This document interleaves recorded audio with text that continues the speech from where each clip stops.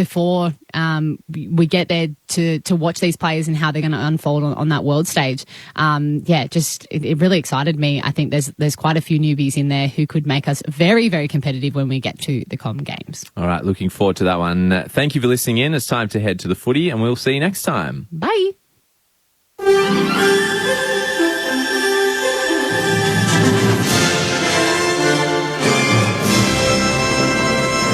ABC News. Good morning. I'm Kerry Worthington. Solomon Islands Prime Minister Manasseh Sogavare has declared his country's diplomatic ties with China are on the right side of history. Here's Foreign Affairs reporter Stephen Jedgetts. Just days after China and Solomon Islands signed a controversial security pact, the Chinese ambassador has formally opened a new sporting facility in the capital Honiara, funded by Beijing. Speaking at the ceremony, Solomon's Prime Minister Manasseh Sogavare has defended his decision to establish diplomatic ties with China. We place the country in the right side of history. Today, Mr. Sogavare is also welcoming top White House official Kurt Campbell, who's travelled to Honiara to discuss US concerns about the deal. The opposition leader has accused the Prime Minister of not taking responsibility about the government's failure to stop Solomon Islands signing the security deal with China. Anthony Albanese says allowing the agreement to be signed is a huge policy failure by the coalition. Scott Morrison has defended the government's actions after he revealed he still hasn't spoken to the leader of the Solomons since the controversial deal was done. Speaking from isolation after contracting COVID, Mr Albanese says the coalition should have acted sooner. The Prime Minister said just yesterday that they have known about the potential of this issue for a long period of time. We know they knew at least as far back as August. Where is the Foreign Minister? A high-profile independent federal elected candidate for the Melbourne seat of Kooyong has drawn number 1 on the ballot paper. Monique Ryan has tweeted a photo of the final ballot draw for the seat, which is held by Federal Treasurer Josh Frydenberg. Mr Frydenberg drew 7th position on the 11-candidate ballot. Ballot draws have been held around the country for the House of Representatives and the Senate. Ukraine has accused Russia of trying to conceal the bodies of up to 9,000 civilians it says have died in the besieged southern port of Mariupol. Sarah Bassett reports. Video from inside the devastated city shows bodies being collected by men in white hazmat suits and placed in vehicles marked with the letter Z, a symbol used to represent Russian forces. It's unclear where the bodies have been taken. Meanwhile, new satellite images appear to show as many as 200 mass graves in a nearby town. Ukrainian officials say Russia is trying to conceal the slaughter in the ruined port that's now almost entirely under Russian control. Mariupol has seen the most intense bombardment since President Vladimir Putin's forces invaded Ukraine in February. The World Bank says an early assessment of physical damage to Ukraine from Russia's invasion has put the cost estimate in the tens of billions of dollars. In a virtual address to a World Bank forum, Ukraine's President Volodymyr Zelensky says the global community needs to exclude Russia immediately from international financial institutions, including the World Bank and the International Monetary Fund. President of the World Bank, David Malpass, says the cost to Ukraine is rising as the war continues. It puts the cost in terms of buildings and infrastructure, the narrow cost at roughly $60 billion. That doesn't include the growing economic costs to Ukraine's economy, and also, of course, the war is still ongoing, so those costs are rising. French authorities have issued an international arrest warrant for disgraced auto tycoon Carlos Ghosn in what they say is the next step in a 2-year investigation. He's accused of funneling millions of dollars from car maker Nissan's partner company Renault for personal use. The former head of Nissan Renault fled to Lebanon in late 2019 while out on bail, facing financial misconduct charges in Japan. In sport, the captain of the Fijian women's rugby union side says reaching tomorrow's Super W Grand Final in Melbourne means a lot for women in Fiji. The Fijiana Ndrua made their Super W debut this season and have won all 5 games to become minor premiers. They'll head into tomorrow's decider against reigning champions, the New South Wales Waratahs, as favourites. Captain Batila Tawake says the team has worked very hard to get to this stage. Being the first Fijiana women's team to make the Super W competition, it means a lot to the girls. The support back at home is really big. we never imagined to be this big. Tomorrow's weather for the state, cool to mild, partly cloudy, tending mostly sunny in the north with light to moderate southeasterly winds. Partly cloudy for Melbourne with the chance of a morning fog. They're expecting a top of 19 and currently it's 13 degrees. It was the dream. The freedom of the ocean. This is life. Partying, surfing, starting a business with your friends. If you could find a way to sell paradise. Selling an idea of summers that never end. We're making board shorts. We're going to be rich. Could you ever get it back? It is my company. You're salty, mate. What about loyalty, huh? Catch new Aussie drama, Barons. Sorry. Trader. Starts this Sunday night on ABC TV or log into stream on ABC iView. ABC Sport. We begin this broadcast by acknowledging the traditional custodians of the land on which this match will be played today and pay our respects to their elders past, present and emerging. We extend that respect to Aboriginal and Torres Strait Islander peoples listening.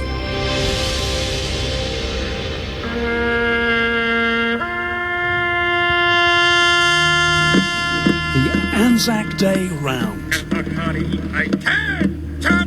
We honour the Anzac spirit. We remember our fallen soldiers and pay tributes to the men and women who fought for our country. This weekend means so much more. It brings out some of the best our game has to offer. McDonald Timonwoody dances around Pendlebury, snaps on the right. Oh, how good! With moments of brilliance. Jams it on the right, kicks another! Two in the space of a minute. Inspiration. On the 50, Zaha Rakas, first-year player, snaps and goes and puts the Bombers in front. And leaves you on the edge of your seat. Runs into the 50, snaps on the right foot, scores a level. This weekend, the tradition continues. Grandstand AFL. This is ABC Sports coverage of the 2022 AFL Premiership season. We're gonna be kids. Grandstand AFL. On ABC Radio and ABC Sport Digital. With less than a month until our next federal election, there are plenty of eyes on Canberra, and very few players in the AFL command the spotlight quite like Toby Green. As tonight, the Giants co-captain makes his return from a lengthy suspension just in time for his side to face one of the competition's fast risers in St Kilda. They've won 4 in a row and show no signs of slowing down as these two sides meet in cool conditions in the nation's capital for the first game in round 6, marking, of course, Anzac Day weekend. It is always great to have your company on Grandstand AFL. My name is Brett Sprigg. We've got a bumper pre-game to come between now and the opening bounce in around about 40 or so minutes' time. But firstly, to call the action alongside me, it's a very good evening to Daniel Garb. Good evening to you, Brett. Delighted to be here. Always nice coming to Canberra. You fly in, you see Parliament House, you walk to the ground. Football fans here don't get to see live action all too often. They're enthused for it, and it's a high-stakes footy match. I mean, the storylines and narratives attached to this are as high as any game that we've had all season long. I mean, Giants season, it feels like it's on the line. Cameron potentially coaching for his future. Toby's back. Saints are flying.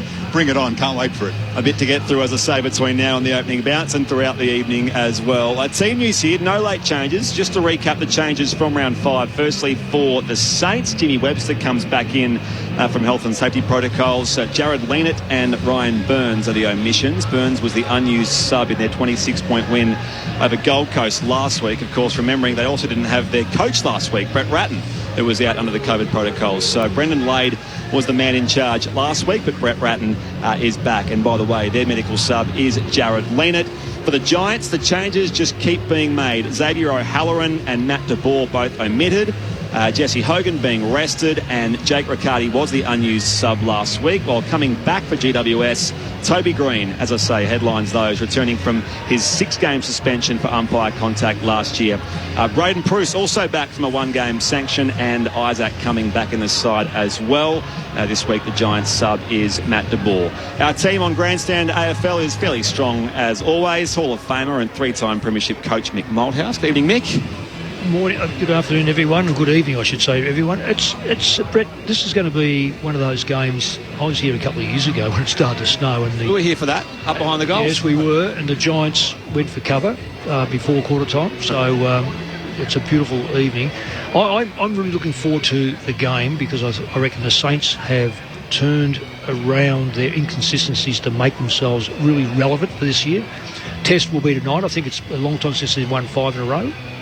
Giants, I want to see whether or not they can straighten up with Toby Green in the side. I am an admirer of Toby Green. I reckon he plays a fantastic game of football. Yeah, he's had a couple of issues, but there's very few players at that height in the league that could take him.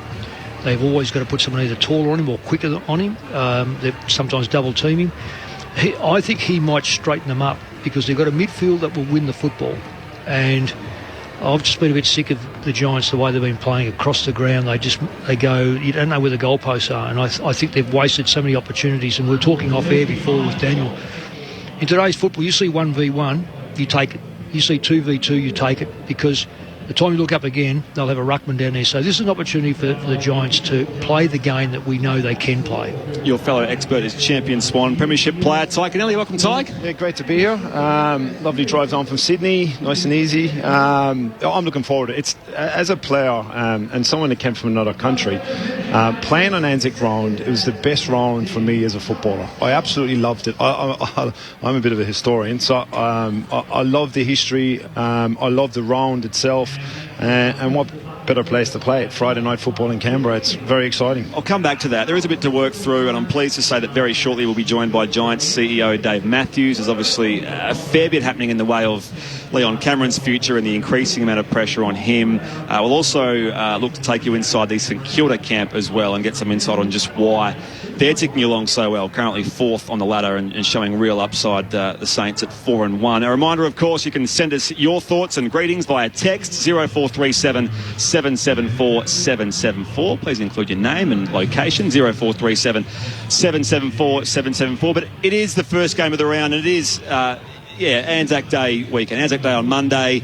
So we take the opportunity across all games on this weekend to observe the ceremony, the commemorations. That'll be the case here as well tonight. I always say, Mick, that it's not a football occasion. Obviously, it's far more significant than that. But football does tastefully and for the most part respectfully find its place. That's never more true than at the MCG between Essendon and Collingwood. And I know you'll be present for that again on Monday this year and have some lived experiences of that rivalry yourself and that event. But what does the weekend mean to you more broadly and footy's place within it? Well, I've said to my players, I think I've got to go back a long way, but I reckon the Eagles actually a game fell on Anzac Day. So I reckon it was at Waverley, we were playing Hawthorn. Then, of course, many years at Collingwood we did it, and at Carlton we had the first one of the round, which was over in Wellington against St Kilda on Anzac Day. And as I said to my players there, don't forget what Anzac stands for. It's not a matter of just Australian forces. This is New Zealand, and our history goes back a long, long way where the two countries supported each other. So it's a history lesson made relevant now because I think people are now starting to understand it a bit more. I hope it's being taught at school. It should be one of the principal things being taught at school. The other thing about it is for the players that play on the big day, it is an occasion. You are representing your football club certainly, but it's about Anzac Day. And again, there's something I've said a million times, is that on that big stage, how embarrassing it would be not to put in when you're fighting for one thing. You're playing for the past. For all the armed forces, the boys and the girls, and they were 17, 18, 19, 20 in the battles in the First World War, Second World War. Of course, we got Vietnam, we got Korea, Afghanistan, Iraq. So our history goes back such a long time, and it's you're representing yourself and your club, but it's an occasion to demonstrate that you respect what took place in the past. As I say, it's a reminder of, I suppose, that the life that we have here in Australia, which is relatively free-flowing, and the life that those fought to give us, and the football only has a small part of that. But this weekend is cause to reflect. Yeah, and you tapped on it small bit. As a dad of 3 young kids, I only said it to my daughter last night. The rugby league game was on, and she's 7 years of age, and I've asked her, do you know what this is? And the last post was playing, and it was great. She knew it. Oh, good. And it just gave me a little tickle in my heart going, this is beautiful, it's great. And as a player, and certainly as involved as a coach in coaching, it's an easy enough game to motivate the players for, and it's a game that you should be up and about for. Often it doesn't happen, but as far as trying to get the most out of your players in this round, you think it's a given. Often doesn't happen, obviously. Well, the scores don't. Yeah. But you want the effort to. Yeah. And that's a reflection on what you really think of the day. I just couldn't think of any player that would turn his toes up on a day like this. It just doesn't make sense. There's going to be wins and there's going to be losses, and there's going to be small wins and there's going to be massive wins or losses, and that's because of the quality of the players playing against each other. It should never be of your attitude. You were back at the Pies during the week. Craig McRae brought you back there. I was humbled. I was surprised to walk back in there. There was Nick Maxwell, who's part of the administration now, then Scotty Pendlebury and Steele Sidebottom were the only 2 players. There's a lot of officials actually are still there from ages ago. The club rooms have changed. The kids themselves that walk in the door, they're the same. I put up a couple of photographs of young soldiers leaving Albany way back in 1914.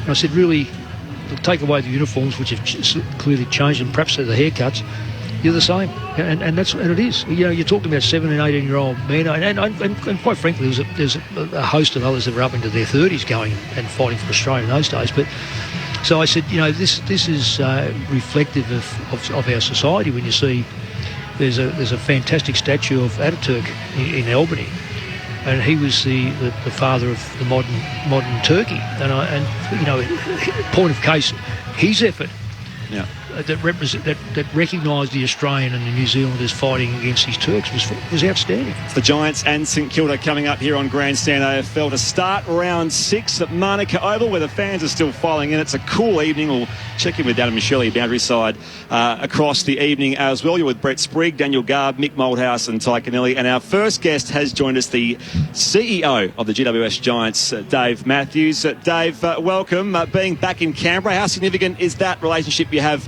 with this part of the world, the territory? Yeah, it's fantastic. We've traditionally played 3 home and away games here a year, and a couple of pre-season games, and then obviously AFLW and Giants netball. We've got a big presence down here. We think tonight will go very, very close to a sellout. Looks like it's going to be a sellout. We've got close to 6,000 members, and it's been a fantastic partnership for the club and the AFL.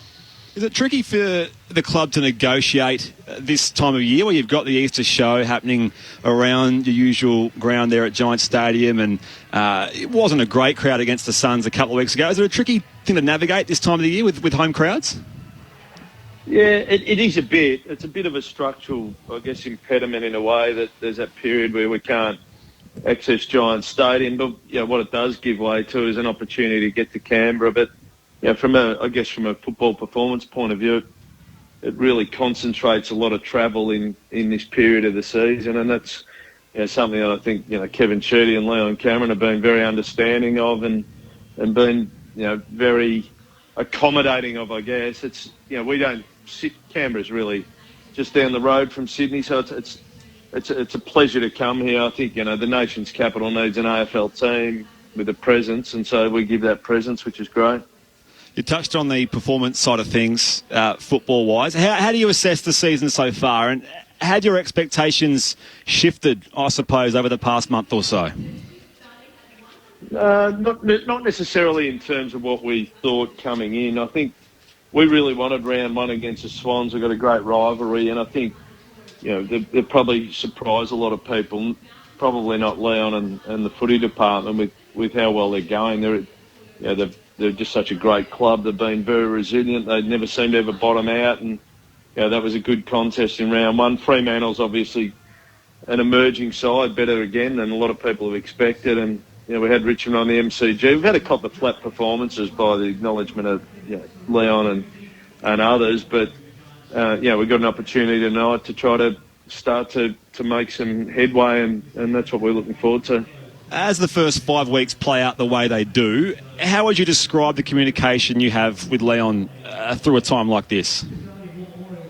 Well, I don't think it's too different to any of the weekly discussions that whether it's Jason or myself or anyone have with him over the 9 years he's been with us. I mean, he's a successful coach. He's somebody we've got a lot of confidence in, and he gets us to finals and win finals more often than not. So, yeah, we're continuing to just focus on the job at hand with him and with the players and with everyone else who's part of the football department of the club generally. So that's just just consistent communication, and I think we're very much aligned. I think that's what people might be slightly frustrated that we don't put pass or fail marks on this year, but the important thing for us internally is we've got a strong alignment with the coach in terms of where we're up to. So what is it that you're still looking for, Dave? Is there a particular mid-season pass mark or KPI that would trigger a decision then around Leon's future?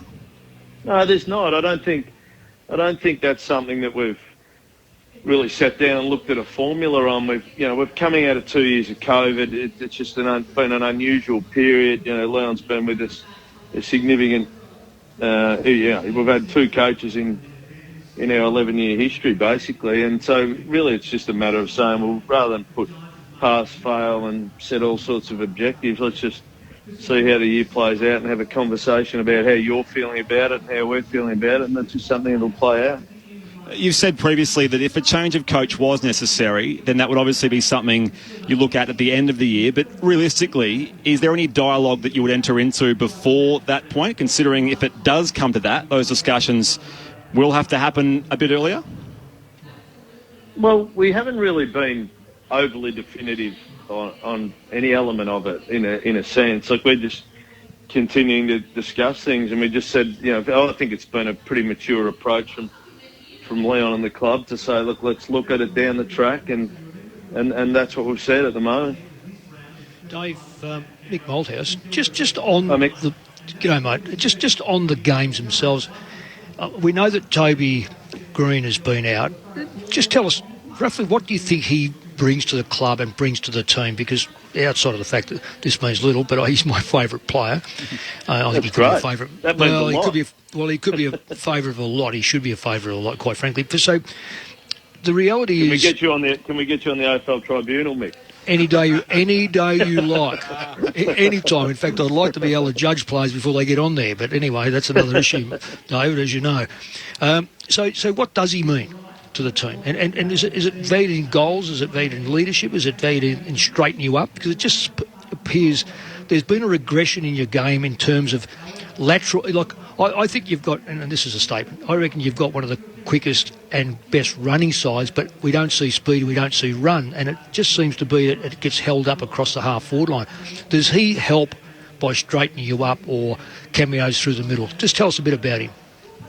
Well, he means an enormous amount to us, and it's multifaceted, as you said, and I think it's probably amplified in the last couple of years when our forward line's become a little less experienced, and Jeremy Cameron took his opportunity to exercise free agency, and so his absence, it's probably one of our more inexperienced lines. Like, I think Leon and the group have really developed our defence and sort of renovated that on the run a bit, particularly when Phil's been out injured. We know we've got a depth of midfielders, and in the forward line, we have missed him, and that's just, I think, self-evident. And where we miss him too, Mick, is he's been elevated as a co-captain. His spirit and his confidence and his leadership on field, regardless of whether it's him kicking goals or getting the ball, is something that's really important to us. And and Brent Daniels is another one who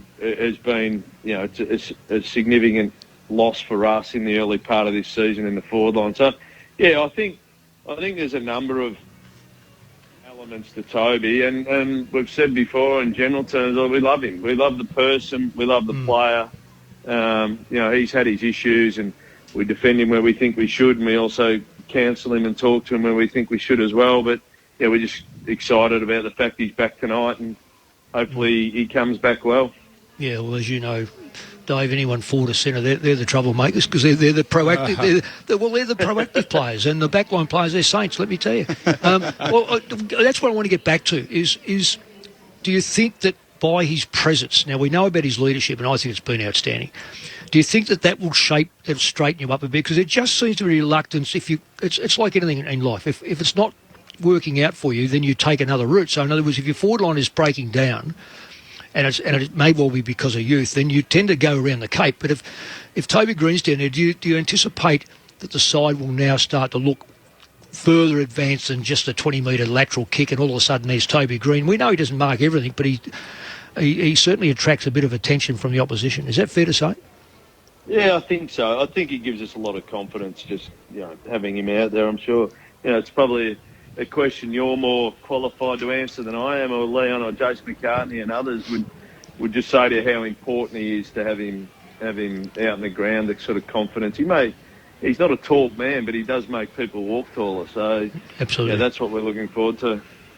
Hey, Dave, Tyke here, mate. Can I just add my 2 cents on Toby? I think he's a misunderstood footballer. I love the way he plays on field and he's competitor, but any of my dealings and knowledge of Toby is, I think there's a clear misunderstanding of Toby in the general public of around the country, for what it's worth. But as CEO, Dave, what's bar winning the 4 points tonight? What's the biggest challenge for the Giants right now?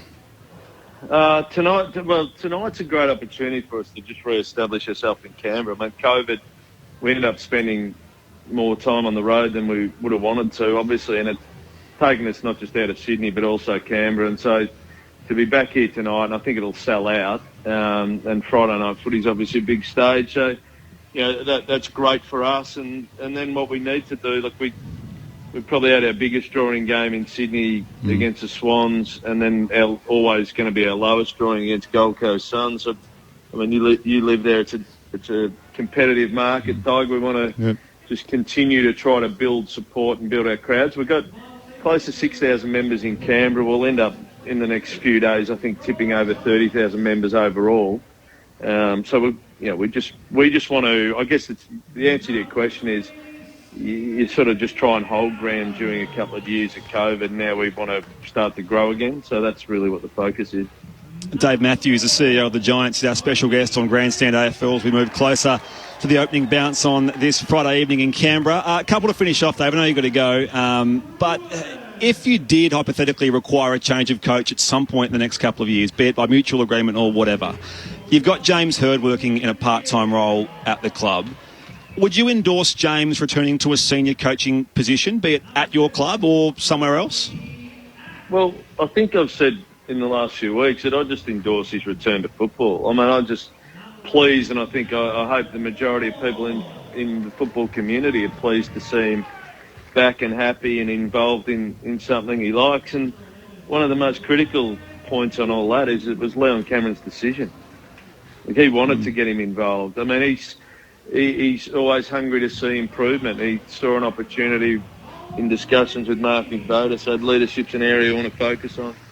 Let's go and get him. So, credit to Leon Cameron there. And beyond that, I'm not going to speculate on anything other than to say I just think he's enjoying what he's doing. It's a part-time role. He's very energised about it. He works well with Leon. It's been good for everyone. It's 10 years of the Giants in the AFL, Dave. You've been here throughout all that, but also involved in the formation of the club when you were with the AFL executive. How are things overall? How would you describe it? Yeah, I think it's been a successful story so far. And it hasn't been the ultimate success in terms of a premiership or the way others would judge it, but I think certainly the AFL would be vindicated and feel vindicated about what's developing. I mean, this is an enormous growth market, and beyond my tenure at the club, this is going to be a really big club. And, Mick was there when West Coast Eagles were in their formative years. I actually can see this becoming a club as big as that in a period of time. Not today, because, you're only 10 years in, but as the generations of supporters come through in Western Sydney and Canberra, this is going to be a very big club. And, I think everyone should have confidence that we get up and become, just a great asset for the AFL competition. Dave, we admire your vision. We appreciate your time, as always. Enjoy the game tonight. Pleasure, guys. Thank you. Dave Matthews, the CEO of the GWS Giants, joining us pre-game here on Grandstand AFL. The opening bounce about 20 minutes away. The fans are filing in. We've up in the Bradman stand on the western wing of the ground. We've got the Bob Hawke stand to our left and the Robert Menzies Pavilion off to our right. But apart from that, it's apart from those names, of course, which we know from politics, it's all about the sport here tonight. Of course, there will be a solemn observance as well with the flag at half-mast on the wing in front of us, and we're awaiting the players coming out here as well. The Giants and the Saints coming up shortly. This is Grandstand AFL. The aged care sector. Cost of living. Tactics from the government. Young people really care about climate change. Keep across all the election news that matters to you. With a lineup of some of the ABC's best podcasts on the ABC Listen app.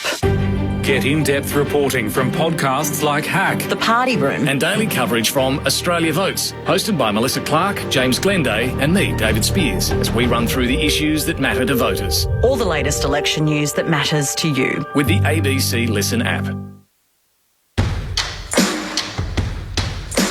This is ABC Sports coverage of the 2022 AFL Premiership season. We're gonna be kids. Grandstand AFL on ABC Radio and ABC Sport Digital. Toby Green is back. The question is, will the Giants make their way back with just the one win in the first 5 rounds of this new season? Tonight they meet the increasingly mighty St Kilda here at Manuka Oval in Canberra. Welcome to you if you are just joining us on Grandstand AFL. My name is Brett Sprigg and I'll call the action alongside Daniel Garb. Just quickly the team news as the Saints make their way out on the Manuka Oval. The changes for them, Ginny Webster comes back in, Jarrod Leonard and Ryan Burns are the omissions. Burns was the unused sub in there. Win over the Gold Coast last week, and Brett Ratton, of course, the coach, makes his way back in after being in protocols as well.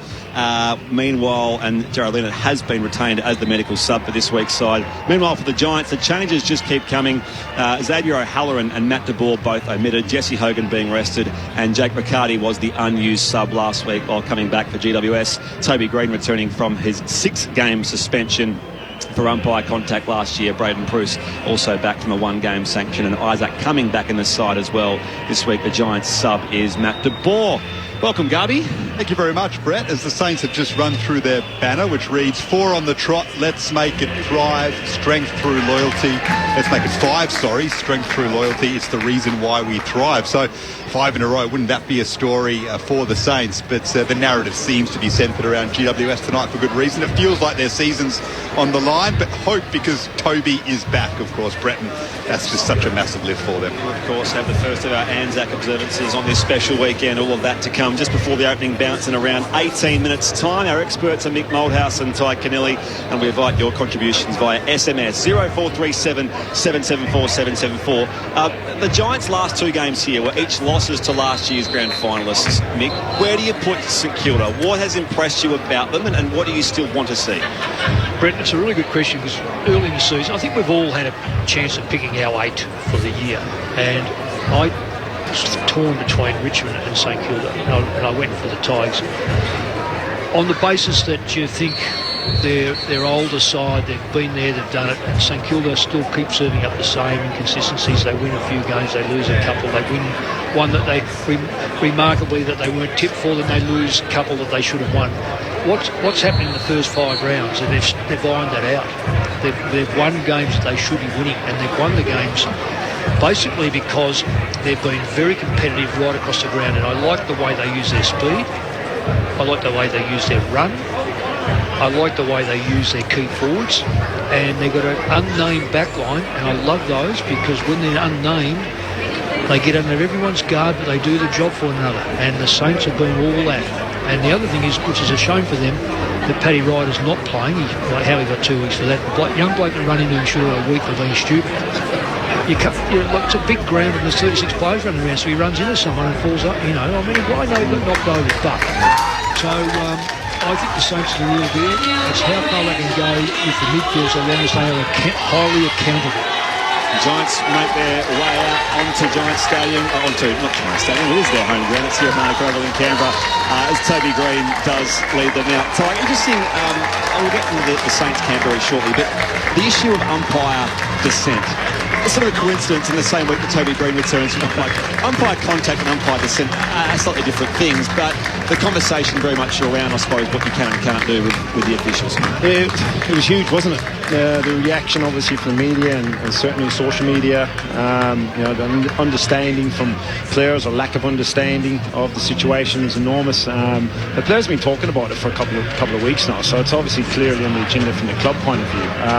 It's obviously the impact of the 50s last weekend. It's a very harsh penalty in mind. Look, I love the emotion in games, but I don't come. People say taking emotion out of the game by this, and you're not letting the players be emotion. I have never come to a game of football looking for a player's reaction to an umpire's call.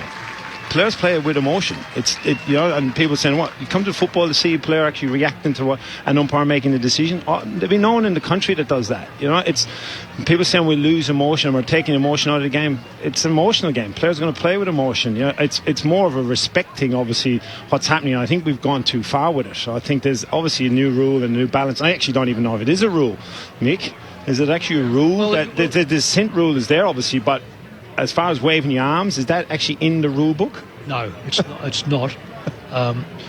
No, it's not. It's interpretation. The old interpretation gets me because every football operations manager that come in changes the interpretation without changing the rule. I feel that we have a little bit lost the plot. I am all for the umpires. Let me tell you, I think that we have got an obligation to make sure we respect the umpires. But in respecting the umpires, what you don't want to do is turn the public against the umpires because we have gone overboard. Now, for someone to put their arms in the air and just display a bit of emotion over the result, that should not... Good umpires, when this all settles down, good umpire will look at that and go, no, there's no dissent there. But if you say, this, you got it wrong or you had a crack at him, he will say, right, the rules are in my court now, so therefore you're going to get 50 metres. So I think that you need to tone the thing down. And the good umpires will do that quicker than the young umpires, and that's exactly what we want. Are the AFL saying it's a lack of respect from the players? Yes. Is that what they're saying? Yeah. Or there's a clear lack of respect? So that's coming from the umpires. The umpires must be telling the AFL that there's a lack of respect, and hence we're going to make the rule change. No, it's not the umpires. It's the AFL interpretation of thinking this doesn't look good, and therefore we have to do something about it. We have to do something about it, and they've gone too far. But I'll go back, and Brett, have I got time? Yeah. Look, they've got to use numbers. That's the first thing. Use numbers, not nicknames. And I've said before, plugger, come back. Or let's say danger, come back. 45, come back. Well, there's a distinct difference there of your respect for that number, that player.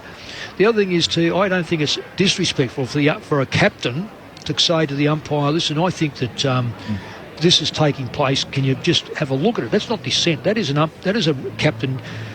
Because right now, coaches are sitting further and further on their hands during a game. 666 means you can't then coach. You've just got to cop that. You can't defend, you can't offence, you can't, you point down, you want to get back in the game, okay, you put someone behind to run the ball up.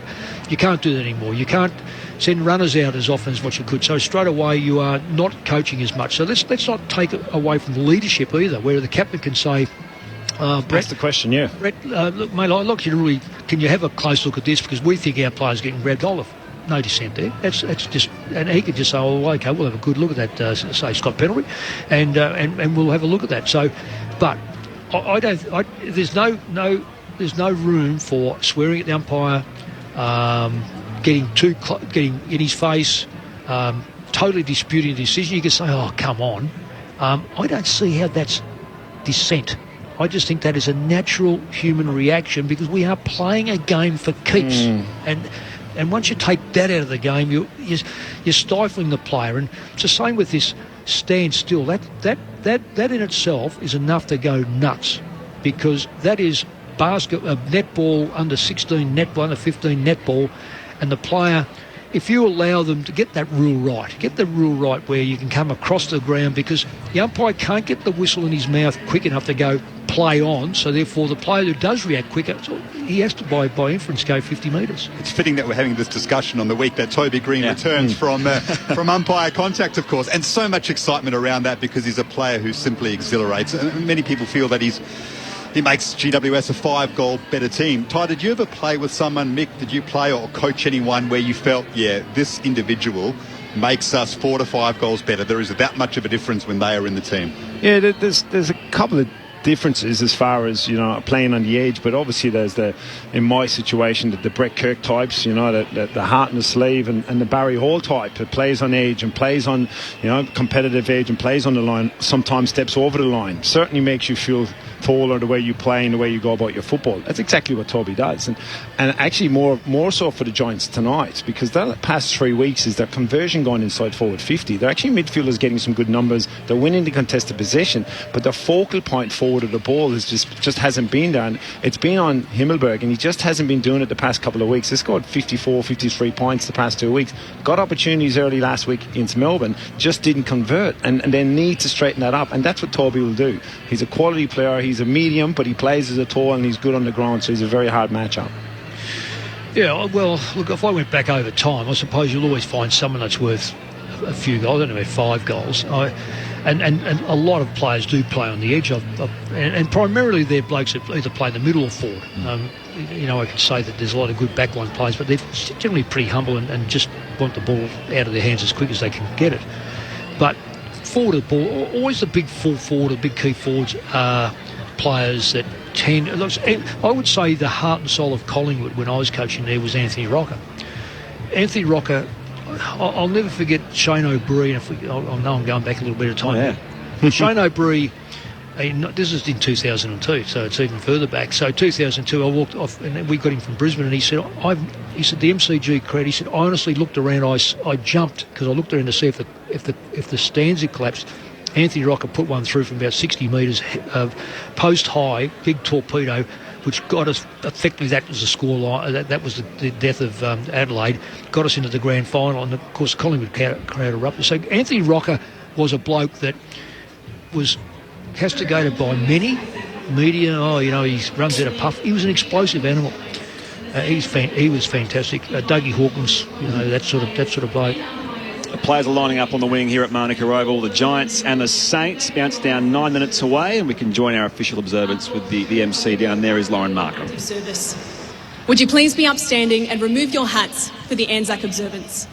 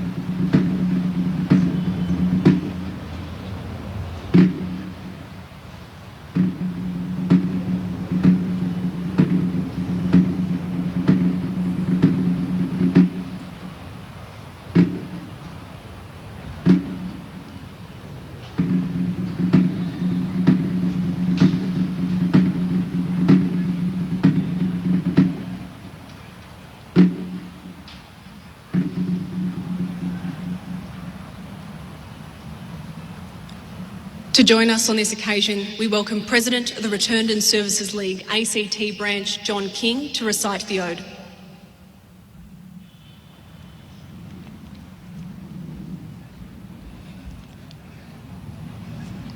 They shall grow not old, as we that are left grow old. Age shall not weary them, nor the years condemn. at the going down of the sun, and in the morning we will remember them.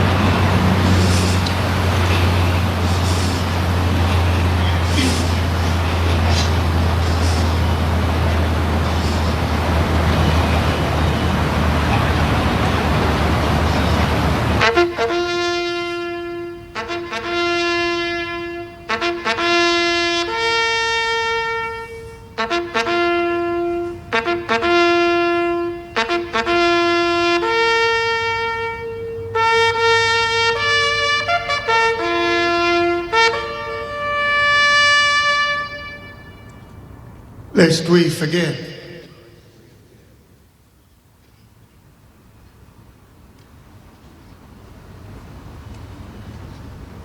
Would you please remain standing for the Australian National Anthem to be performed by Sergeant Jennifer Cook.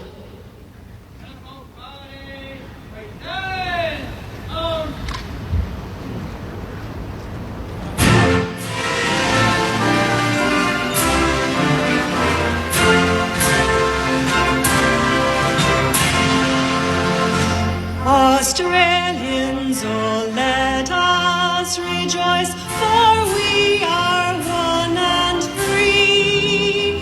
We've golden soil and wealth for toil. Our home is girt by sea. Our land abounds in nature's gifts of beauty, rich and rare. In history's page, let every stage advance Australia fair. In joyful strains then let us sing, advance Australia fair. Always so powerful, so emotional, so stirring. The entire observance, the last post, the rouse, the players linked up arm in arm, and it lifts the atmosphere as well of the Manuka Oval crowd here in Canberra. The opening bounce just moments away. Let's check in boundary side. Adam Shirley is there for us this evening. What are the conditions like down there, Adam? Pretty perfect. A pretty crisp evening, just 11 degrees at the moment, and it's going to drop down to 4 this evening. So welcome to Canberra. Those who aren't familiar with an autumn night here know the ground's in great nick, and it will be interesting to see maybe second quarter onwards if the dew starts to take effect. You could see a bit of a slippery game by that stage, but overall you'll take what we've got on offer, and No snow, which is good to see compared to the last couple of games we might have seen at Canberra as well. We'll take that as a blessing. The benches, as announced on the interchange for the Giants, Tanner Bruin, Bobby Hill, Connor Iden and Jake Steen. The sub is Matt De Boer, no second tagger at this stage, at least for the Giants. And then for St Kilda, Nazaya Wanganeen-Miller, Jimmy Webster, also Jack Hayes and Marcus Winhager, with the sub being Jared Lena. It should be a really interesting game. And I know there's a lot of focus, understandably, on superstar Toby Green, guys, but I'm looking forward to seeing two Canberra stars in action tonight. One emerging, one already established. And I'm talking about Tom Green for the Giants and Jack Steele for the Saints, of course. Great stuff, Adam. We'll check in with you across the evening as well. The toss about to take place as well. As you can see now, the hill on the outer side, the eastern side, filling up with fans in front of the Jack Fingleton scoreboard. And, well, we touched on earlier, the last Giants home game was a disappointing crowd.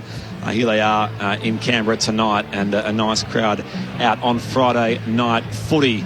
Jack Steele meets Toby Green, and on his return, Toby Green has lost the toss, and the Saints will kick to left of screen, the pool end here at Manuka Oval. Ty, Mick, give us your final thought. Who do you like here tonight?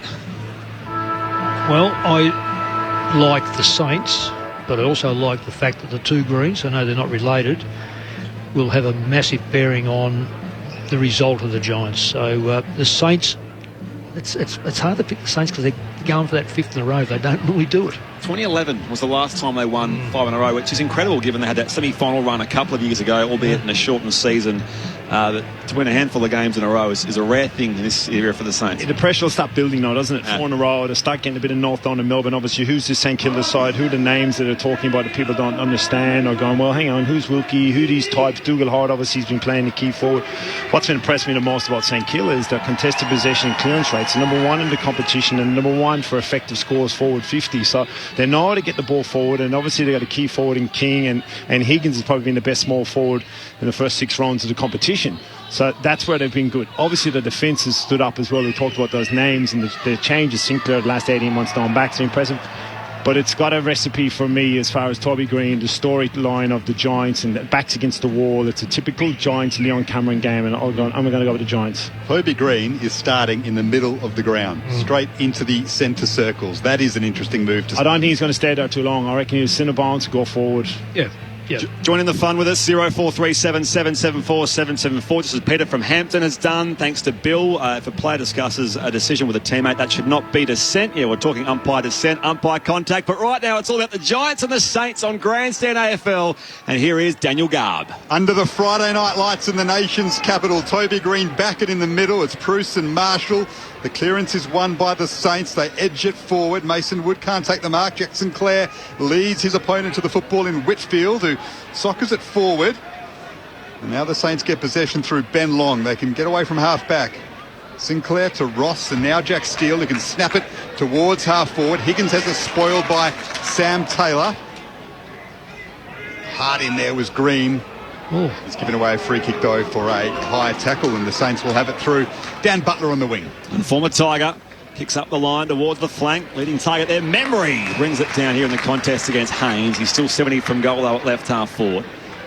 The one-time Swan wheels around here, right boot, deep to the hot spot. Paul end, St Kilda in attack. Big spell coming across in from the side, and it will be knocked dead by Sam Taylor.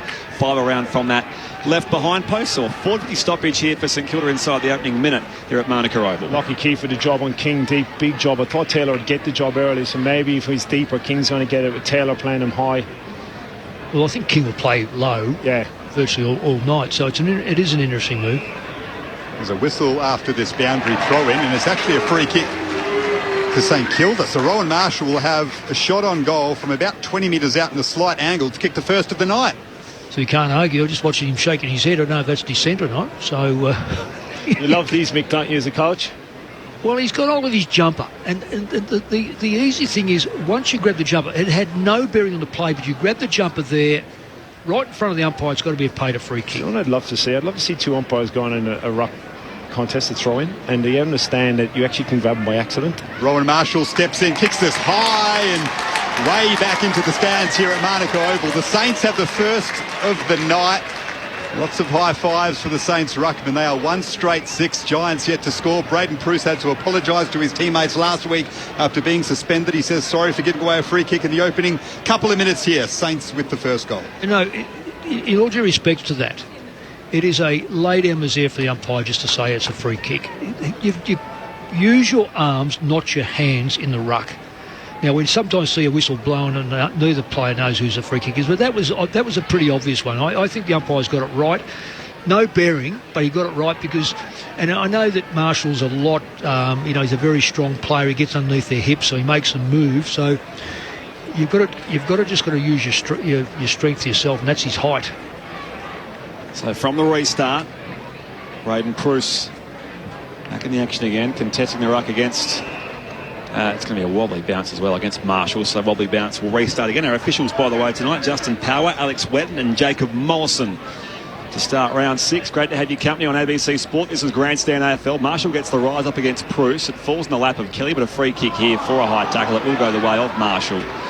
Infringed upon by Pruce, so he just thumps it long again. The Saints go forward of halfway. High inside forward 50. Back with the flight. Sam Taylor at the drop here. Kennedy for the Giants. Dummies the hand pass. Turns back on the right boot. Tumbles it beyond defensive 50 now. Great mark taken by Mason Wood. Not paid in fact, and now it's going to go out of bounds for a throw-in.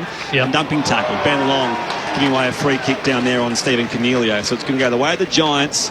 And they've had very little of the footy inside the opening 3.5 minutes. In fact, just a couple of possessions, really, all up. They have the footy at right half back. They're giving away the first goal. I love Ben Long. I just think he adds another dimension to that forward line. Nice, strong, tough player. Loves getting after him. He's got the defensive mindset. He wants to get off the half backs, and he doesn't mind hurting players and getting after them. No, under the rules though, that was a free kick. So we understand that, and we don't want that to take place. But he is hard. Just watching the matchup, Garby forwarded the ball for St Kilda. It looks like Taylor's trying to drop off as much as possible to help out, obviously, Keith and King.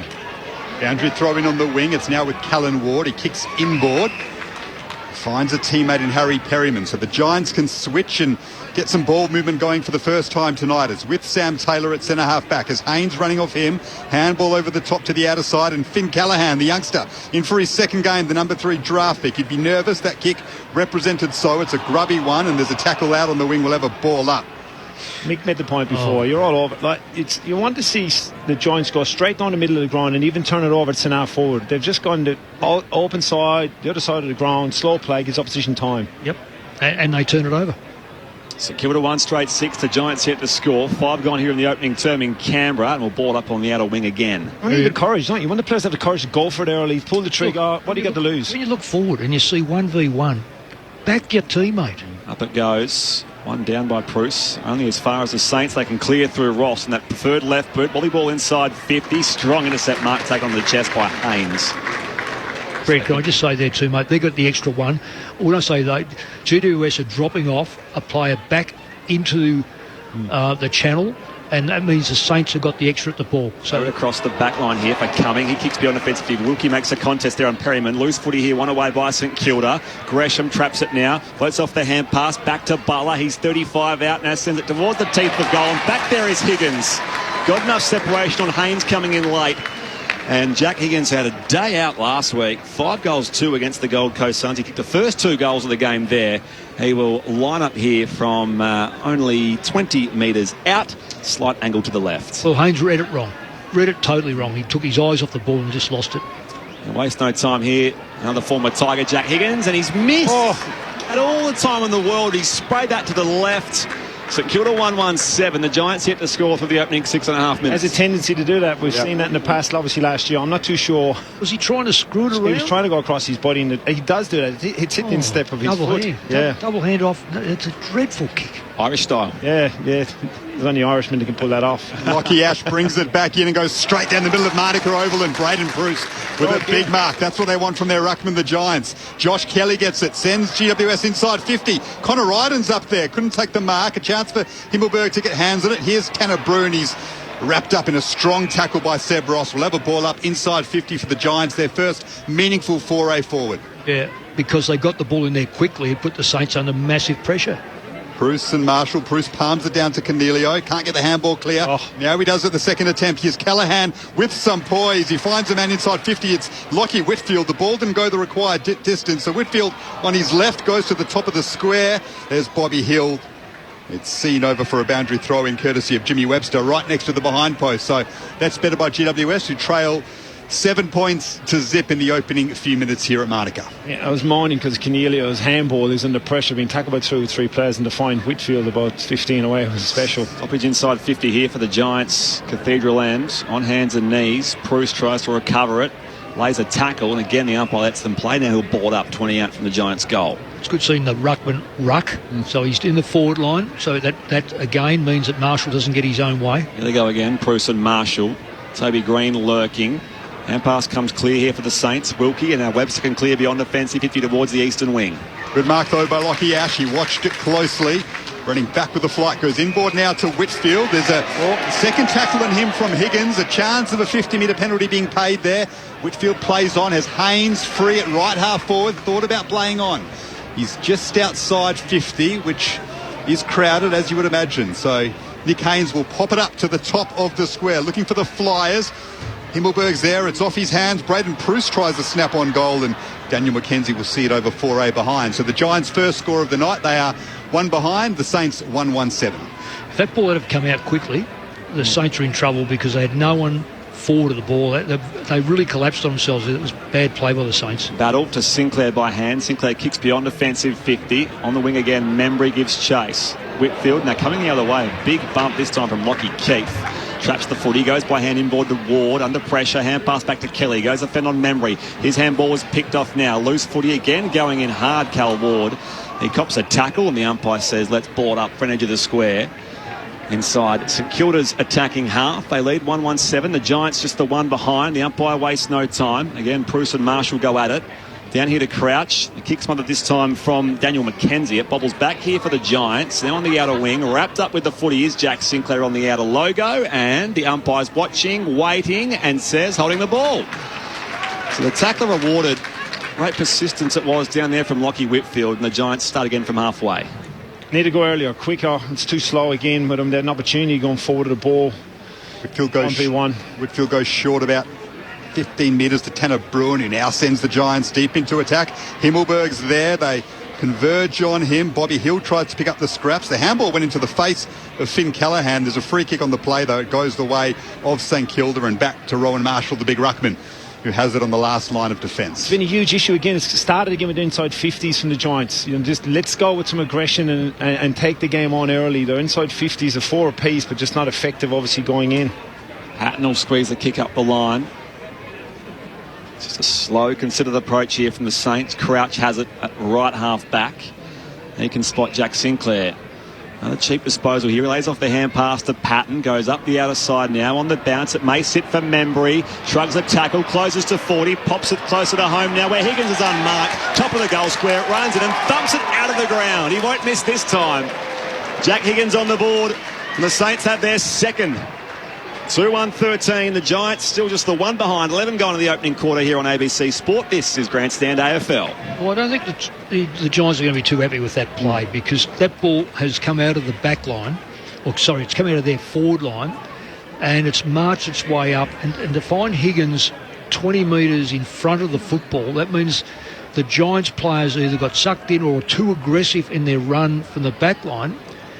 And the Saints reorganised themselves. Membry very, very tough at the football and has created the opportunity. So there's either probably what took place is the Giants player left his man far too early with no hope of really... Didn't impact at all.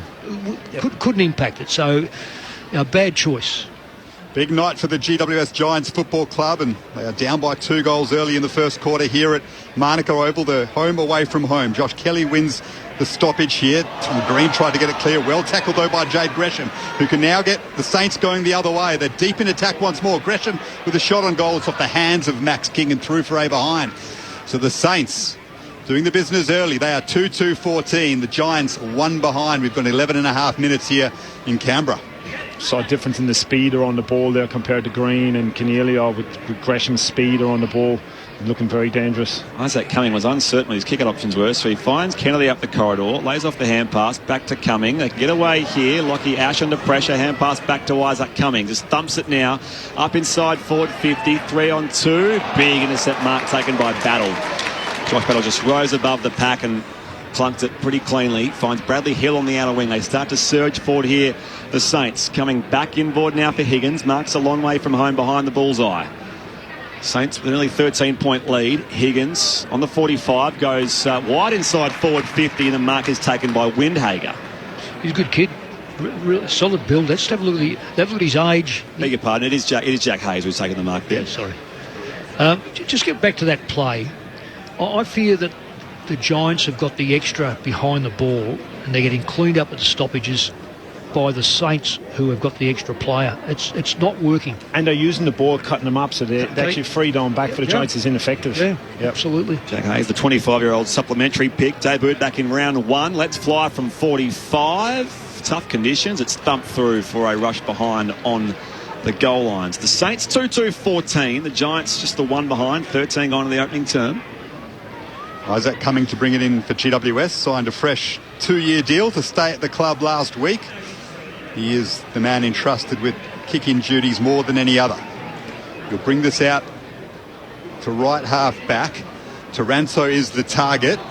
It's off hands. Himmelberg is there as well. Ben Long under the pack for the Saints, and they win it here. Here's Wanganeen Milleray, wrapped up by Kelly and Himmelberg. Josh Kelly, the co-captain, trying to get some inspiration forward for his side with that strong tackle. Will have a boundary throw in just behind the interchange gates. Toby Greenwatch hasn't touched the ball yet. He's gone forward. He started obviously the game in the centre bounce and has gone forward. They've had limited opportunities also, I must say. Flynn in the ruck for the Giants, went through the legs of Wanganeen Miller, and Tom Green can take advantage of that. He's got Toby Green, one out inside 50, cutting across well though was Howard. Connor Iden with a chance to swoop on it though, taps it to his own advantage a couple of times, now has Toby Green in support. He snaps on goal. It's a high floating ball, it won't get all the way there, marked though by Bobby Hill at the front of the pack. Very orderly defence there. Well, Saints, I don't know whether they were trying to mark that ball, but the intent should have been to push that through.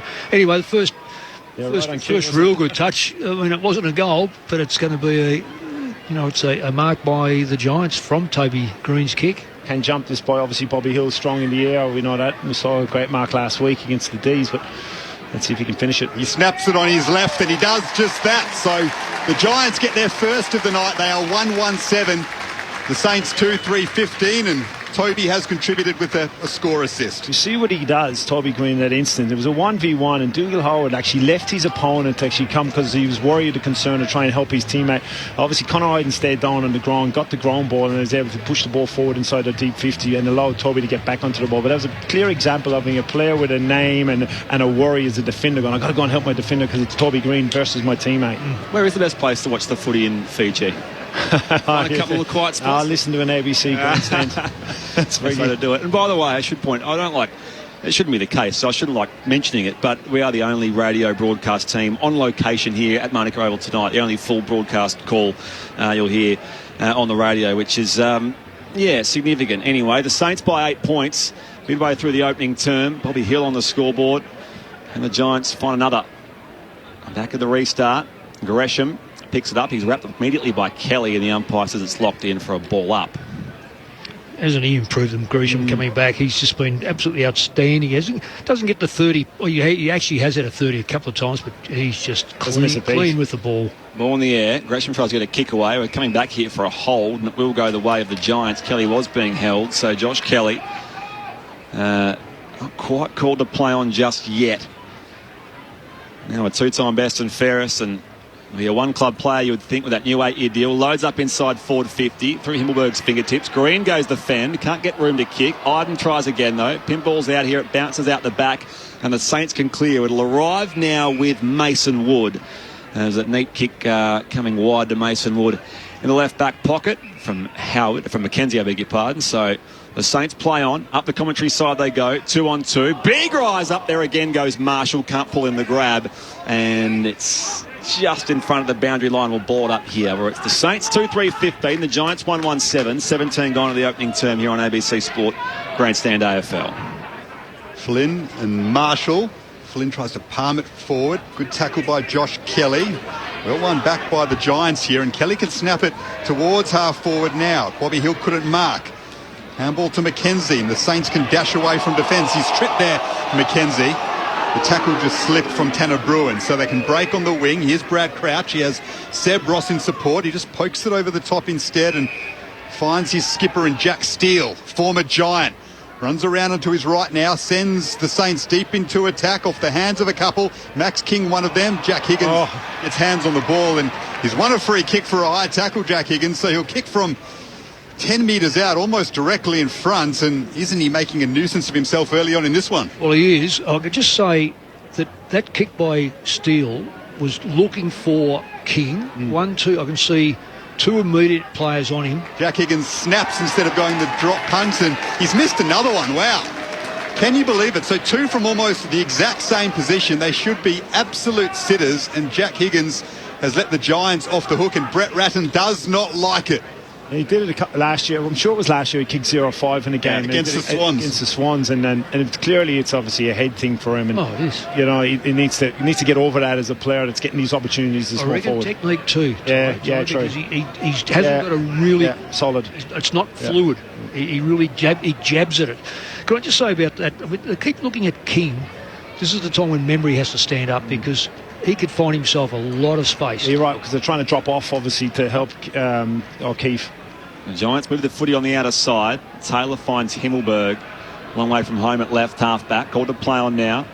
Kicks through memory, goes high down the line. Again, Iden couldn't control the grab.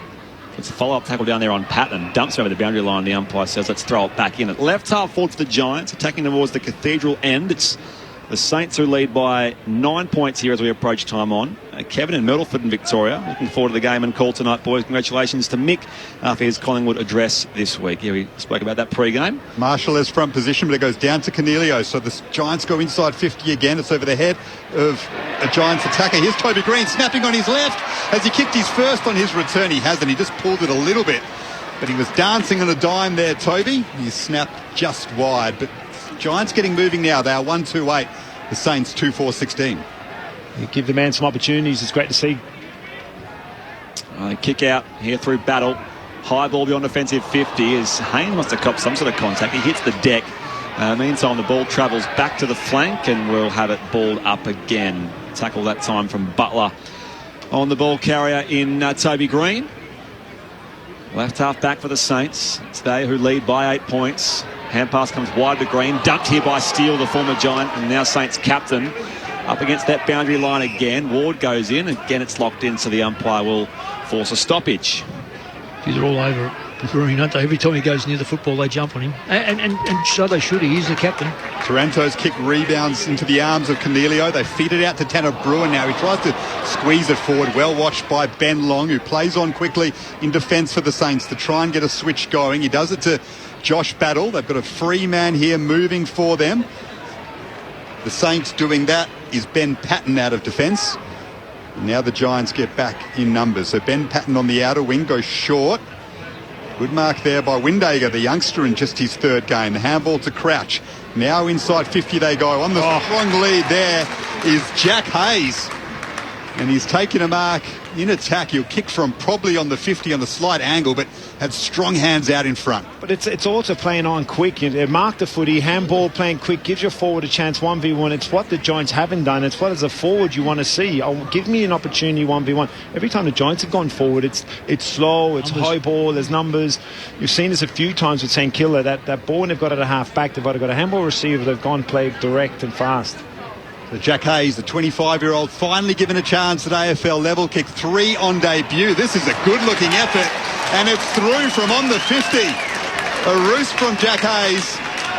And they are now 3-4-22, the Saints. The Giants 1-2-8 here in Canberra. Yeah, he's got great hands. Good, generally a good kick. Can back up with Paddy Ryder out. He backs up as a ruckman, and he's good around the ground. He lacks genuine league fitness because he's only had one pre-season. 25-year-olds played a lot in South Australia. Okay, had pre-seasons, but not at the extent of AFL. So it will take him a while to adjust and a while to probably hit that fitness peak that's required. But he's a very good foil because he does lead hard at the football and he's got terrific hands. He was a concreter Yeah, well, he's got there his hands there, Brett. Just like my hands, nice and tough, blisters. Yeah, right. When's the last time you did any I'm actually in Reno at the minute. 14 Jack points. Hammerite yesterday. 14 points to St Kilda lead here. Time on in the opening term. Bruce goes up again against Marshall. Taps it down towards Ward. Hand pass to Ranto. Hurries a high ball inside forward 50. Up in front, Cornelio. Wins it away here. Himmelberg, it was too hot for him. Bruin goes in hard as well. Long provides some pressure. The umpire's going to wait here and let them play. It rolls clear for Wilkie. He's dumped in the Himmelberg tackle. The umpire says that's balled up 40 out from the Giants' goal. This is the first time I've actually seen married up behind the ball. They're all one-on-one.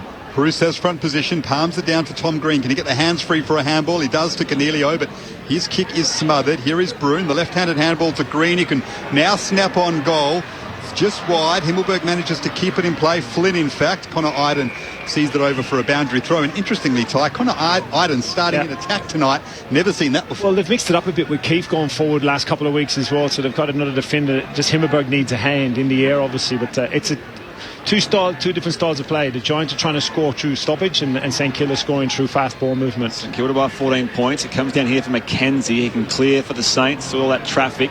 Out the back, though, Ash gets there for the Giants. Hero Browns are here from left half forward. Up inside 50 again. They fly. The umpire spotted a free kick, and it will be a free kick going the way of the Giants. Yeah, Bruce copped a shove early in that, so it will be Braden Bruce going back here, 25 out, slight angle to the left, or in fact, yes, it will be Braden Bruce. Gets one back for a hold. For a hold. Yeah. But it was the umpires outside the 50 that actually called that one, not the one that was in the better position.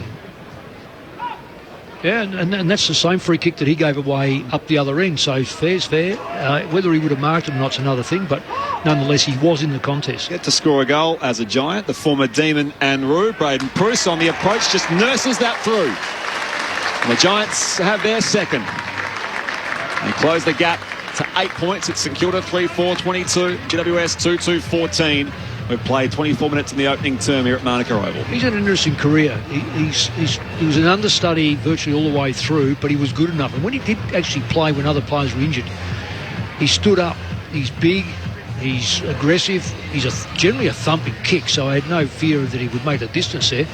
And then, of course, he comes and I think he dislocated his shoulder. And he's done his knee, he had a cruciate as well. So it's going to take time, obviously, the bigger man. Absolutely. And he's a Queenslander too, so it takes time, obviously, the development of the game, and the development as a big man's even slower again. So it does take, what is he, 25 years of age? He's 27 this year, but at 206 centimetres, he has got a distinct advantage in height.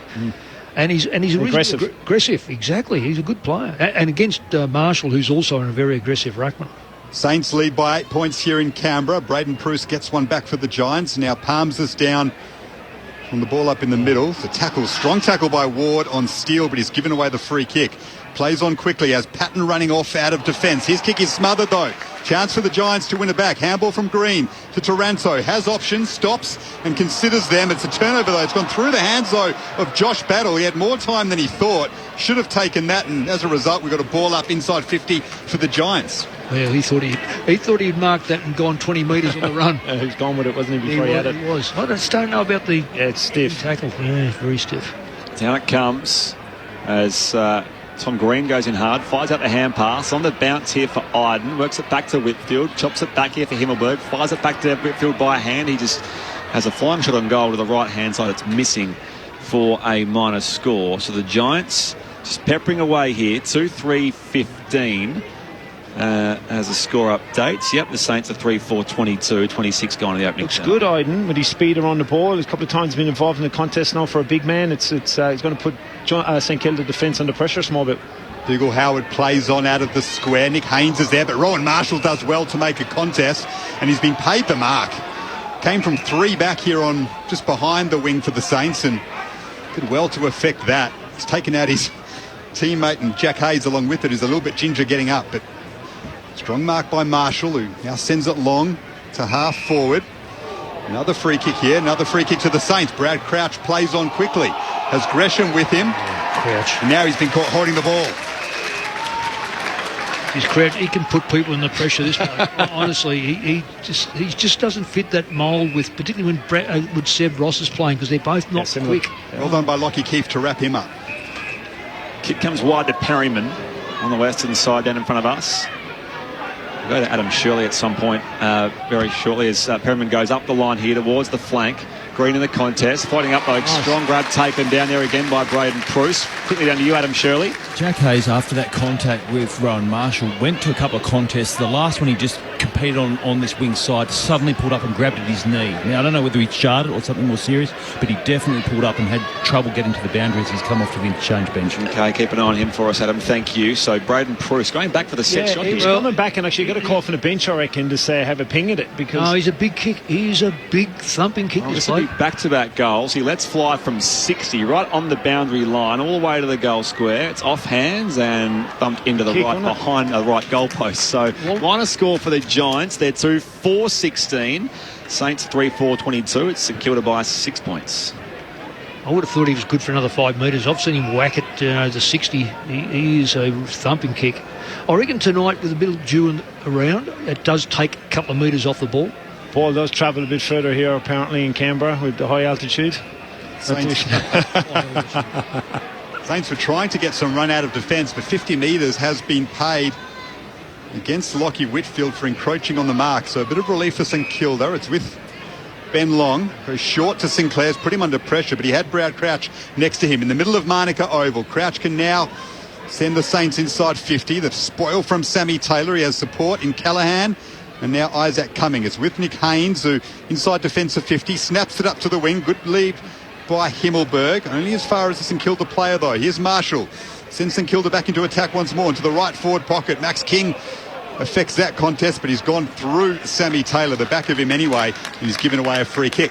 Adam Shirley on the boundary. Hayes down to the rooms to get that knee looked at. He was still very proppy as he headed down there, so we'll see how long it takes him to come back up and whether that knee is strapped. Taylor's kick is a shocker. It goes straight down Wilkie's throat at right half forward now for the Saints in front of the temporary Tom Green fan club marquees. They go up inside forward 50 against St Kilda at the drop. Perryman fires out a hand pass only as far as Gresham. Check side from the pocket. Superb effort from Jade Gresham. Had nothing to look at by way of daylight between the goalposts. And that is a class effort for the Saints to regain some momentum. 4-4-28 St Kilda.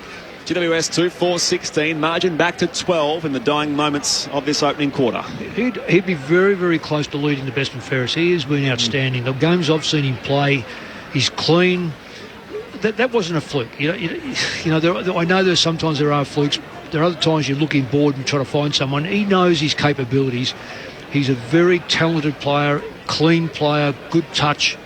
He's made a massive difference to their makeup. His speed on the ball is class. Yeah. That's pure class, isn't it? So, his ability to know where the goal is. So the Seb Ross players can stay in the side because they're not being found out. That's why him and Crouch together it's a little bit dangerous. My Seb Ross is on the wing at the moment. It was his 100th game last week, Jay Gresham. 25 touches, 2 goals on that occasion against the Suns. Only 14 games in the last 2 seasons, so the Saints are loving having him back. They lead by 2 goals here late in the first quarter at Manuka as Rowan Marshall wraps Flynn up in a big tackle, and they win the ball back here, St Kilda, in the middle of the ground. Quick hands by Gresham over the top, looking for Patton. He's wrapped up by Iden. Then Windhager leaves it behind. So the Giants win it back. Here is Iden. Handball over the top. A clever one to Callan Ward in space. He's at centre half forward. Sends it long. Is it over the head of the Saints defender? It is. Big goal, Callan Ward. The veteran strikes from a long way out and brings the margin back to 6 points. Well done. The Giants turned it over in the middle of the ground. Bit of a fight. Looked like the Giants were going, St Kilda were going forward with it. But Conor Iden again having an impact around the ball. He's playing as the high half forward in this instance. With big size, good ground ball, fantastic hands to Ward, and big kick for the old man. He wouldn't like me saying that, but nice finish on the run. Kicking it from well and truly outside 50. He's having a great year, Callum. Yeah. Good player. I love the way he goes about it. He's a warrior. There's very few and far between these days of warriors. Selwood's a warrior. Ward's a warrior. They're just players that not blessed with great pace, but just big heart, keep going, take the hits. And he's averaging 25 disposals a game, so he's going to get his hands on the ball. And he's never had an All-Australian Guernsey, Callan Ward, which would surprise a lot of people. Yeah, it surprises me. But then again, it's chock full of midfielders. A restart back in the middle. Gresham goes out after it. Perryman beats him to it. Hand pass chopped off, though. They go forward of halfway through Crouch. Off hands. Higgins here. Hand pass off to Gresham, who's still running. Run down from behind. Great effort from Perryman. Good second effort or follow-up from Harry Perryman. And the tackler is rewarded. 40 out now from St Kilda's goal. The Giants go back on the attack. He flares it wide now for Haynes. Still inside defensive 50. Sorry, Spree. You see the speed, aggression now to get out of that centre bounce and get forward, and how dangerous he is. Right half back here. It's with Josh Kelly. Plays on quickly. Dumps it up the commentary side. Big pack on the wing. Off hands down the ward. Run down from behind by Windhager. Footy jars free here. It's only as far as battle here for the Saints. He can just thump it high up inside forward 50. Max King is the target. Big grab, Max King. Flew high in that pack. Had 3 Giants around him. His first mark of the night. And as the quarter time siren goes, he'll have a chance to kick from 55 metres out in the slight angle. Daniel, the difference there, he might have had 3 Giants for him, but only 1 flew with him. What's happened all quarter, 2 of the 3 are flying with him, and he just can't get his hands on it. This is the one where he was able to go back and come forward and find that bit of space, and he left his fantastic mark. 16 goals for the season, Max King, equal leader of the Coleman medal. It's a slow approach. He's a long way out. It's coming back now. It's drawing back as it got the distance. It hit the post. It's hit the post away behind. The Saints move out to a 7-point quarter-time lead. They are 4-5-29. The Giants 3-4-22 here in Canberra. The goal scorers in that opening term for the Giants, Bobby Hill, Callan Ward and Braden Pruce. Meanwhile, for the Saints, Jack Higgins already has 1 goal, 2. The first of the game was that of Rowan Marshall. Jack Hayes has also kicked one and has gone off with some sort of knee complaint, and Jade Gresham, a class effort from the pocket as well. Therefore, goal kickers in the opening half of footy. St Kilda 4-5-29. The Giants are 3-4-22. The margin 7 at the first change on ABC Radio, News Radio and ABC Sport Digital. This is Grandstand AFL. Some shows are informative, others are entertaining, but only one show is a bona fide public service. Unprecedented in modern times. The team at The Weekly watches all the news so that you don't have to, and puts it all together again so you know everything you need to and nothing you don't. Story after story. The Weekly. If you give us 30 minutes, we'll give you the week. The new season of The Weekly. Some assembly required. Back Wednesday, April 27 on ABC TV, or log in to stream on ABC iView. The 2022 AFL Premiership season. Grandstand AFL. On ABC Radio and ABC Sport Digital. Patton goes up the outer side now on the bounce. It may sit for Membry. Shrugs a tackle, closes to 40, pops it closer to home now where Higgins is unmarked. Top of the goal square, runs it and thumps it out of the ground. He won't miss this time. Jack Higgins on the board. The Saints have their second. Connor Iden with the chance to swoop on it though. Taps it to his own advantage a couple of times. Now has Toby Green in support. He snaps on goal. It's a high floating ball. It won't get all the way there. Marked though by Bobby Hill at the front of the pack. He snaps it on his left and he does just that. So the Giants get their first of the night. Taylor's kick is a shocker. It goes straight down Wilkie's throat at right half forward now for the Saints in front of the temporary Tom Green fan club marquees. They go up inside forward 50 against St Kilda at the drop. Perryman fires out a hand pass only as far as Gresham. Check side from the pocket. Superb effort from Jade Gresham. The Giants win it back. Here is Iden. Handball over the top. A clever one to Callan Ward in space. He's at centre half forward. Sends it long. He's over the head of the Saints defender. It is. Big goal, Callan Ward. The veteran strikes from a long way out. This is the 2022 AFL Premiership season. On ABC Radio and ABC Sport Digital. The sounds of the opening quarter here at Manuka Oval in Canberra. You're on Grandstand AFL. St Kilda 4-5-29. Greater Western Sydney 3-4-22 on this Friday evening to start round 6. You're with Brett Sprigg alongside Daniel Gardpoint in the action. Adam Shirley is on the boundary, and our experts are Mick Malthouse and Ty Kennelly. I'll put it on now. Ty, we were talking about it before about ball movement, and I just said to you, we're not what the meterage has been. We don't know because we can't quite find it. But we've now got up the contested possession. We haven't got the actual possession rate. But I'll tell you what it is. It's 90 to 73. It's 90 the GWS to 73. When you analyse 73 possessions going inside the front 50, I think it's 14 times, and they've scored 9. That's well over 50%. So the Saints, when they move that ball quickly, they are more likely to score. You go to the other end, the Giants again, more possessions, more contested possessions, just marginally less inside 50. Going at 50%, they are going at 50% scoring rate, but nonetheless, when the Saints can go probably about 65% inside the zone, then there's a massive discrepancy of how the side are playing. So if you looked at the run of the Saints, they play on smartly, they play on to get ground, they're prepared to bounce the football, and they're prepared to get the ball in when they see 1-on-1, 2-on-2, 3-on-3. They're not worried, they back their teammates. The Giants, I thought Toby Green may have drawn that out of them, but they're still going a little bit sideways, perhaps because of the first 5 rounds. Interesting though, when they did go forward and Green was part of it, they were in a really good position to score. Sometimes stats tell you different stories, but in this situation, they're telling the true story of the game. You know, St Kilda moving the ball fast. They want to move by hand and half back and direct, and as you said, the numbers are telling us that with the lower number of possessions, their effectiveness going forward, they're number one in the competition for their scores inside. Once they get it inside the 450, it's the story tonight. The Giants, obviously more possessions, it's a slow grind, it's a stoppage game. They want to score by stoppage, and they want to score by getting it in, getting numbers around the board. There's a clear distinctive difference in the two styles of play here, and the stats are telling us that, and often the stats don't tell you that, but clearly tonight in the first half or first quarter of football, St Kilda looked like they're going to score a lot easier than the Giants are going to score. There's 3 goals just gone out the gate, let's face it. Higgins 2, should have kicked both, and perhaps that last one when he hit the post, that's King hit the post.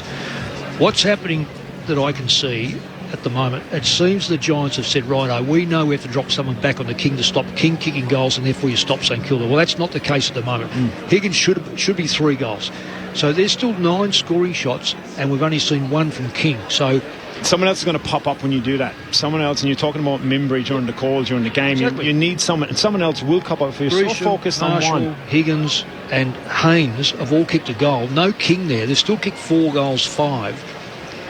Yeah, I reckon by dropping a player back is allowing the Saints the extra near or around the football, and that gives them a chance that if I take a mark, let's say Rowan Marshall takes a mark, he's able to lay it off to someone who can then run the football, and their direct opponent is probably sitting back in front of King. And they bypass him anyway, because they're actually doing, and that's what they've done a lot at St Kilda. They've bypassed the free when they've gone forward, but it's dangerous. It's 2 distinct styles of play. If I was backing a horse right now, I'm backing St Kilda because they're scoring and moving the ball a lot better. Jack Hayes still in the rooms, according to Adam Shirley downstairs, so we're checking with Adam as well early in this second term.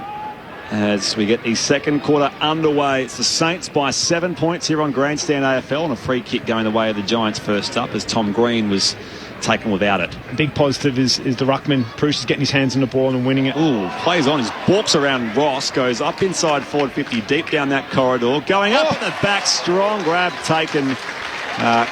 Excellent work down there by Matt Flynn, who just rose above the pack from behind, and he plucks it 15 out directly in front.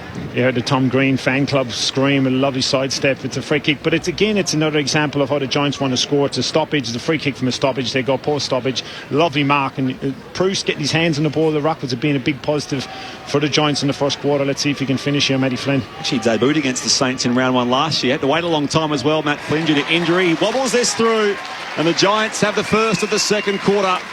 It's a 1-point ball game early on second term. The Giants 4-4-28, St Kilda 4-5-29 inside the opening minute here on Grandstand AFL. On the boundary, Adam Shirley. Yeah, Jared Lena, the sub for St Kilda's just taken off the trainer top, taken on a couple of gels, and was wondering whether the sub had been made. It looks like that's the case because he's warming up, getting the sticky stuff on the hands. Looks like that he's been subbed into the game. Okay, so not great news for the Saints or Jack Hayes.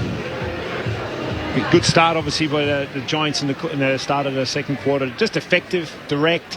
It's good to see big man deep in the forward line. You puts the opposition defence. You get a free kick early in the centre of bounds. You get it in direct because you know from a centre bounds the players are going to be even numbers forward of the ball for you. And that's exactly the example of what happened for the Giants, that they were able to get it in direct. Matty Flynn, a lovely fly from a resting ruckman deep. And again, I said it a couple of times, Ray Proust is getting his hands on the ball a lot as a ruckman. They've got the margin back to a point. Start of the second quarter here in Canberra. Off the back of the square was Jack Sinclair getting first hands on it for St Kilda, but Callan Ward wraps him up in a tackle. So we'll have a ball up in the middle of Marnico Oval. Bruce wins the tap. Ross is there. He tries to squeeze the Saints forward. Butler can't control it. Well done by Jack Steele to get the handball over the top. Well blocked, though, by Isaac Cumming. Has a lot of time, though, Jack Steele, to turn in the middle of the ground and find Jack Higgins on a mark. Good spoil by Nick Haynes. He came late, but he managed to get the football clean. Ball in dispute just outside 50. Connor Iden is there.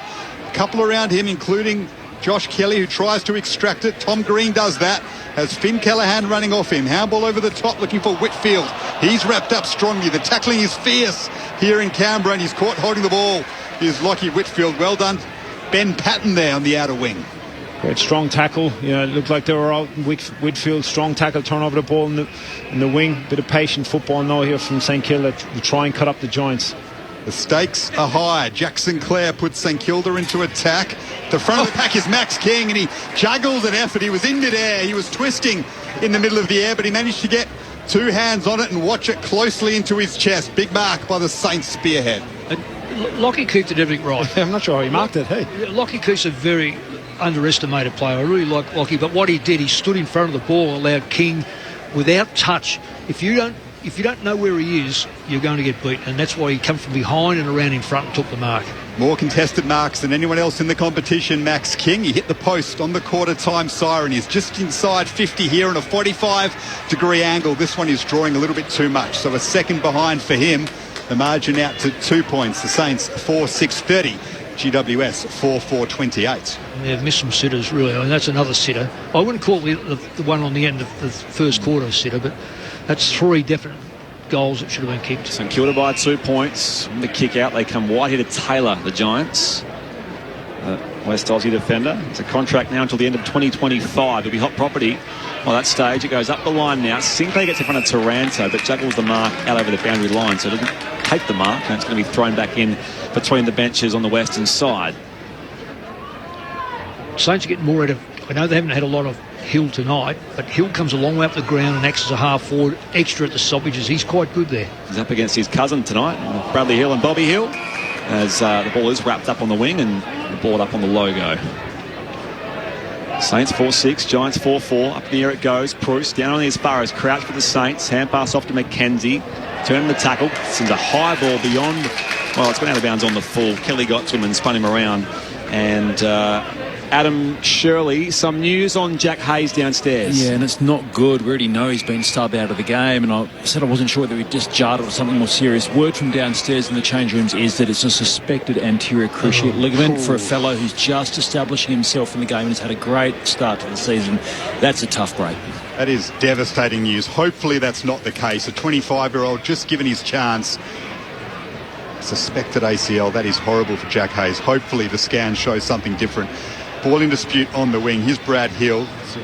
Bouncing handball to Seb Ross. They've turned it over. Toby Green's there. Handball over the top to Josh Kelly. A clever one to Taranto. And now Green gets it back at half forward. Looks for an option in attack in Connor Iden. It bounces in front of him. He has time to turn and snap on goal. Doesn't quite get it to go towards the big sticks enough, though. Through for a behind. So 4-5-29 the Giants.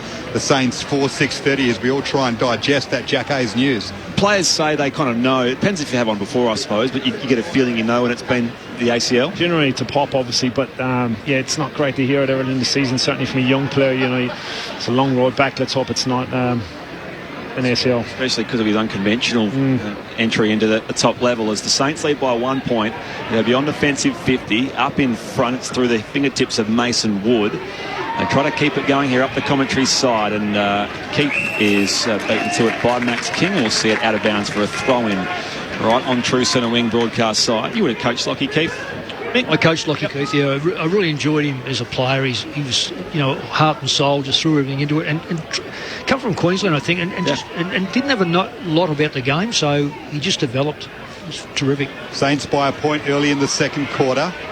Windhager went without it, and now Brad Crouch sees it over the boundary line. We'll have a throw in just behind the interchange gains. Josh Kelly up to 10 disposals for the Giants. Brad Crouch has 9 for the Saints. Good to see a bit of traditional back in the game. Two wingers dropping off and 6v6 forward of the ball in both sets. So Rowan Marshall was a big night ahead of him without getting any support from Jack Hayes in the ruck. He's wrapped up here well by Tom Green. He puts another strong tackle on. We'll have another ball up on the wing. You can tell it's high-stakes footy. I mean, the pressure has been pretty fierce, hasn't it, early on in this one? Too right. Up it goes. Proust down to Cornelio. Looks for an option by hand. Back to Josh Kelly. His non-preferred right boot. Looks okay, though. Up inside forward 50 he goes. Himmelberg up here, and now a free kick will go the Giants' way. There was a block in amongst all of that. Bit of a protest as well from the Saints defenders, who have just realised maybe we should, not have the arms out, as has been the discussion during the week. But it will go the way of Matt Flynn. And Flynn copying a shove there from Dougal Howard. So Flynn is now 35 out. Angle slightly to the left. Already with an opportunity. He had it goal earlier.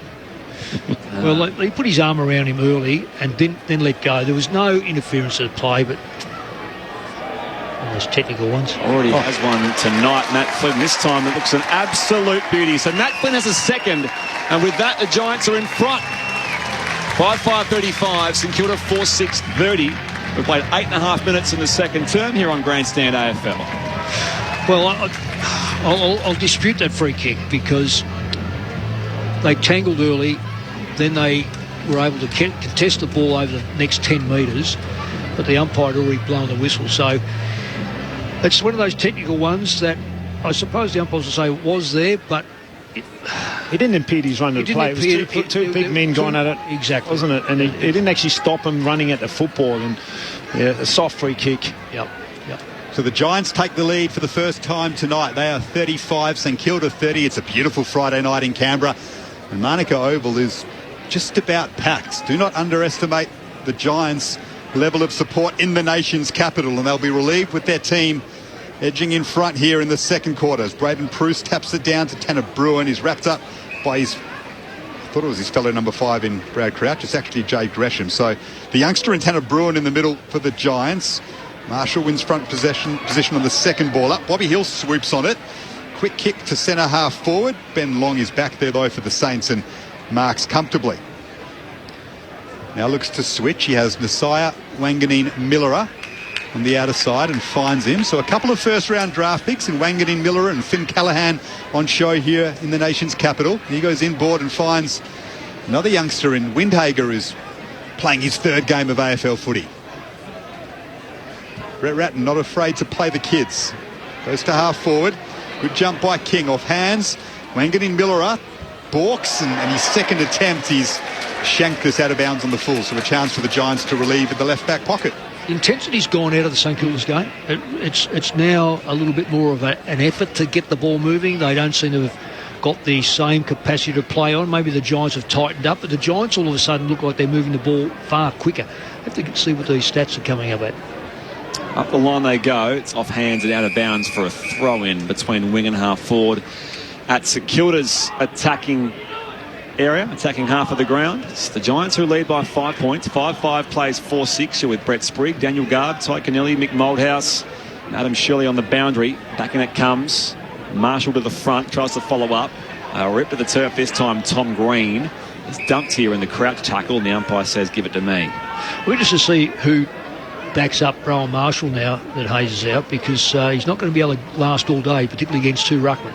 And Braden Proust has started very well. Ball in dispute here on the wing. Good tackle on Patton by Tanner Bruin and Callan Ward. It was a two-man job. That's been one of the stories of the night. Tough tackling in the clinches from both sides. 5-point ball game in favour of the Giants. And here Jack Steele is wrapped up by a couple of his former teammates in Ward and Cornelio. It's not surprising though. Both sets of teams, their midfield groups coming into the game. The Giants have been very good around the ball, contested possessions, just using it. And St Kilda, number 1 clearance team in the competition at the minute. Bruce palms it down to Whitfield, who breaks free from a tackle, looks for an option, has Ward, darts back inside and now sends it to half forward. Does well to find Bobby Hill out in the long lead. Bobby Hill. Quicker. It's too slow again. It's given opportunities to St Kilda to drop off. Darts away now and kicks it inside 50 over the head of Tom Green. It'll go past a couple and Callum Wilkie and Toby Green see it out for a boundary throw in the left forward pocket for the Giants, who lead by 5 points. 5-5-35 to the Saints 4-6-30 here in Canberra. The Saints are now pulling one of their players back behind the ball, which is really interesting, and that's allowing the Giants with the extra player at the stoppage. Back in it comes. Anthony Miller tries to trap it here in the pocket. It's also circling Tom Green. Fires out the hand pass, but it's going out of bounds for a throw-in. 20 around from The Giants goal, the pool end of Manuka Oval. I'll update the stats very shortly. I've just figured out how to add different things to our little Oh, good. It's me a long time. That's around 6. Umpire heaves it back in here. The Rucks go at it. Out to the front, Flynn beats Marshall. Cornelio first pair of hands. Hand pass out to space here, trying to set a task for Ward. Into the back of him down there was Jack Steele. The umpire says play on. Cornelio on the loose footy. Out to Finn Callaghan. Tumbles it up inside forward 50. No mark taken. Long gets there for the Saints. Goes a big fend on Bobby Hill. His kick goes nowhere. Toby Green now. Squeezes out the hand pass for Kennedy. High ball. He snaps up to the pocket now. Iden from behind. And that's going to be a free kick going the Saints' way. Iden gave away the free kick down there on his direct opponent. So it's going to be with the Saints. They come up the line here to Sebastian Ross. Yeah, again, it's just got into a rhythm of slow play. Both sides have got slow play at the moment. It is compelling, though, because there is plenty for both sides to gain and a fair bit to lose if you are the Giants, that is for sure. They have it here on the wing. It's with Lockie Whitfield on his left. He goes to centre half forward. Coming out strongly is Dougal Howard. Now the Saints can win it back through Wilkie and Ross. He chips it sideways and he finds Jared Leanett, who's the sub. He's on for Jack Hayes, who has, as we unfortunately reported, a suspected ACL. He's out of the game. Steele moves it forward to Jack Higgins. Comes out in the lead at centre half forward. Now looks for Max King, who gets front position. Didn't take the mark, though. Good pressure from Lockie Keefe. Finn Callaghan is back there for the Giants. Composed handball for a youngster to Callan Ward. Now Kennedy leaves it behind, so the Saints can swoop. Callaghan wins it back, though. His kick is blocked. Here's Ben Long. Couldn't get the handball free. Himmelberg wrapped him up, not holding the ball. Callaghan on it again. Defensive 50 for GWS. Now Josh Kelly. Yeah, intensity's lifted. The Giants have been super the past couple of minutes. They're off the back here, Toby Green. Advantage is paid. Toby is in space and attacking 50 on his own. He could have played on. He puts his hand up and says, "Nah, I'll stop here," and have a shot from 40 metres, 45 metres out, almost directly in front. Let's go down to the boundary. Back at the Giants half-back line, Bobby Hill's still on the ground. He looked like he was laid out in that contest where the initial free kick was given, and he's looking pretty sore, though, just up on his feet now pretty gingerly. So here's Toby Green, the Giants co-captain, the inspirational leader, the heartbeat of this team. They've missed him sorely in the opening 5 rounds of the season.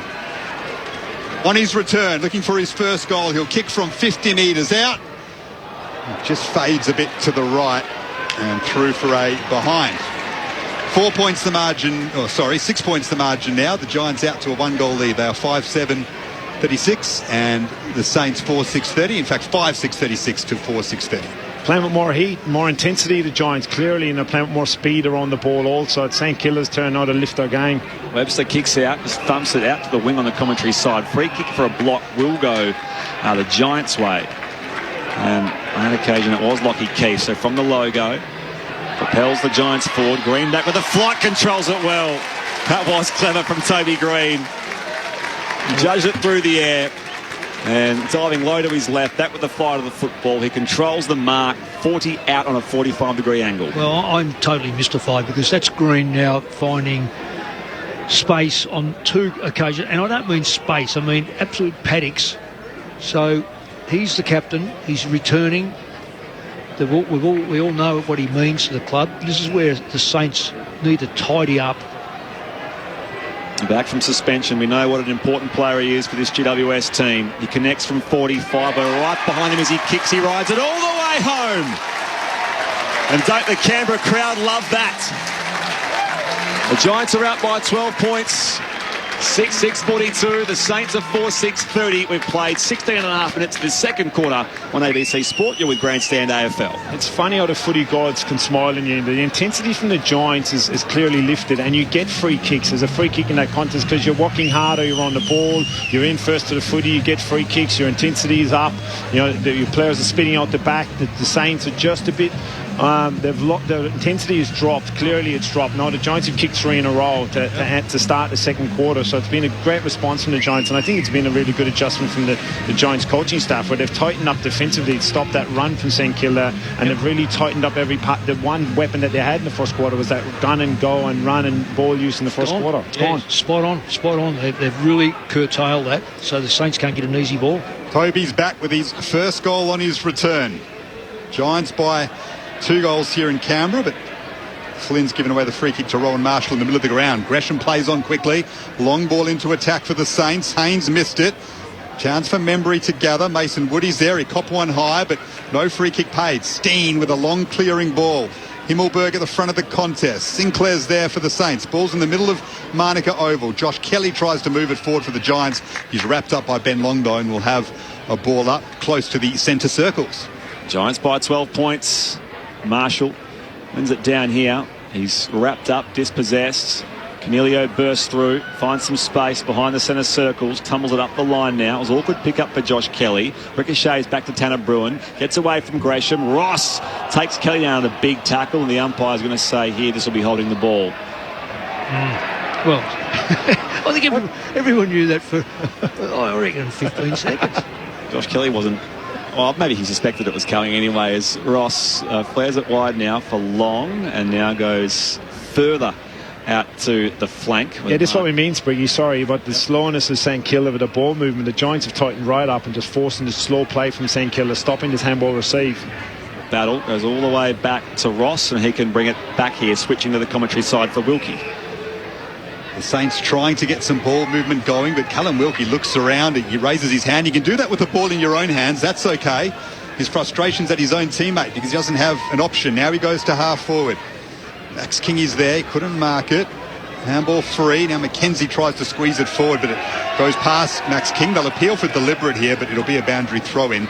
About 10 metres away from the behind posts in St Kilda's forward 50. They trail by a couple of goals here in Canberra. I can give you all kinds of weird stats, Nick. I can give you spoils, I can give you running bounces, whatever you like. It's an absolute feast, this little stats doodah. Well, I'll tell you one thing you won't need is running bounces, because it's a dying art in today's football. Flynn gets the front position on King, down to Perryman. And now to Canelio, and they can get away from defensive 50 easily here with Isaac coming, looks for Bruce. His kick is ill-directed though, and Marshall can mark on the wing for the Saints and send them back into attack. Myself and Rishaw used to have a competition during games, see how many bounces we would have. Yeah, it's true. There's not many in the game today, is there? Marshall finds Steele under the high ball. Steele plays on, 60 from goal, pops it high towards the pocket. Going up there in defence, there are Giants jumpers around it. Coming off to Perryman, turns blind, and now shanks the kick. That'll be out of bounds on the full. 30 around from the St Kilda goal in the right forward pocket. So an opportunity, the first for a while here for the Saints. Crouch has it. It's the Giants who lead by 12 points. So who's got to get into the game? Dan Butler. He runs around like a chook without a head at times, and today's one of those days he doesn't get anywhere near it, looking for the cheap football, and has, I don't know if he's laid a tackle. Hit the King. Wouldn't you just follow King around and get to his feet? Exactly. Ray Crouch senses an opportunity here, so he crosses the boundary line to kick. Goes the check side here, curls it back beautifully. And the Saints do hit back.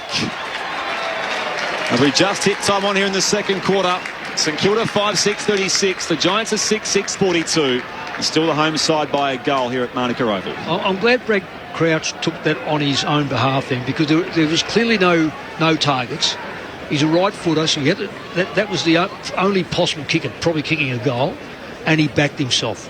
Because I've been a bit critical of him because he does go sideways and he puts players under pressure, but he took responsibility. That's a fantastic finish then. Off the SMS, Mark from Upway laments that DeFord's not know how to kick drop punts for goal anymore, as we saw a couple of times. Oh, well. Higgins. That's been a... Talk about the bouncing being a dying art. It's bang on, because the drop punt, as far as set shots are concerned, and it's a dying, and the players are now practicing around the corner more than ever. Yeah, it's to take away the pressure of having time with the ball in their hand for a set shot. You want a forward to take ownership of it. And I want this ball in my hand, kick goals, drop puck wise. Sensational goal from Brad Crouch, gets the margin back to a goal. Giants win the clearance though. Taranto floats it to centre half forward. Watching it was Bobby Hill, went through his hands, but Tanner Bruin is there. Back to Taranto. Handball over the top now to Cumming on his left. He sends the Giants into attack. Iden got a hand on it. Jimmy Webster's back with it. He can clear for St Kilda. Strong though was Callan Ward, and managed to mark that under pressure. He's having a big game. Yeah. Now there's 50 and he can have a shot on goal, Callan Ward. Yeah, he turned to the umpire and said, "I touched the ball." Now, that's not dissent. It is saying, "I don't agree with the decision. You paid the mark, I touched the ball first."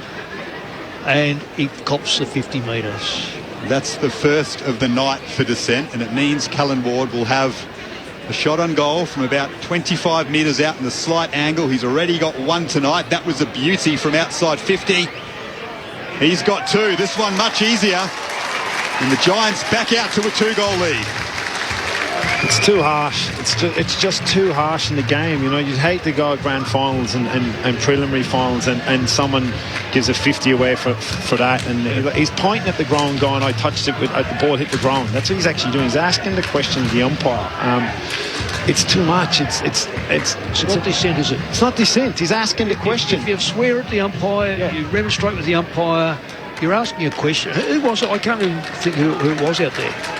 It was against Mackenzie. The rule, as we said pre-game, it's a well-intentioned interpretation, but it's just wildly inconsistent. He's saying, I'm pointing to the ground, and the ball hit the ground. Yeah.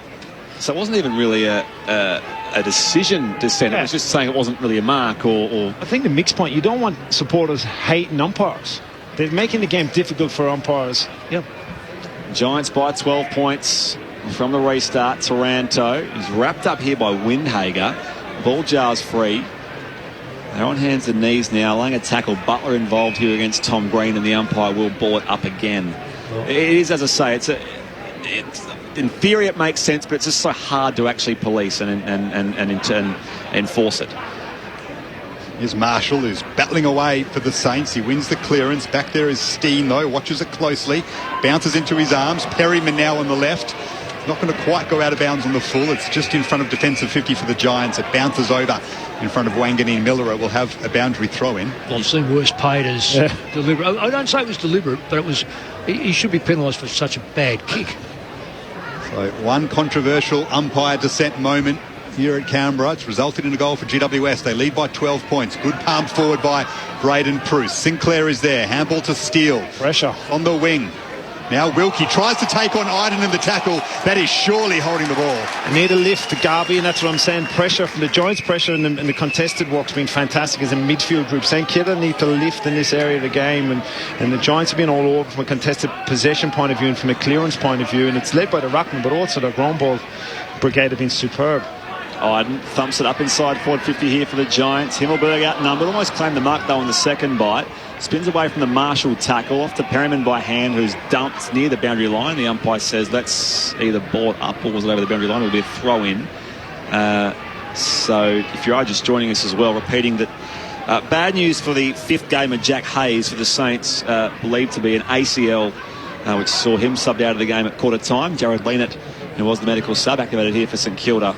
450 stoppage here for the Giants, but St Kilda hands all over it. Bradley Hill off to Marshall. Standing kick finds Wood off to Higgins by hand now. Higgins hurries the kick now and Haynes parks himself under it. Despite the bump coming in late from Windhager, he will take his kick from right on the wing commentary side. It's the Giants 7-6-48. The Saints are 5-6-36. 25.5 gone second term.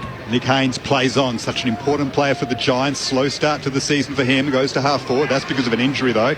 They need him at his best. He started well here. Callan Ward again involved in a pack for GWS. He's having a big game and will have a boundary throw. A ball up just outside attacking 50 for the Giants. Marshall there again. Flynn, Steele, handball over his shoulder. Tom Green, Brad Hill swoops on it. Perryman wraps him up. We'll have a boundary throw in now. Just looking at the St Kilda forward line, they're collapsing. They're pushing too close to the ball. There's no layers. A layer should be at 30 and a layer should be about 50. Now you look here. The Giants drop someone back behind so they can clean up easily. Back in it comes. Mackenzie, his kick was partly smothered. On hands and knees, he follows up. Flynn off to Kelly.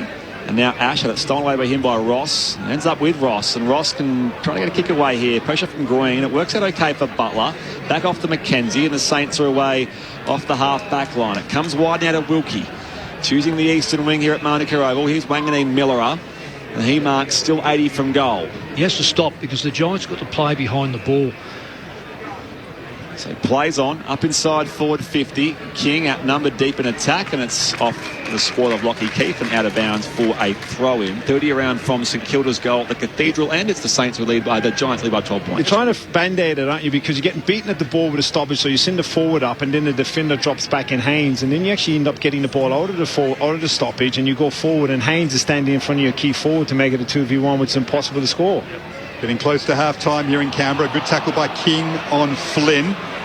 The Giants can rebound from defensive 50 through Josh Kelly with disposal number 14. It clean bowls a couple. Well controlled, though, by Howard in defence for the Saints. And now Sinclair, that's a very good kick on a long lead. Coming out to meet it is Seb Ross.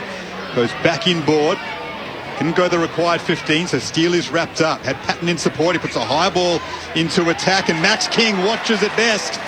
Rises high and marks on his chest. Uncontested. He'll kick from 25 metres out directly in front. Well, there's a classical case of numbers dominated by the Giants, but because the ball was a haphazard kick in and no time to set up, King lost Lockie Keefe and found only a half metre. You'd almost call it a contested mark. I think it was Flynn to Ruckman. You'd be disappointed. Yeah. Keefe as a defender dropping back. The Ruckman does that.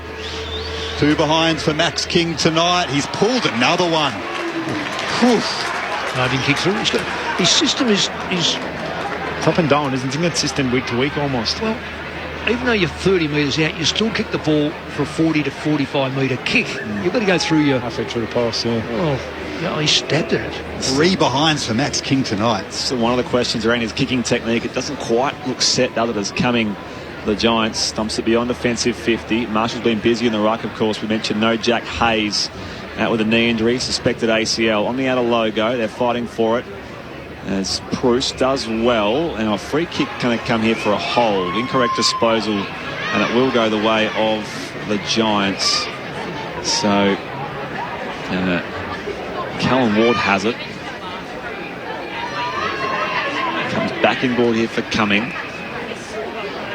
And they'll come wide now to Kennedy from just behind the centre circles. Wheels and goes now. Up inside, forward 50. 3-on-3 back there. Himmelberg. It's gone through Battle's fingertips. Iden with the outside of the boot. Running start from the pocket. He misses near side. So they're doing some good things up in attack there, Connor Iden. It's the Giants who lead by 12 points. 7-7-49. The Saints are 5-7-37. We're approaching the half-hour mark here and moving ever closer to half-time. Hit that like a true defender, though. You know, there's option centre for him, and probably got to know limitations a small bit, obviously, as a defender going forward. He has been dangerous, though. Dougal Howard goes out to the outer side. Good mark by Callan Ward. He got him up in the shoulders of an opponent. Marked that as he better near to the turf and looks for Tom Green on the lead. He is having some sort of evening. Callan Ward, he has been superb for the Giants. That was another big mark. And he played on quickly, which allowed the opportunity 1v1. Tom Green obviously in that occasion dropped the ball when he was out in the lead, but played on off the mark. That's what they've done a lot better in this quarter. Ball being thrown in inside 50 for the Giants. Braden Bruce takes it cleanly out of the air, snaps it towards goal. A chance though for Tim Membry, who's back there doing some supporting work for the Saints to get them out of trouble. He goes up to the wing, but it's a 2-on-1 situation. Brad Hill did well there to keep his feet, and now watch this closely and have a bounce and get the Saints into attack. He asks Max King to make a lead for him. He asks again. Now he goes towards him. Bounces just in front of King, who turns around nicely, snaps on goal. Is this his first of the night? No, it's not. It's a 4th behind for Max King. Margin back to 11 points. I thought, don't tell me. That could wobble through for a goal. That was a flower bag if I've ever seen. For all money, that would have been something. That was a flower bag. Just shows the way he's kicking tonight, isn't it? So Nick Haynes in the left back pocket. Want to score for the Saints. The Giants lead by 11 points. He kicks beyond offensive 50. Himmelberg up there. Wilkie with a sprawl from behind. Perryman into Taranto through traffic. Looks out wide. By hand, he can find Kelly. And Josh Kelly just nurses that kick up the line, straight down Josh Battle's throat. Just thought of right half back. 31 minutes gone here. The Giants by 11 points over St Kilda at Manuka Oval in Canberra. Kick will work out okay. It wasn't the intended result here for Josh Battle, but Rowan Marshall was just waiting for it on the wing. And he off a couple of steps. And send it up to the flank. 2-on-2. Haynes in from behind. There's a free kick here going the Giants' way for a push. And it will be Matt Flynn who cops an untoward contact from Max King. And that will be the half-time siren. So the Giants rediscovered some momentum after trailing by 7 points at quarter time. It's GWS 7-7-49, St Kilda 5-8-38. Goal kickers in this game so far. Firstly for the home side, Callum Ward and Matt Flynn each have 2. Toby Green did manage his first in that second term. Braden Pruce and Bobby Hill also on the board. Meanwhile for St Kilda, all singles, Jack Higgins, Jade Gresham, Brad Crouch, Rowan Marshall and Jack Hayes, who sadly was subbed out at quarter time with a suspected ACL. On Grandstand AFL, our experts are Mick Malthouse and Ty Kennelly. Well, that last one, Brett, that you called, and you said that, I can't remember who you said actually got the free kick, might have been Matt Flynn. Matt Flynn. King was pushed into him to give the free kick away, so King really should have been given the free kick. Now, he would have been 55 out. Matters not. Interesting enough, Ty, you've got 90 possessions for 3 goals 4. 78 possessions, they kicked 4 goals 3. Different circumstance with the Giants. All of a sudden they started to run the ball like the Saints did in the first quarter. The Saints went back into what the Giants did in the first quarter. As a consequence, we've seen exactly the direct opposite in the far as the scoring goes. And I'm still going to be intrigued to see who takes over from Marshall in the ruck when Marshall tires, because he's been outstanding, but he's got to go another 60 minutes. So someone must give him a hand against 2 genuine ruckmen. It's different if you've got a second ruckman who's not a genuine one, but Flynn can go in there and be a genuine ruckman. Yeah, it's a worry. The Bruce has been getting his hands on the ball. Flynn goes forward as a resting ruckman, kicks 2 goals at the start of that second quarter. It's around the ball now. The worry from mine is for St Kilda that the contested work and the clearance work from the Giants is off the back of Bruce getting his hands on the ball. So that's a concern with Marshall obviously having to play the second half out as a ruckman, 1 out. So that will be a big issue. But it's around the ground, around the stoppage, where they're getting absolutely smashed. The contested possession and the clearance work from GWS has been outstanding. What GWS and the coaching staff done at quarter time was to stop the ball movement and a run from St Kilda, that aggressive half-back movement where they were very effective going forward in the first quarter, kicking 4 goals in the first quarter with just fast ball movement. St Kilda and the Giants were able to get in at quarter time, get to the players and say, right, we need to tighten up their fast ball movement, slow it up, and then obviously they got their game going from a contested brand of football, getting the ball forward and look more dangerous going forward. In that occasion, that quarter, the Giants did. And inside 50s. Yep. They dominated inside 50s. So as a consequence, they're able to score more. And you have to have, it's not rocket science. Mm-hmm. The idea is, as an old coach said to me, get the ruckman, tap it to the rover, who hand pass off the centreman, who kicks it down to the full forward, who takes the mark and kicks the goal. So Max King better work that out pretty quickly. He's kicked 4 points. But nonetheless, somewhere along the line, you've got to disrupt that. And when you disrupt it, and you take it away from the back line, then you've got to run the ball out and put it back in the opposition's back line. So what we've seen is a contrast in both halves. Both sides, the way they played their best football, St Kilda the first half and Giants the second, is exactly the way which you do it in September. September's football is tough, it's hard, it's running, it's territory, and you make best. It doesn't matter how you kick the goals, just kick the goals. Brad Crouch, you saw that one. I mean, it's unorthodox. He kicks the goal, but it's a goal, and that's what you're going to have to put up with. You've got to put something on the scoreboard when you enter that forward line. That's what the Giants have been poor the past couple of weeks, is actually going forward and scoring, capitalising. Their contested work, as I said, pre-game has been outstanding for the last 2 weeks, and certainly in that first half against Melbourne last week, their contested work, their clearance work, they weren't effective forward of the ball. Certainly very different second quarter with their effectiveness forward of the ball there. Yep. Yep. Well, I was going to say, there's 7 goals. You've got 2 from Ward, who was on ball, and you've got 1 from Bruce, who was on ball. So and a resting ruckman, Flynn, taking 3. And Flynn getting the other 2. So you've got 5 out of 7 goals from unexpected sources. And you take it, because you have days out. I mean, the consistency over the year will be that Max King will kick the most goals, and probably Membry will kick the second most number of goals. But on any given day, we saw a couple of weeks ago where Z will kick 5, first 5 he's ever kicked. Now the next week he was lucky to get 5 kicks. So, but that's the way it works. So take it. Don't cash in, yeah. Cash in, absolutely. Yeah. But the only way you can cash in, you've got to get the ball inside 50 in a manner that you either mark it or put in a good position for a stoppage. That's a good stoppage side. Now, right now, the Giants are on top with possessions. They're on top with stoppages, and they're on top with contested football. You very rarely lose a game of football when you have that sort of combination. And they're on top on the scoreboard as well. 11 points is the Giants' lead at the major break. Off the SMS 0437 774 774. Attach your name and your location if you please. Peter from Hampton says, hello team, I agree with the commentary about the penalty, but it should be the coaching that stops players from showing dissent. That's the rule. Fair enough, Peter. It is a good call. You just say to the players now, any free kick, don't open your mouth. I don't want to see a reaction of any free kick. You can't question it because clearly you can't even ask a question. So as a coach, the directive has to be now.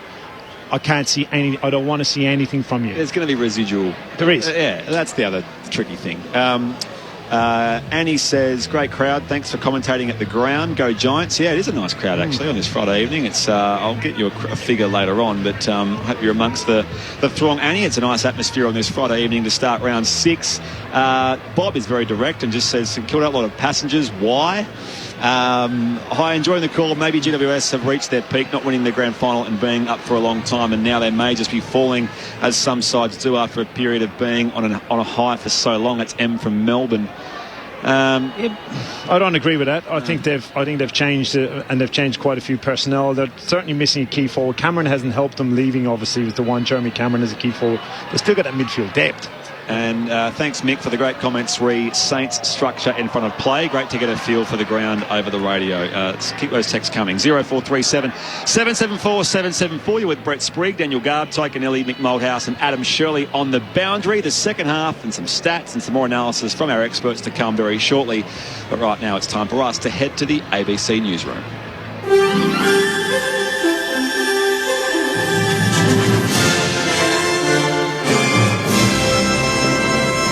ABC News with Satyam Weinstein. The Labor leader Anthony Albanese says he's relieved he caught COVID-19 now rather than toward the end of the federal election campaign. Bridget Rollison has the story.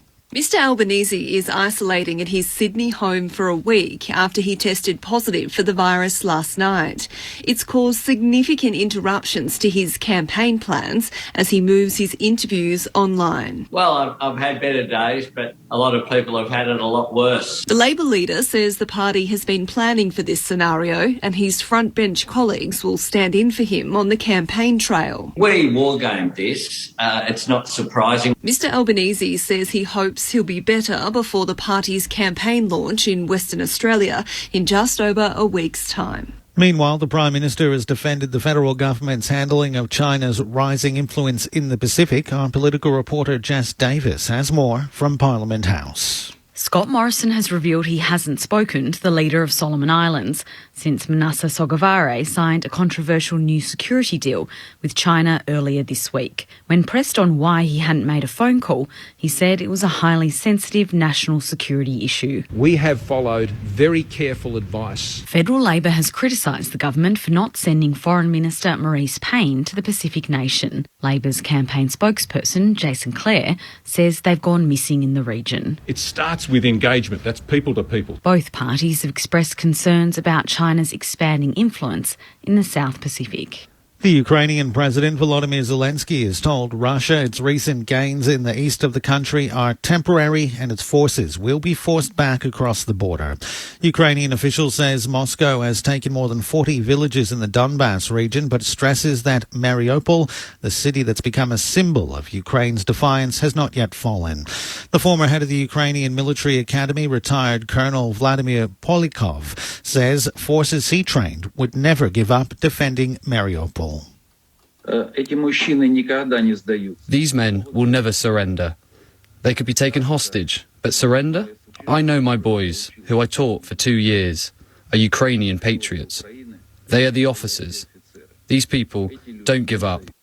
Palestinian officials say at least 27 people have been injured in fresh clashes between demonstrators and Israeli police at the Al-Aqsa Mosque in Jerusalem.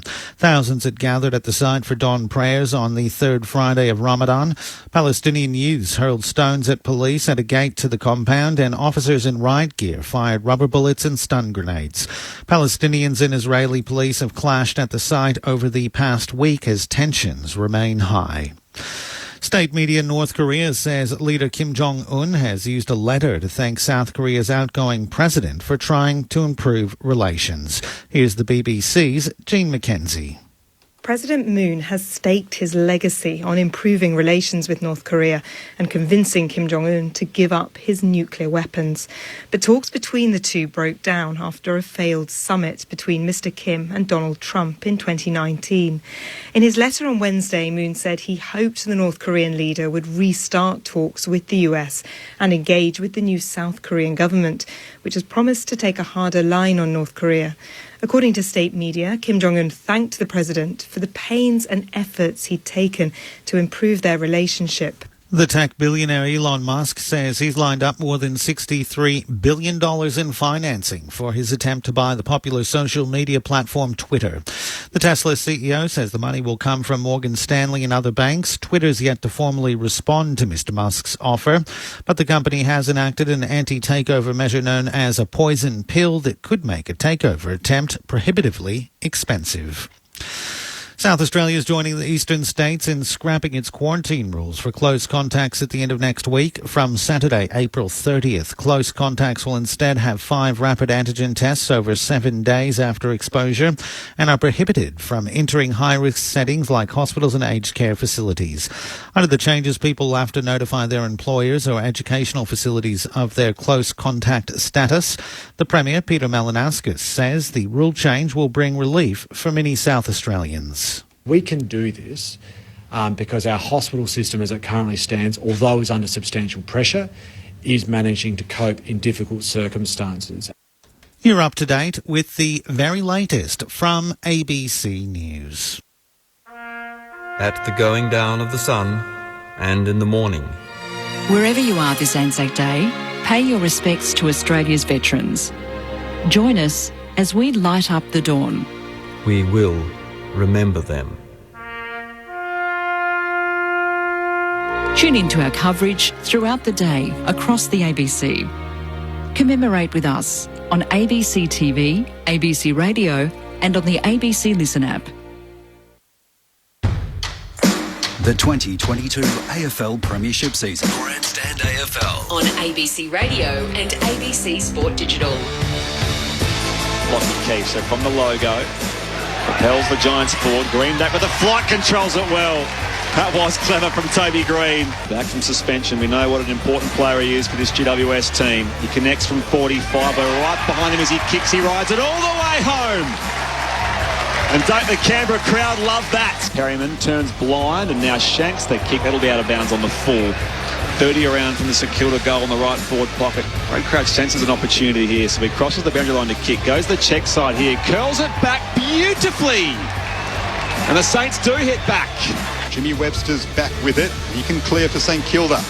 Strong though was Callan Ward and managed to mark that under pressure.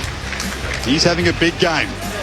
Yeah. Now there's 50 and he can have a shot on goal, Callan Ward. Yeah, he turned to the umpire and said, I touched the ball. And it means Callan Ward will have a shot on goal from about 25 metres out in a slight angle. He's already got one tonight. That was a beauty from outside 50. He's got 2. This one much easier. This is the 2022 AFL Premiership season. On ABC Radio and ABC Sport Digital. Half-time at Monaco Oval in Canberra. We're going to Western Sydney. The Giants leads St Kilda 7-7-49 to 5-8-38. 11 points is that margin. You're with Brett Sprigg, Daniel Garb, Mick Moldhouse, Ty Kennelly and Adam Shirley. Looking around the grounds very quickly in the National Rugby League competition, round 7 rolling on there. The Bulldogs lead the Broncos 14 points to 6 early second half. In Super Rugby, earlier today, the Chiefs beat the Waratahs 51-27. In the A-League men, second half there, Melbourne Victory 2 leads Macarthur FC 1.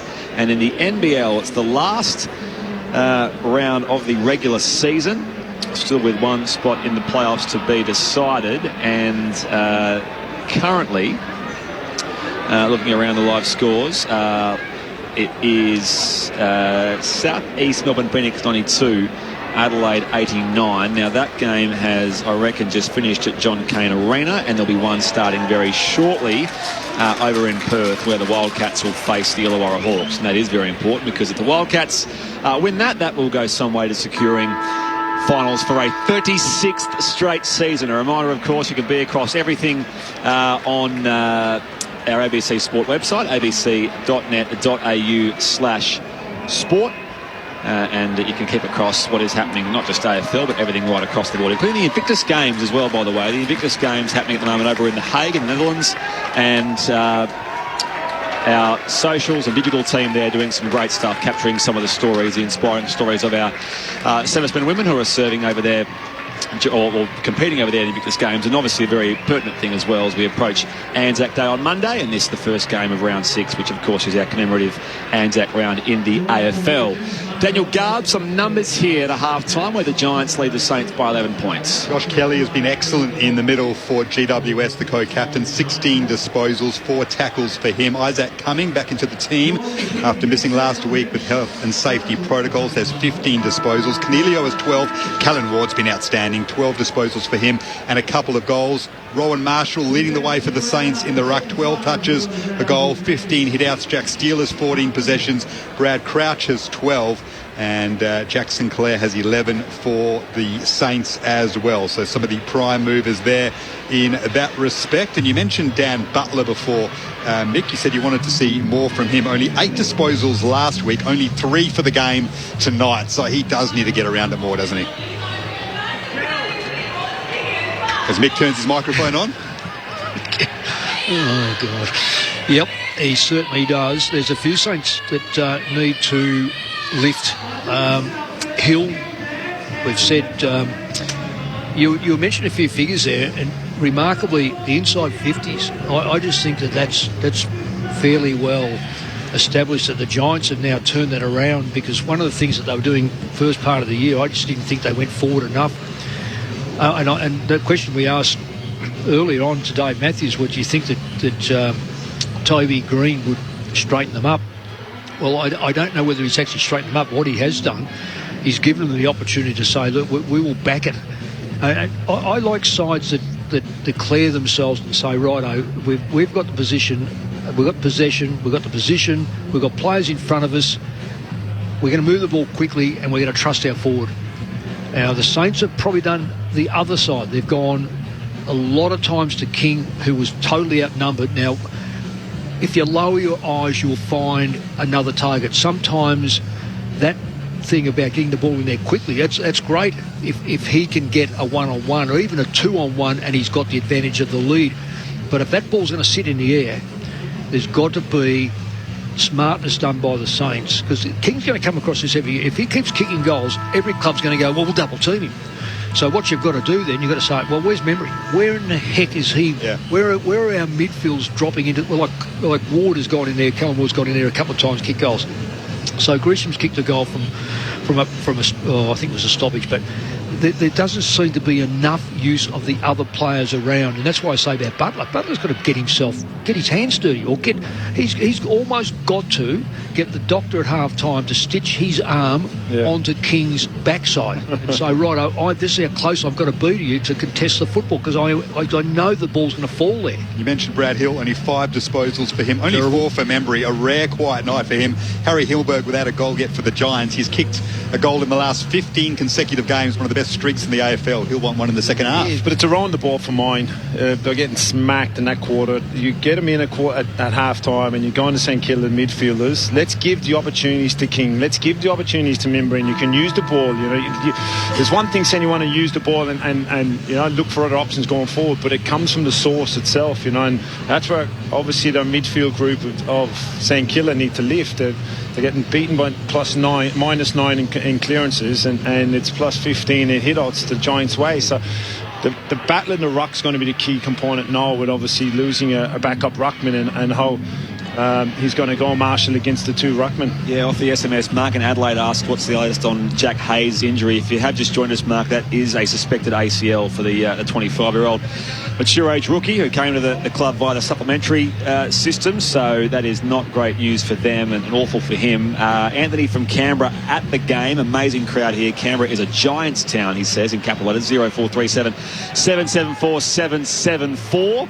Keep those texts coming. Attach your name and where you are texting from. As we approach the second half, you just get the feeling there's still plenty left to play out of the second half of footy here at Manuka Oval in Canberra. The Giants by 11 points. Second half about to get underway. Here's Daniel Garb on Grandstand AFL. Bruce and Marshall face to face, and Bruce gets the jump and palms it down. Tom Green's there, gets the handball free. Gresham and Kelly look for the ball in dispute. Crouch with the handball over the top. Tom Green reacts first though. Now Lockie Ash at the back of the square sends it out towards half forward. Josh Kelly leads the chase. He was tackled without it by Jackson Clare.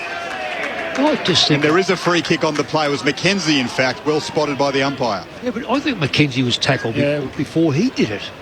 Just looking at that's the scramble itself and leaving the stoppage. It was midfielders from the Giants first to the ball from that centre bounce clearance. Green was back on it and Kelly. Kelly goes short to Perryman, who guides one now deep into attack for the Giants. Over the head of Bruce, the sub lean it.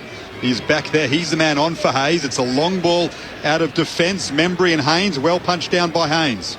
Yeah, great work there by the Giants to mop up the footy here, although it's dispossessed here. Taranto. Membry greets it first, tries to share it out wide to Seb Ross. He's wrapped up, straight little Taranto tackle, gets clear, hand pass back to Membry, hose the ball up the line now. King crashes in from behind on Taylor.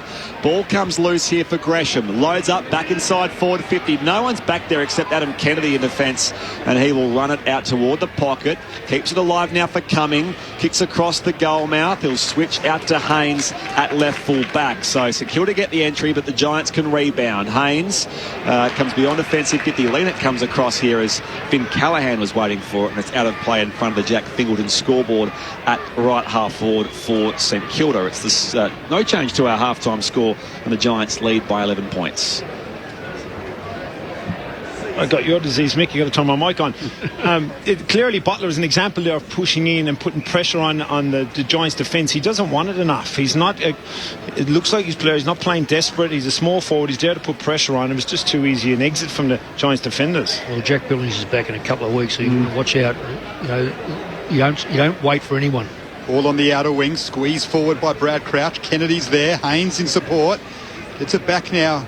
Adam Kennedy from Nick Haynes. His kick though was released without looking, and Jack Steele's able to mark on the wing.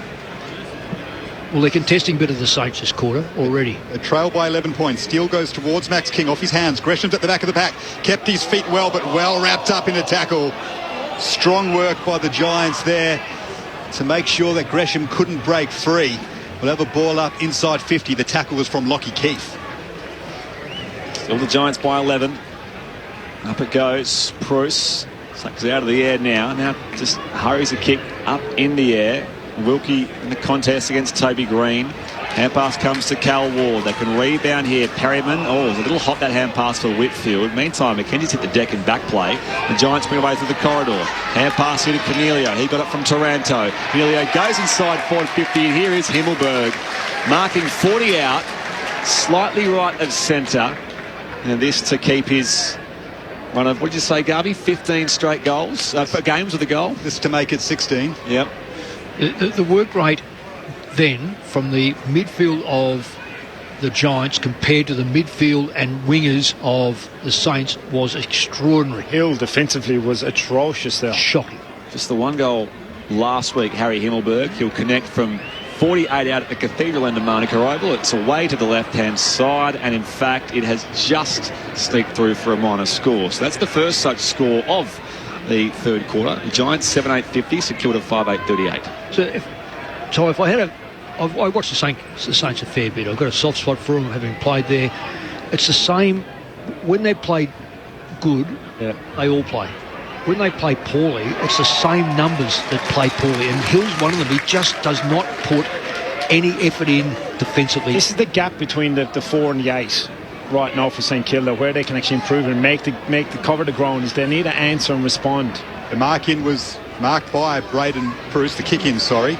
mark by Bruce, but now the Saints have rebounded to half forward as with Jack Higgins has been a live wire early but missed a couple of sitters. Into attack he goes through the hands of Sam Taylor. Speaking of a sitter, that's one he should have taken. We'll have a boundary throw in the left forward pocket for the Saints. It was a great play. He came off King as a defender 1v1 and he came off to help his teammate, and just that's Taylor should have gobbled it up. You know, the Saints forwards were all running back towards goal though. They just didn't read the play well. So their endeavour early was being good, except for those players that we mentioned, Hill and Butler and these. Third quarter, 5 minutes played. Bruce down to Perryman.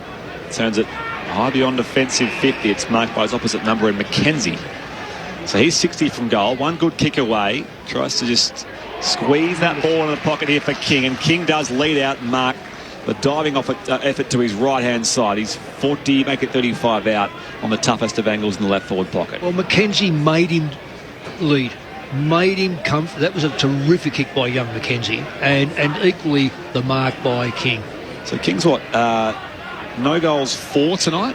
This is hard. He opens up the angle here, and you can make that 5 behinds for Max King. He misses near side. It was always going to be tricky with the distance, but his decision making there, Sprigg, he'd actually snap it from 45. Yeah. It's as we know, low percentage. It's low percentage. Go and have the drop punt. If you miss it and kick it out in the full, so be it.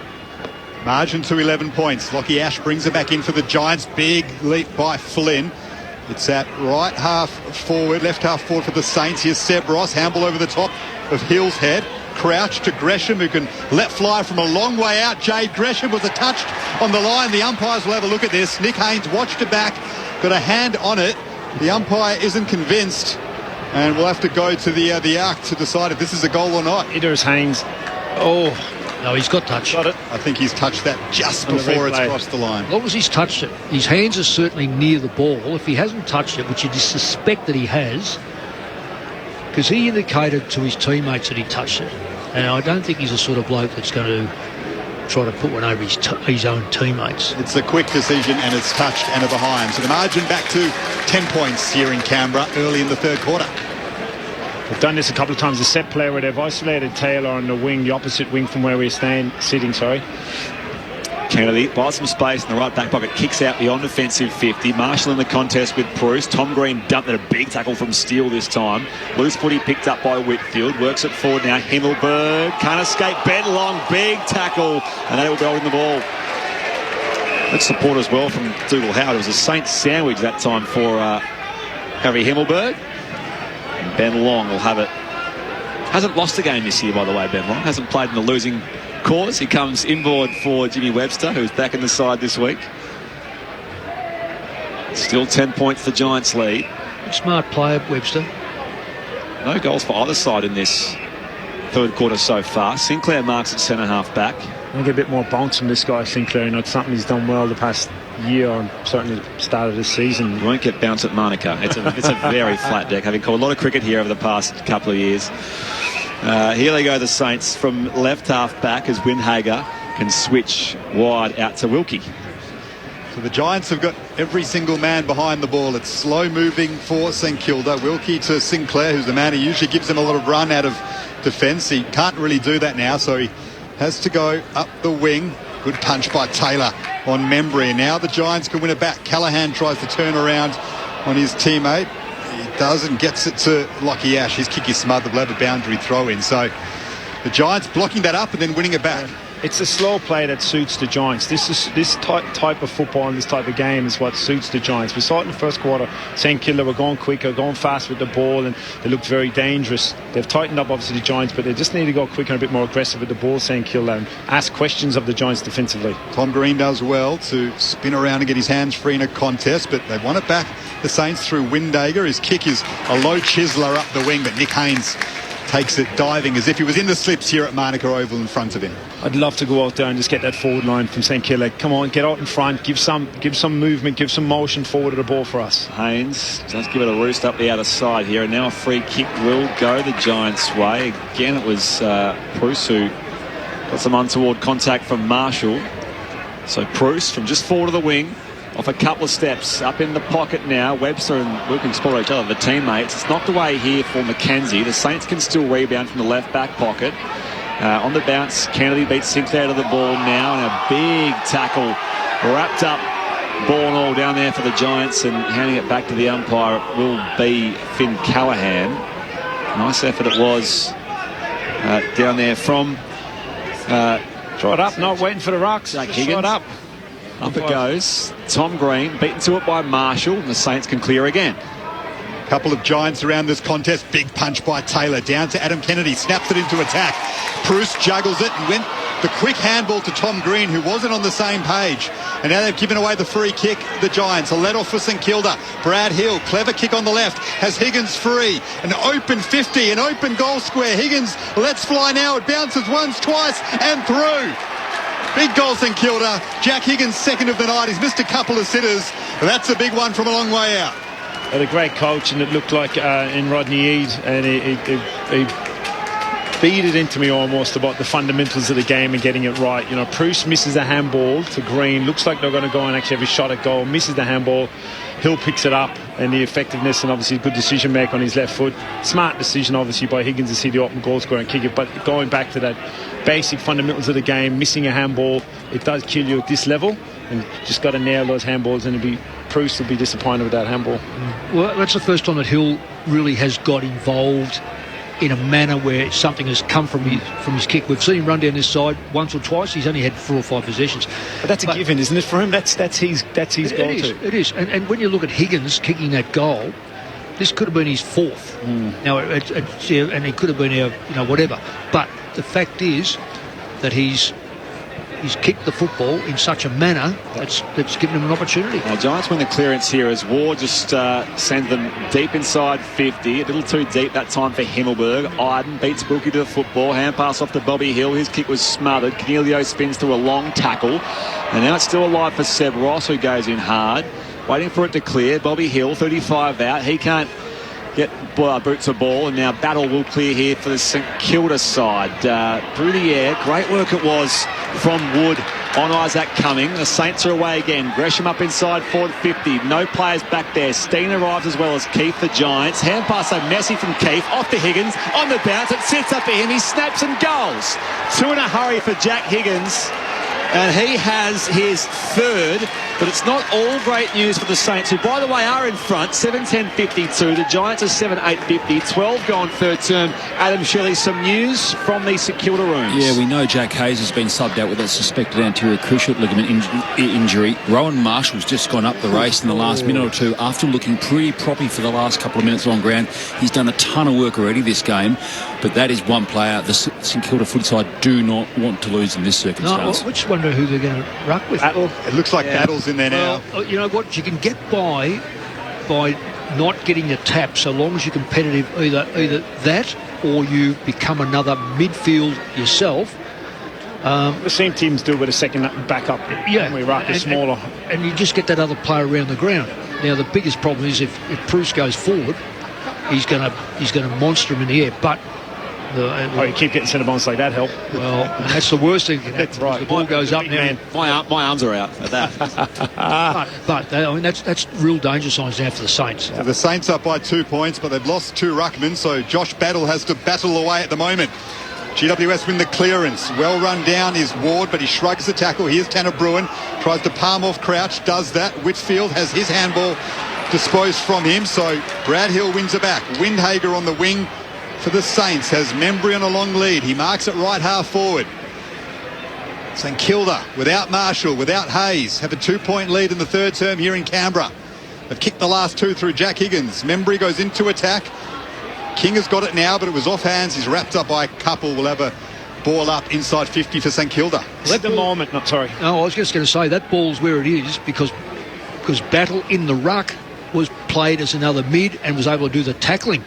St Kilda by 2 points. Here's a stoppage of them forward 50. Battle is dumped here in a big tackle, and that will come back here to the tackler, Adam Kennedy. This is the moment now for St Kilda. As far as, their predictions going forward this season, they're down 2 ruckmen. Can they actually stand up? We need a fight and battle and scratch. This could be a season-defining game and result for them. Kennedy is searching ball defensive 50. Picked up here by McKenzie for the Saints. Off to Membry. Tries to evade Tanner Bruin. Successful for a moment here. Patton is wrapped up by Kelly, and the umpire says, give it to me. Right half forward for the Saints in front of the scoreboard, which reads they lead by 2 points, 14 go in third quarter. Now, Battle might do it now, but he can't do it all game, so you'd almost suspect that Membry might have to go in there with his jumping power. It will also help, I think, around the ground because they're getting smacked in the contested work, and it'll give them that extra number, as we said. Let's see if the Giants ruckmen are smart enough to get the ball outside that immediate hit to, so you can actually get the ball outside that bubble and contest and get some players outside like Whitfield and Ash onto the ball and smacking the ball outside of the ruck with such a dominance and size. And the other thing is too, Ty, is as long as he doesn't free kick players, because he's not a natural ruckman. Flynn wins this easily, but it's sharked by McKenzie. King is able to gather with one hand next to the boundary whenever have a boundary thrown. We've had about 6 stoppages in the space of 30 seconds. And they haven't adjusted at all. The Giants, Matty Flynn's getting his hands on the ball. So let's get it outside that bubble and let's get some connection with some midfielders to get on the fly. And you can actually get outside because of his size and dominance, as we see Membry in the ruck now against Flynn in forward 50. Yeah, he had to go in. Saints by 2 points. Flynn from behind. Sinclair, in fact it was Higgins dispossessed, and the Giants can rebound through Perryman, and the bullseye now bounces away for Cornelio. Himmelberg gives some run as well. 45 out, walks away from Leonard, run down from behind, great tackle and chase, great second effort that time. Fantastic effort by Battle. Yeah, and hasn't he helped by being around the ball? I think he might have gone back again now just to give. Or is he just walking up through the middle as a ruckman? And he was resting back as Membry took the stoppage forward 50. He's so quick for a bigger body, isn't he, Josh Battle? He's got a big role to play now with Jack Hayes with the knee injury and now Rowan Marshall being assessed in the rooms. So here's Windhager for the Saints. Comes wide for Membry. He marks on the eastern wing, far side of the ground. This is where King can't let them down now. You know, he's only a young man, but he is now got to be a real competitor in that forward line. They go towards him now inside 50. That's a strong mark, though, by Matt Flynn, who's dropped back and he plays on quickly and switches it to Lockie Ash, who has a bit of space here at right half back for the Giants. He plays on, has a bounce, goes inboard. And juggling that is Whitfield, and he's lost it. It's a turnover. It's Seb Ross on his right. He's got a man inside 50 on his own. That is Jack Higgins.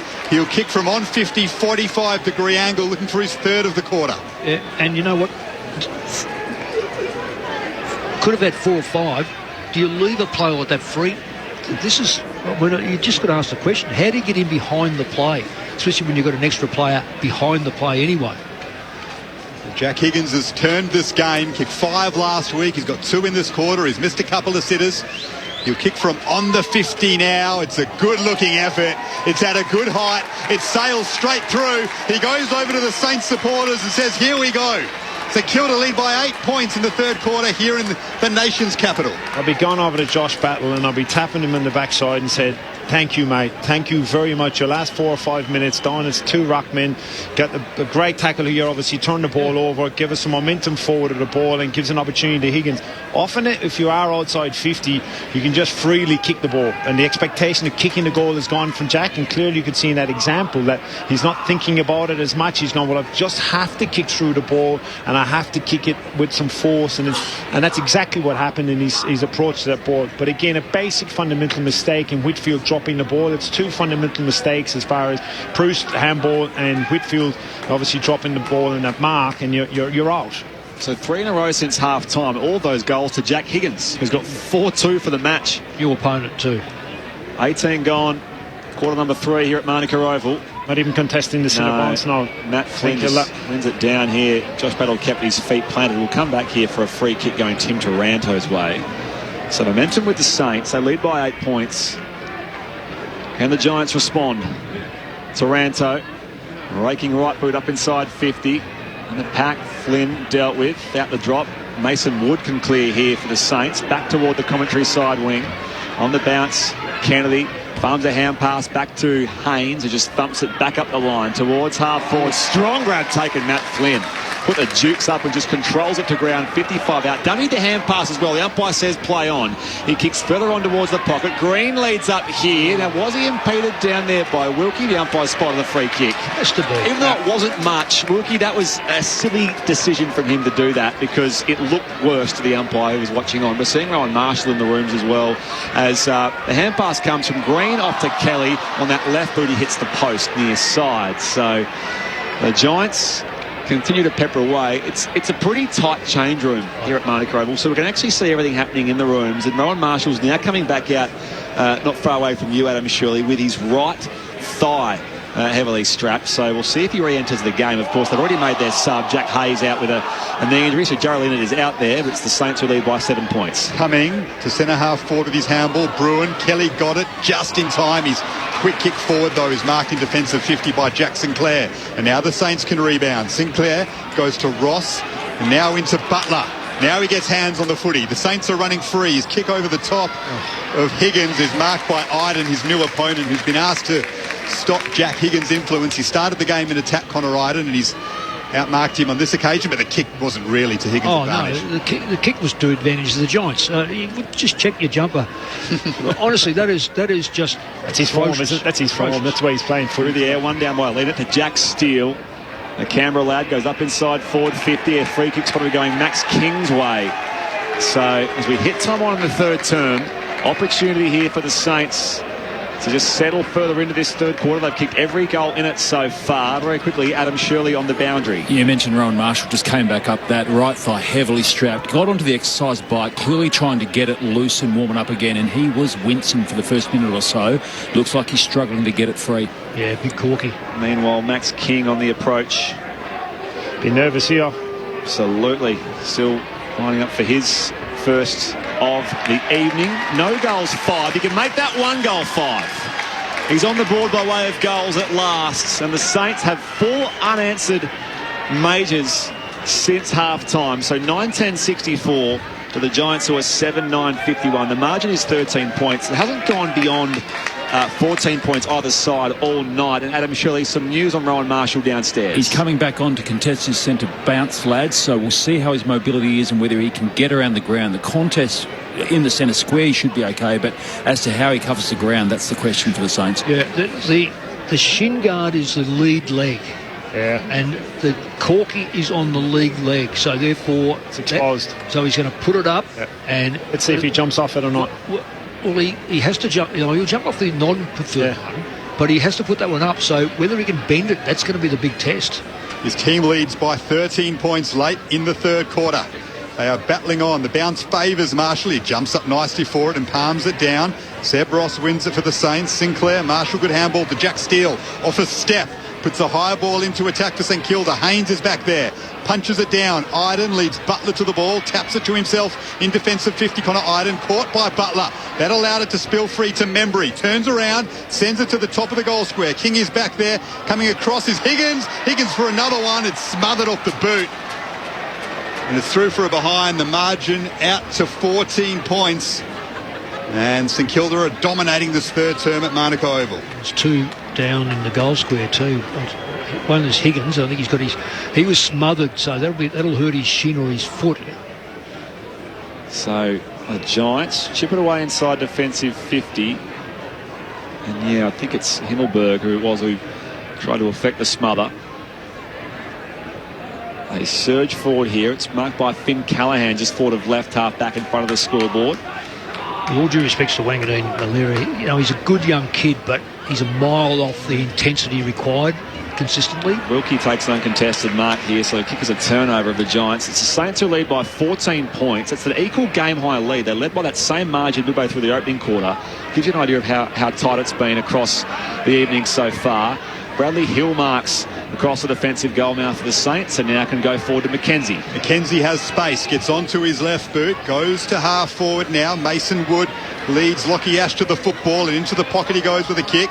Can Max King get a touch on it? He can't. The Giants are back there and they can clear. They've got time to do so through Finn Callaghan. Handball over the top to Nick Haynes. Deep in defence the Giants. Now Adam Kennedy can assess his options. To centre half back he goes to Tom Green. He was under pressure though. Almost a turnover. In fact, he's won a free kick, Tom Green, for chopping of the arms at centre half back. Another dangerous kick though. Callan Ward has got it though. So Ward marks at centre half back. Comes wide now for Himmelberg, who's shrugged off the trainers. Called to play on. Off a step he can spot Cornelio. Has rediscovered some of his form of old at times this year. And a disappointing campaign overall for the team. One of their 3 captains, along with Toby Green and Josh Kelly. Steve Cornelio is called to play on. He gets around Windhager to buy some space. Up the line now towards half forward. Again, Flynn goes up in from the side, but it's off hands and over for a throw-in. 60 around from the Giants' goal at the Manuka or Cathedral end of the ground. It's the Saints who have kicked 4 goals to none in this third quarter of footy, and St Kilda leads by 14 points. Yeah, that kick of Steve Cornelio, it was a nothing kick. It gave defensive practice by the Saints. The ball being brought into the forward line at the moment by the Giants is really killing them. Toby Green tackle, ball spun free to Sinclair. That's a very clever kick to Marshall, who is hindered with that corky. He managed to stretch and get hands on it. He gets it back now, but he's lost control of the footy. Squeezed forward by Kennedy to half forward over the head of Sinclair. Tanner Bruin is there. Good tackle on him by Wilkie. Now Ross tumbles a left foot kick to half forward. It's a turnover though, and Callan Waters got it. So time ticking down in the third quarter.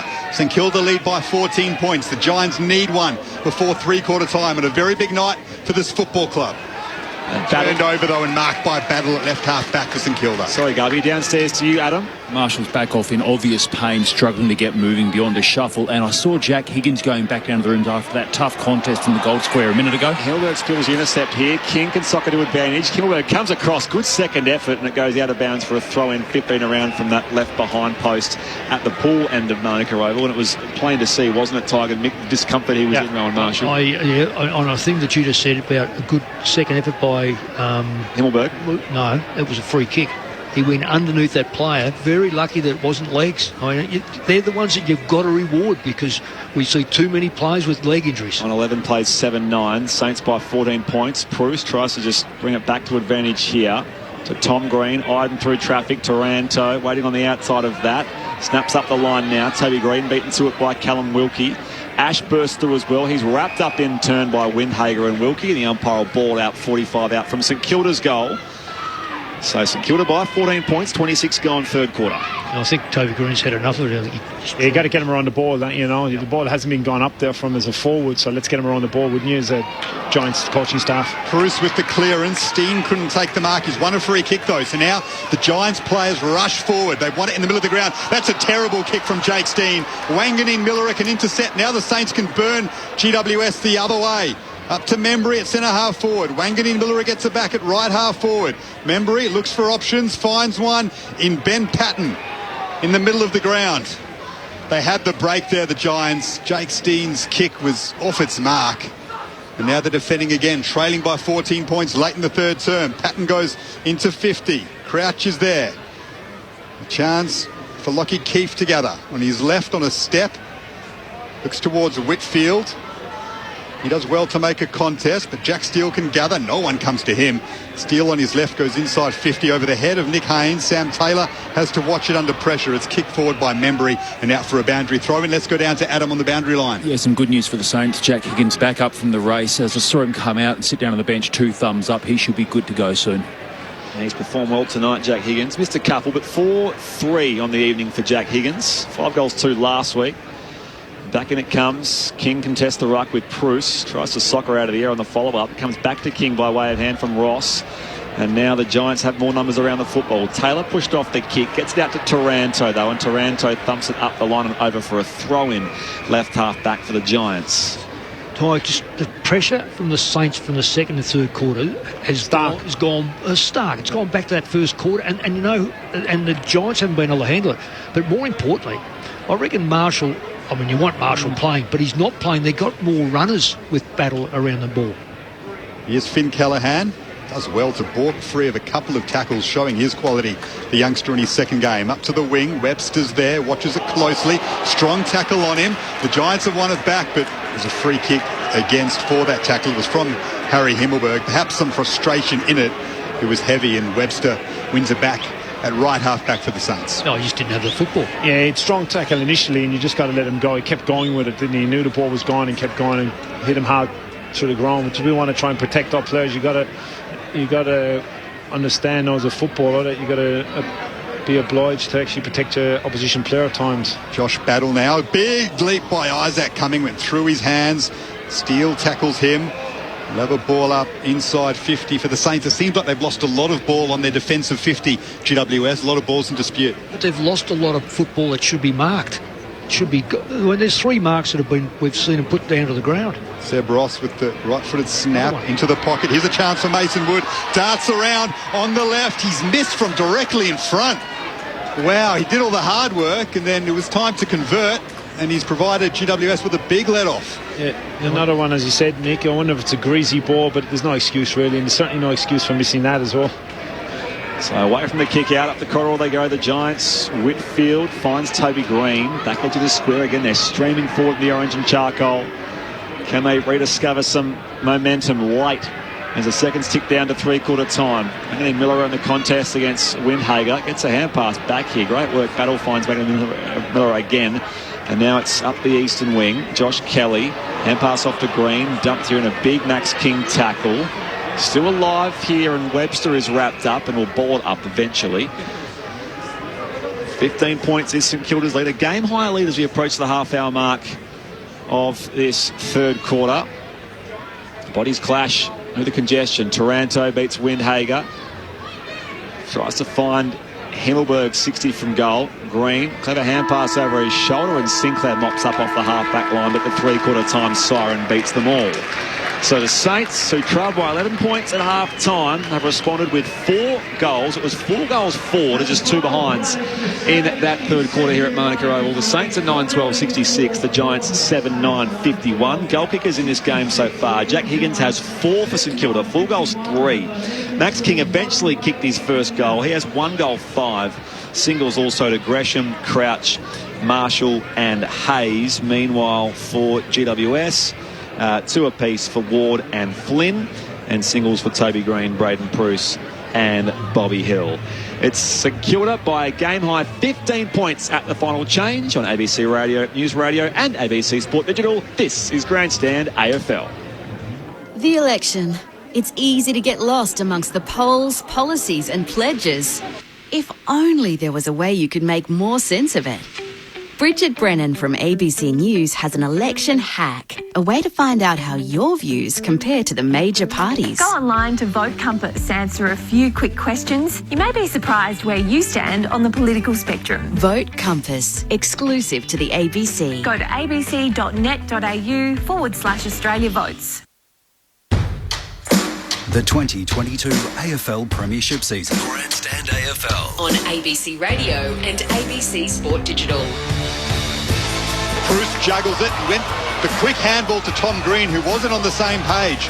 And now they've given away the free kick, the Giants. A let-off for St Kilda. Brad Hill, clever kick on the left, has Higgins free. An open 50, an open goal square. Higgins lets fly now. It bounces once, twice, and through.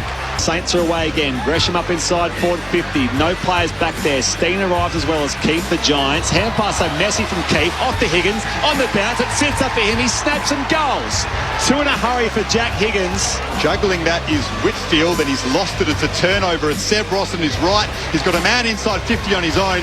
That is Jack Higgins. He'll kick from on the 50 now. It's a good-looking effort. It's at a good height. It sails straight through. He goes over to the Saints supporters and says, here we go. Jack Steele, a Canberra lad, goes up inside forward 50. A free kick's probably going Max King's way. Lining up for his first of the evening. No goals 5. He can make that 1 goal 5. He's on the board by way of goals at last. This is the 2022 AFL Premiership season. On ABC Radio and ABC Sport Digital. A seesawing affair in the nation's capital to start AFL round 6. It's a game of serious consequence for the Greater Western Sydney Giants, and I guess the pressure got to them a little bit in that third quarter as well, which is why St Kilda leads by 15 points at three-quarter time. 9-12-66 to the Giants, 7-9-51. You're with Brett Sprigg alongside Daniel Garb calling the action, along with our experts who give us their summation with a quarter to play, Nick Moldhouse and Ty Kennelly. Well, Ty, we're talking off-air and just saying the difference between the Saints' second and third quarters was just, and your word was stark. It was just completely a flip. Now, I'm all for having Ruckman, but the moment that, and I'm a great Marshall fan, I love the way he plays, but when he's not on the ground, I'm trying to think who was out there now. Battle just took over, and not in the ruck, but on the ground. He made a tackle, which produced a goal at the end. But then, from there on in, the ball movement was tough, hard for the Giants to do it, and then they contributed themselves. They dropped 3 aerial marks, but they had numbers around the ball, and they dropped 3 marks, of which the Saints scored 2 goals and a Wood miss. He should have kicked the goal. So they've contributed to their own demise, the Giants, and on the second phase of it, their ball movement stopped. All of a sudden, they didn't have the daring to run the football because they had the Saints on toast. Now, this game's far from over because we're saying there's no wind out there, but the scoring has been St Kilda first and third. Giants took over in the second. So you say to yourself, is it mental? Is it the ground? Is it the wind? Well, there's no wind. We'll take that out. Is it the ground? No, we'll take that out because they're both playing the same one. I'll tell you what it is.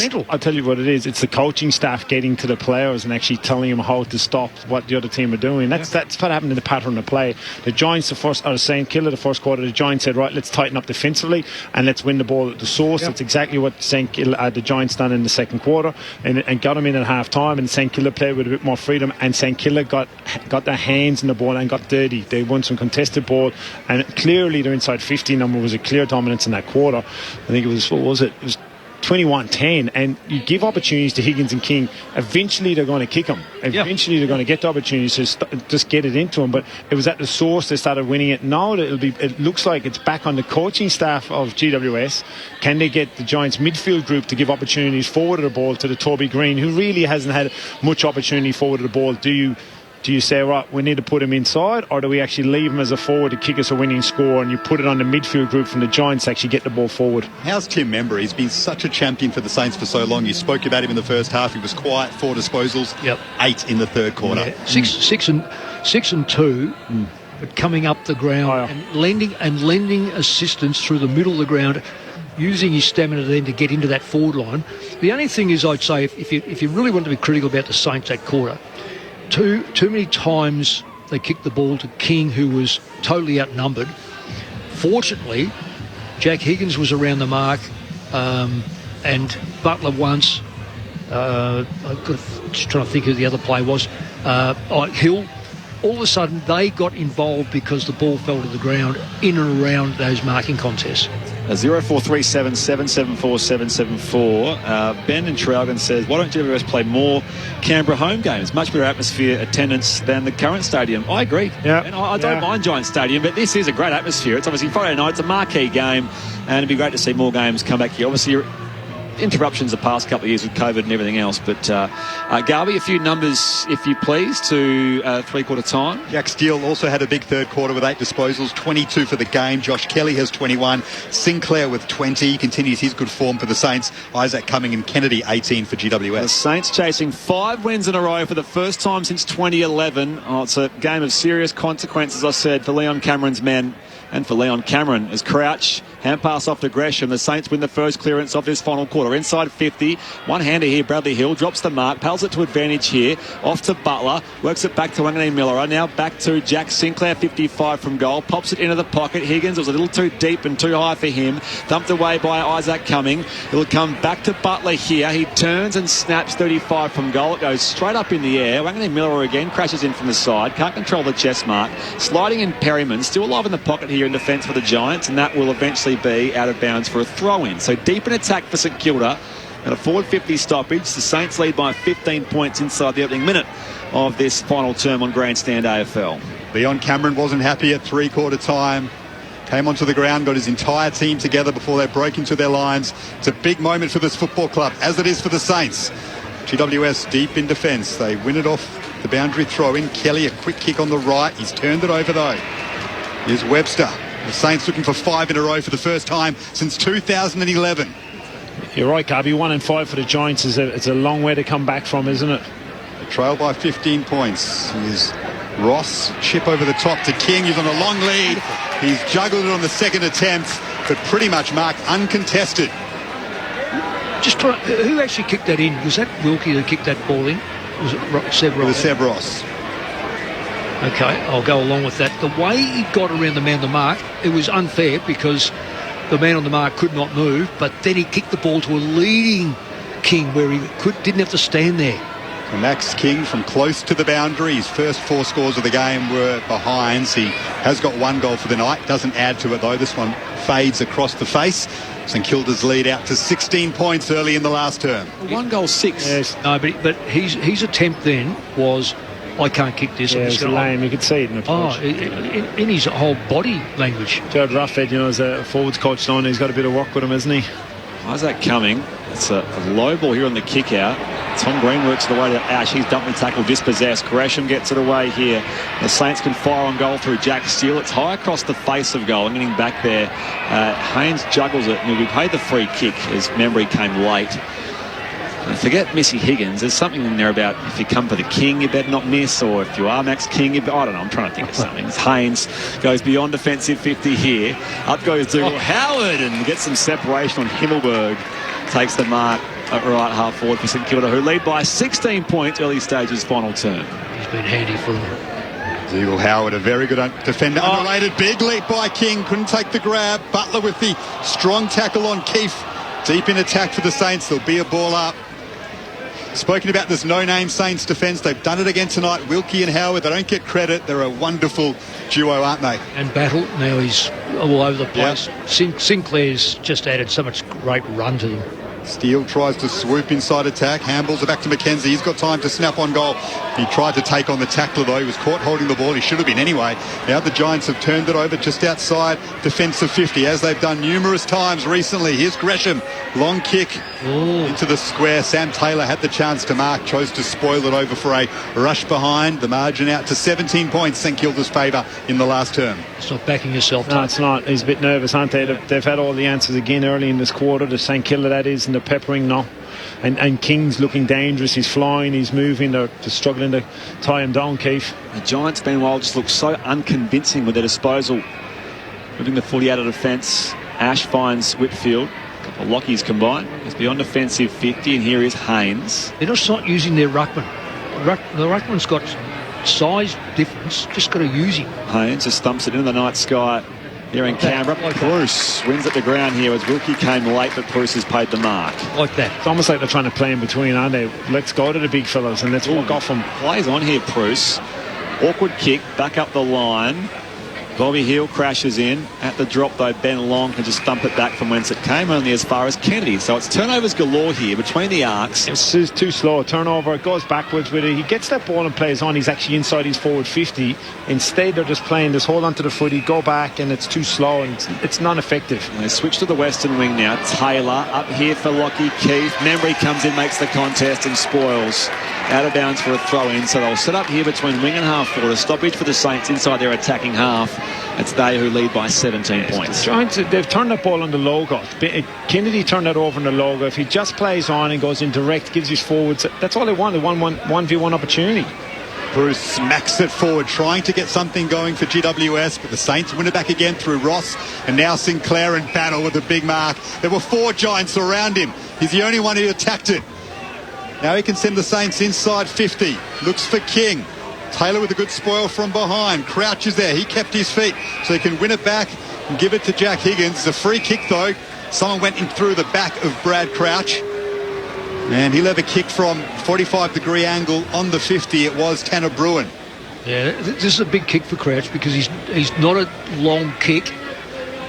If I was the Giants, I'd be making sure you cover every step here because he will try to find a target. I can see a couple of Saints already in good position. And he hasn't got the distance, so he'll just guide it to the top of the square in the King direction smartly. Coming across is Matt Flynn, and he slams it over for a rush behind. So they're just increasing their margin slowly but surely, the Saints. It's an 18-point lead now.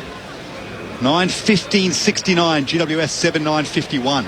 The Giants move it quickly from the kick out. Whitfield goes off to Josh Kelly. Grab a kick here. Cornelio beaten by Sinclair. Kelly follows up. Still alive here for the Giants at right half back. Finn Callahan to Tom Green. And now Bruce marks uncontested just forward to the wing. Have to make every possession count. They trail by a clean 3 goals. 18 points is St Kilda's lead. Up inside 50 it goes. Himmelberg was outnumbered. Coming through there, Tanner Bruin. Hand pass to nowhere really. Getting there, Green was taken high. And the umpire says, let's ball it up. The inside 50 is interesting. This quarter, the Saints have dominated. the Giants, if the Giants are going to win this, they've got to hold this ball in the front half. They haven't got it in there. 9-5 the inside 50s early in this fourth quarter. And the Saints have numbers in defence here. Wilkie's kick smothered. Still alive here. Taranto goes in hard. He's tackled by 3 St Kilda players. Tries to squeeze a kick out. Steele dumped here in the Tanner Bruin tackle. Deep in the right forward pocket. Can the Giants fashion something out of this? Tom Green snaps. It's touched off his boot and out of bounds for a throw in. Deep in that right forward pocket where the Giants trail by 18 points. 8 gone final term. First inside 50, Spriggy. I think you were reading the marks on that occasion. It's yes. First inside 50 for the Giants, and it's played like that. It's been all St Kilda, hasn't it? 6-1, there you go. So Battle has to do the ruck work deep in defence. Palm down by Flynn to Taranto. He snaps it over his shoulder. We'll have another boundary throw in from the exact same position as the last. The Giants need one here. They trail by 3 goals with their season on the line. It feels like 8 minutes gone in the final quarter. We're allowed one mistake for the year, Spriggy. It's okay, mate. Oh, yeah. So Hayes is off with a bad knee injury. Marshall's off the ground as well. Battle has to do the ruck work. Brad Crouch wins the clearance though for St Kilda. And Gresham's taken the mark. They relieve pressure once more. And every time you look up, you see 2 players on King, so there's got to be a free St Kilda player in between. Gresham thumps it up the line. It's turned over. It's straight to Isaac Cumming. Comes back inboard for Whitfield. Can they make something out of this surge? Hand pass off to Ash. Butler runs him down. The ball was just left out the back here. Picked up again by Whitfield. Thumps it up inside 50 for the Giants. Crumbed here by Taranto.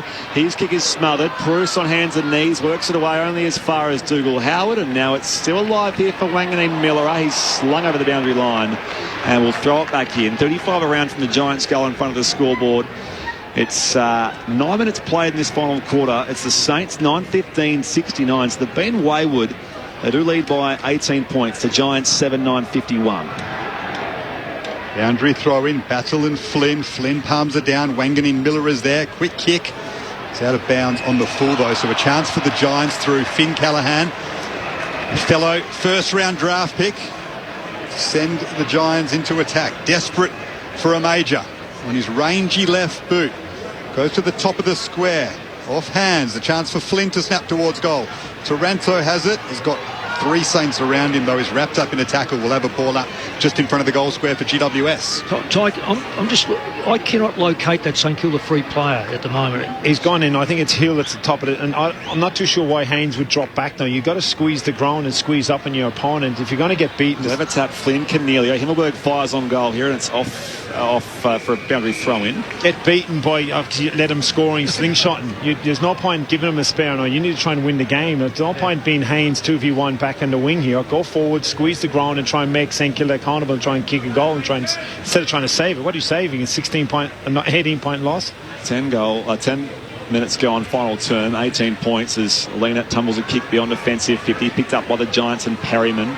Now Tom Green. Hand pass comes back to Whitfield. Great spot from Webster. Still alive here for the Giants if they can get there. Steele elects to tackle here over the boundary line, and that will be a throw-in right on the junction of 50 as we head boundary side to Adam Shirley. Marshall's literally been on his bike for 30 minutes plus. He got off temporarily. It looked like they were going to give him a roll on field, but then he got straight back on the bike, clearly trying to stay warm should they need him later. Saints without a recognised ruckman lead by 18 points. So Bruce palms it down again. Cornelio's there. Extracting it is Battle.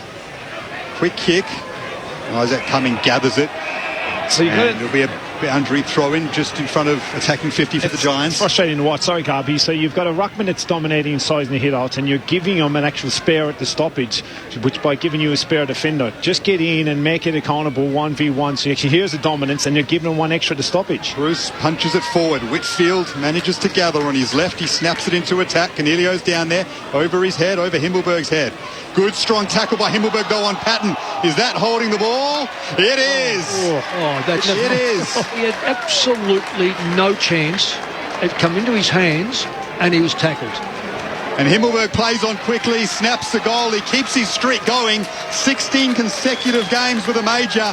But that is a much-needed goal for the Giants. Margin back to 12 points. And finally we got a ruckman that actually get a connection with a midfielder, and he's hit the ball outside the inside contested work and hit the ball outside the Whitfield on the run and allowed him to get the clearance and get the ball inside the forward 50.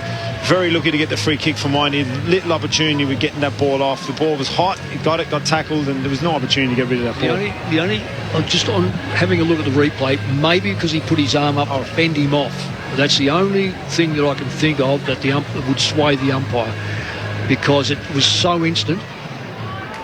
His connection with Whitfield, long hit. We're just watching the replay, as we said. It allowed him to get it. You've got to see more of that. Get the ball outside that inner circle. Yeah. It was the elbow that caught Himmelberg high. Watching the replay, so... The unmistakable voice of Ty Kennelly along with Nick Moldhouse here on Grandstand AFL. Restart back in the middle. Going to lay it down here, Battle. Follows up his own ruck work and just snaps up the line here, only as far as Nick Haynes. And he just goes a big barrel as well up the corridor here at Manuka Oval. Inside 50 here, the Giants. No time to lose. Wilkie gets there in defence with the Saints. Shrugs away the Himmelberg tackle. Kelly evades a tackle as well off to Tom Green. His kick goes straight up in the air. It'll land about 40 out. Only question is where. Steen goes in as well. Saints go to clear. Ross and Ward coming the other way almost collide. The ball jars free here for Tanner Bruin. He's tackled, dispossessed. They pile in from all angles. 55 out from the Giants' goal, and we will ball it up. It's the Saints who lead by just 12 points. 13 gone. Final turn here at Manuka Oval on Grandstand AFL. She's hot now, isn't it? Most certainly. High stakes footy. Cornelio wins it back for the Giants. Here's Callan Ward. Hawks free of the tackler. Now sends it into the forward pocket. Coming across was Flynn. Well spoiled from him. And we'll have a boundary throw in. That was from Wilkie. 12 points the margin. Halfway through the quarter now, really, and they can't afford to concede a goal here, St Kilda, where the Giants will be looking for a free kick or a Toby Green like or Hill. Down it comes. Trying to paddle away there, Wood. Again, it's a live ball in the pocket, but the umpire will ball it up. This is where you got your dominant ruckman now, trying to get a connection with a small forward like a Hill or a Green. We're watching the back of the stoppage, and Flynn's on it. They're trying to lay a block. This is made for Toby Green this moment. Here goes Bobby Hill outside of the boot from the pocket, curls it across the goal mouth. It's marked by Dougal Howard on the opposite behind post. Yeah, they're winning more and more of the takeaway stoppages now. That's the Giants. This is where the Saints have to be really careful what they do. Howard plays on. Finds Mason Wood in the back pocket. His left foot, he goes short to Wilkie. Can't save the game. 10.5 minutes out, the Saints. They really have to attack. Because when they do need another one. When they do attack, they put pressure back on because they've got the spare man behind the ball, the Saints. Here comes Rowan Marshall as well, fellas. They've found a free man, a lively one in Jack Higgins. He's just behind the wing. I thought you were talking about Marshall. He's looking like me at the minute. I will question that. I don't know why they've got him on the ground, because... There you go. Here's Brad Hill cutting across his Sam Taylor in front of Marshall. He can't run. So why put a player out there? You've got three on the bench. This is good. When you've got... Coaching's all about that sort of thing. If you're one man short, well, you're one man short. It's up to you then to create something. Taylor's kick unconvincing here for the Giants. It's a loose footy on the flank, half forward here. Sinclair gets it for the Saints. Shares it with Higgins. Hand pass back from Manganese Miller. Higgins goes again. Snaps up inside forward 50. Can they put this game to bed? King. Strong grab. And this is one time when that distance now, that is snap material from there. And I think he's worked that out. He can't. This is not a drop punt material. But Marshall in the goal square cannot move. All he's going to do is damage himself for next week. This is, as I said before, it'll be a fluke if he does anything. He's 35 out here, Max King. 1 goal, 6 this evening so far.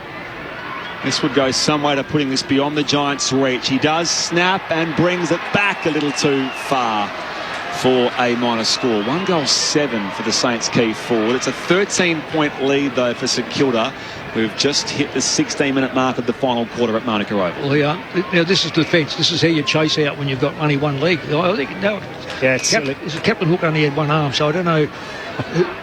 One of the Pirates had one leg, and let me tell you, Marshall is replicating him because he's got one leg. The other one is total cork. Giants trail by 13 points. They've worked it up to the wing, and Jake Steen goes to half forward. Big leap by Flynn. Couldn't grab it on the second attempt. Crouch wins it back to the Saints. Mason Wood, lucky to get rid of that before he got caught. It's a quick kick by Wilkie, and it's out of bounds on the full. So Haynes will bring it back and send the Giants into attack. They need another one quickly. Dan Butler standing up on the side. You'd like to say to him, you've really got to put some effort in. Now Haynes plays on. Green floats in front of the pack. A chance for Ward here on the left. Bounces a couple of times from tight on the boundary line and hits the post. So it's back to 12 points now, the margin in favour of St Kilda. This would be another famous victory for them in a sensational start to season 2022 if they can hang on. It's Higgins coming. I don't know about this. Higgins coming on for Butler. Sinclair plays on beyond defensive 50, finds Kennedy. So the Giants get the footy back. They have to make it count. Kennedy at left half forward, 65 away. Needs a neat kick for the entry. Pops it toward the pocket. There's orange and charcoal jumpers there. Matt Flynn did best of all. I think he kept his feet in the end and just plucked it out of the air. He'll take a set shot from 20 out on a 45 ground. Hands off here to Himmelberg, who fires on goal and misses. It's a wobbly ball right across, and he's not going to stick it through for a point. He's kicked well tonight, Matt Flynn, but the players were teeing up around him. It's the players around him. He's a young ruckman, and Green and Himmelberg were around him looking for that one. He's actually kicked well tonight and marked the ball well. He's kicked two straight. Is that a point? That's beating Oregon. That's missed the point post by a metre. He's kicked two straight, Flynn. There was no reason for him to play on there. Let off for St Kilda. King now on the wing trying to control play for the Saints. Off his hands. Will have a ball up. Close to the logo. St Kilda leading by 11 points, getting late in this final quarter now. I can understand why King's coming up the ground, because he's got to be their release player, got no height whatsoever. Gresham with the fresh air, trying to release some pressure. Wins it back though. Here is Battle. Assesses his options, sends it long towards half forward. Taylor fell over. Haynes at the back of the pack though. Gets it back to Sammy Taylor. Slams it on the boot. Kennedy. Handball to Kelly, goes back to Taylor, who wasn't expecting it. We'll have a boundary throw in. St Kilda leading by 11 points. And we know there's a dominant team in this competition in Melbourne and Brisbane. Do Saints fans dare to dream just a little bit if they can hang on here about what might be possible if they can make it into September? They have to kill off the Giants, don't they, Mick? Long way to play yet, and it could be a valuable point. Become interesting to see if it was a point. 11 points down. Whitfield away from the stoppage, through traffic, good vision here. It's at its fingertips. Little gets free out the back, loads up inside 50 here for the Giants. Flynn out the back as well. Wilkie does want to make the contest. Patton hand pass off the deck. They can rebound here. The Saints bring it back away beyond defensive 50. Wood finds Battle. Well defended St Kilda. Yeah, but also Battle now is moving around the ground far better than the ruckman.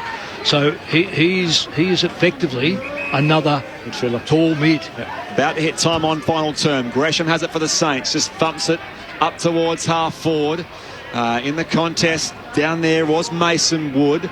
Haynes in from the side. It jars free out the back and bounces end over end for a throw in. 10 metres around from the right behind post. Deep in attack for St Kilda, who lead by 11 points. 9-16-70, plays 8-11-59. And got a very good structure outside the back 50. They're keeping their backs back so they can resurrect what comes through. In fact, it's Hill as a spare man. Membry doing the ruckback. Proust tries to palm it down. Membry gathers it.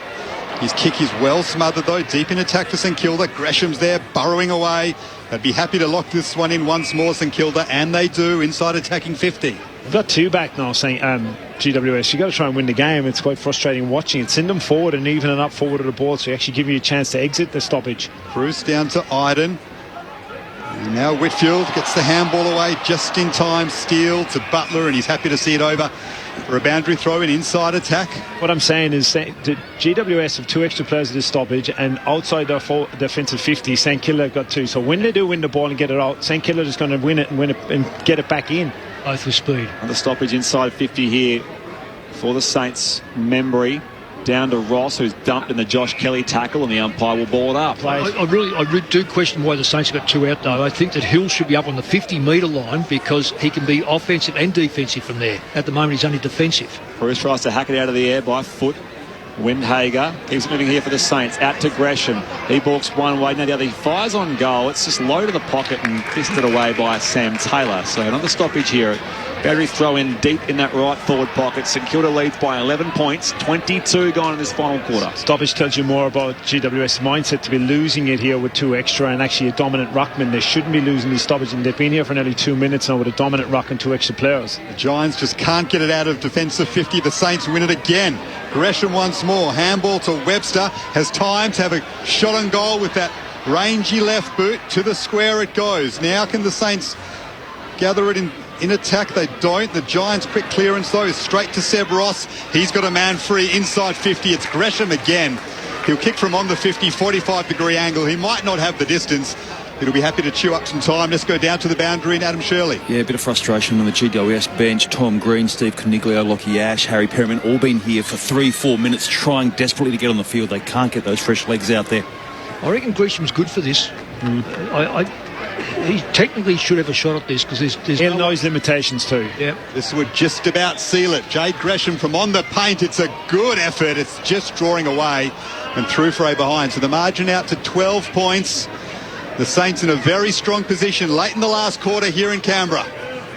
Straight down the middle of the ground. Looks like the Giants players are setting up for it, but he's actually going to go down the middle short. Sort of checks the kick here coming. He finds Kennedy. Kennedy's got some run though. Goes a big spiral. No one's home inside forward 50. Secure jumpers only hit. Wilkie spills the mark here. Taranto at the drop. He's wrapped up as well. The umpire will ball it up. Ooh, dropping that mark. That could have come back, but now it's put now you've got a dominant ruckman for a stoppage inside the front 50, all just inside. Goal here for the Giants makes things very interesting. Green tries to backheel it, now follows up, wrapped up by Patton. It comes free now. Hot footy for Sinclair. He's being held. It will be a St Kilda free kick. It's going to come back here to Jack Steele, who is being held by Tanner Bruin. So a free kick for the St Kilda captain and former Giant. And as I say, he's playing in his hometown, Canberra. Tonight, he'll have it 40 from defensive goal. Opportunity to slow things down here for the Saints, who lead by 12 points. We've got to remember, it'll be a short quarter because there's only been one goal scored with about, four direct minutes left. Up to the wing it goes. Jack Steele with 28 possessions. He's led from the front again, the skipper. Slammed over by Sam Taylor, but we'll have a boundary throw in on the wing. Now the Giants can make some changes. They need a goal quickly. Time ticking down. Saints by 12 points. Just love his consistency, don't you? You know exactly what you're going to get with him and his 7 tackles and his contested work. Bruce punches it forward to Cornelio. Handball over the shoulder. Green, Ward, now Perryman. Can the Giants get it going forward? On his left to half forward it goes. Taranto's there. He's had a quiet night, Tim Taranto. He failed to mark it. We'll have a boundary throw in. Sinclair's held up well. The back line for the Saints, when you look at 8 goals, 11, it's been a really solid performance again by the Saints. I think the Giants have contributed a lot to help them, but nonetheless, and there's still minutes to play, it just came out. Secured by 12 points. Bruce uncontested in the ruck, and it's going to come off hands again over for a throw-in. Well, you know, I don't want to talk about Davey Ruckman, but he hits the ball in the same spot every time. So by hitting the ball in the same spot, the Saints are loading up with... They've got 3 players in this hit zone. Well, three players, and guess who hasn't got a player in there? The Giants. Yeah, they're covering outside the bubble now, outside the tight hit. Yeah, obviously that's the message when they get it outside. Just let him hit it again. He'll hit it in the same spot. There it is. Margin 12 points, 25 gone, final quarter. Cornelio collected here by Jack Steele, and again the umpire can't split them. Just so Kelly and Whitfield go up to Bruce and trying to tell him, 2 of them starting on the back of the stoppage, 1 of them get on the fly behind. Bruce taps this one over his shoulder. Saints win the ball, but they turned it over. Here's Kelly. Handball looking for Cornelio. Puts a strong tackle on McKenzie. We will have a ball up again next to the interchange games. We've had a lot of stoppages in this game, but at this stage of the game, that suits St Kilda down to a T, even without a ruckman, because they're chewing up time and they want a free kick here. He's just given a free kick against a ruckman who's against a half back because he's taller. He just put his arm out and put it over his neck. Oh, look, well done to Battle, but that's not a free kick. He has lived up to his name in every way, Josh Battle. Sends it to half forward now. Max King's there in the contest. Higgins wins it cleanly. Handball looking for Butler. One back by Tom Green, and now Sam Taylor can try and kick it clear to Taranto. Goes straight through him though, and the Saints win it back. Jack Sinclair on that loose footy, thumps it back inside 50, went straight through the hands of Max King. Follows up though, 45 out on the run from the pocket. It's across the goal mouth, right to the line here. Down in defence, Haynes mops up. Half volley pick up now for Jake Steen. Dummies the hand pass, goes back to Connor Iden. He can find the option wide here on the 45. Membry beats Perryman. Slung in the tackle, the ball comes loose and over for a throw-in. We'll throw it back in it right on the junction of 50. Right half back for the Giants, who trail by 12 points. There's about 2.5 minutes left of actual game time. Magnificent play by the Saints there to keep that ball under pressure all the way through to a half-forward bounce ball up. There's not even a ruckman in this contest, so Bruce can just palm it down to Tom Green. His kick up to half forward. Flynn's there over the back of the pack. The Saints again, this time Wilkie in front of the play, and see it over for a boundary throw in. They're standing so tall. There's nothing worse as a team when you've got a ruckman's winning 25-1 hit outs and you've only got 8 to advantage. It's just so frustrating as a midfield group and you're not getting that connection and the dominance. Look, here's another one. Jack Steele was in the ruck and Bruce palmed it straight down to Sebros. So half forward it goes. Iden's there, punches it clear. It's as if the Giants have resigned themselves to defeat here in Canberra. They can't get anything moving forward. They trail by 12 points and we're late on in this final quarter. This will be a very big 4 points for the St Kilda Football Club. And the Giants have still got a player loose behind the ball who may as well be playing... You're sitting up here. Might as well be playing the saxophone. Overrun by Tom Green. Gresham collects here for the Saints. Shares it with Jack Steele. Underground hand pass has missed Jade Gresham and over for a throw. And it's only 2 goals. Yeah, you got to make a decision there. A defensive coach and the head coach got to go, or even Haynes make the decision himself as the leader of the team. I'm going forward. I'm going to equalise it forward of the ball. You can still win the game from here. 2 goals, a couple of minutes left. And there's Toby Green. This is sort of his moment, isn't it? Lockie Ash, hand pass off to Cal Ward, and they can thump it clear here. Josh Kelly up inside forward 50. Can they get a flyer? Howard with the spoil from behind. There is Toby Green. Traps it in the pocket, shrugs the tackle, still has the ball. Floats a hand pass wide here for Cornelio. Sinclair gives a chase. Hand pass comes back. Cornelio from Taranto. Goes check side from the pocket, hits the post.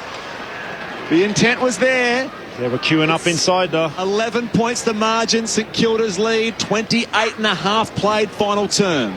They were queuing up inside, and Whitfield and Flynn, so he had to kick it.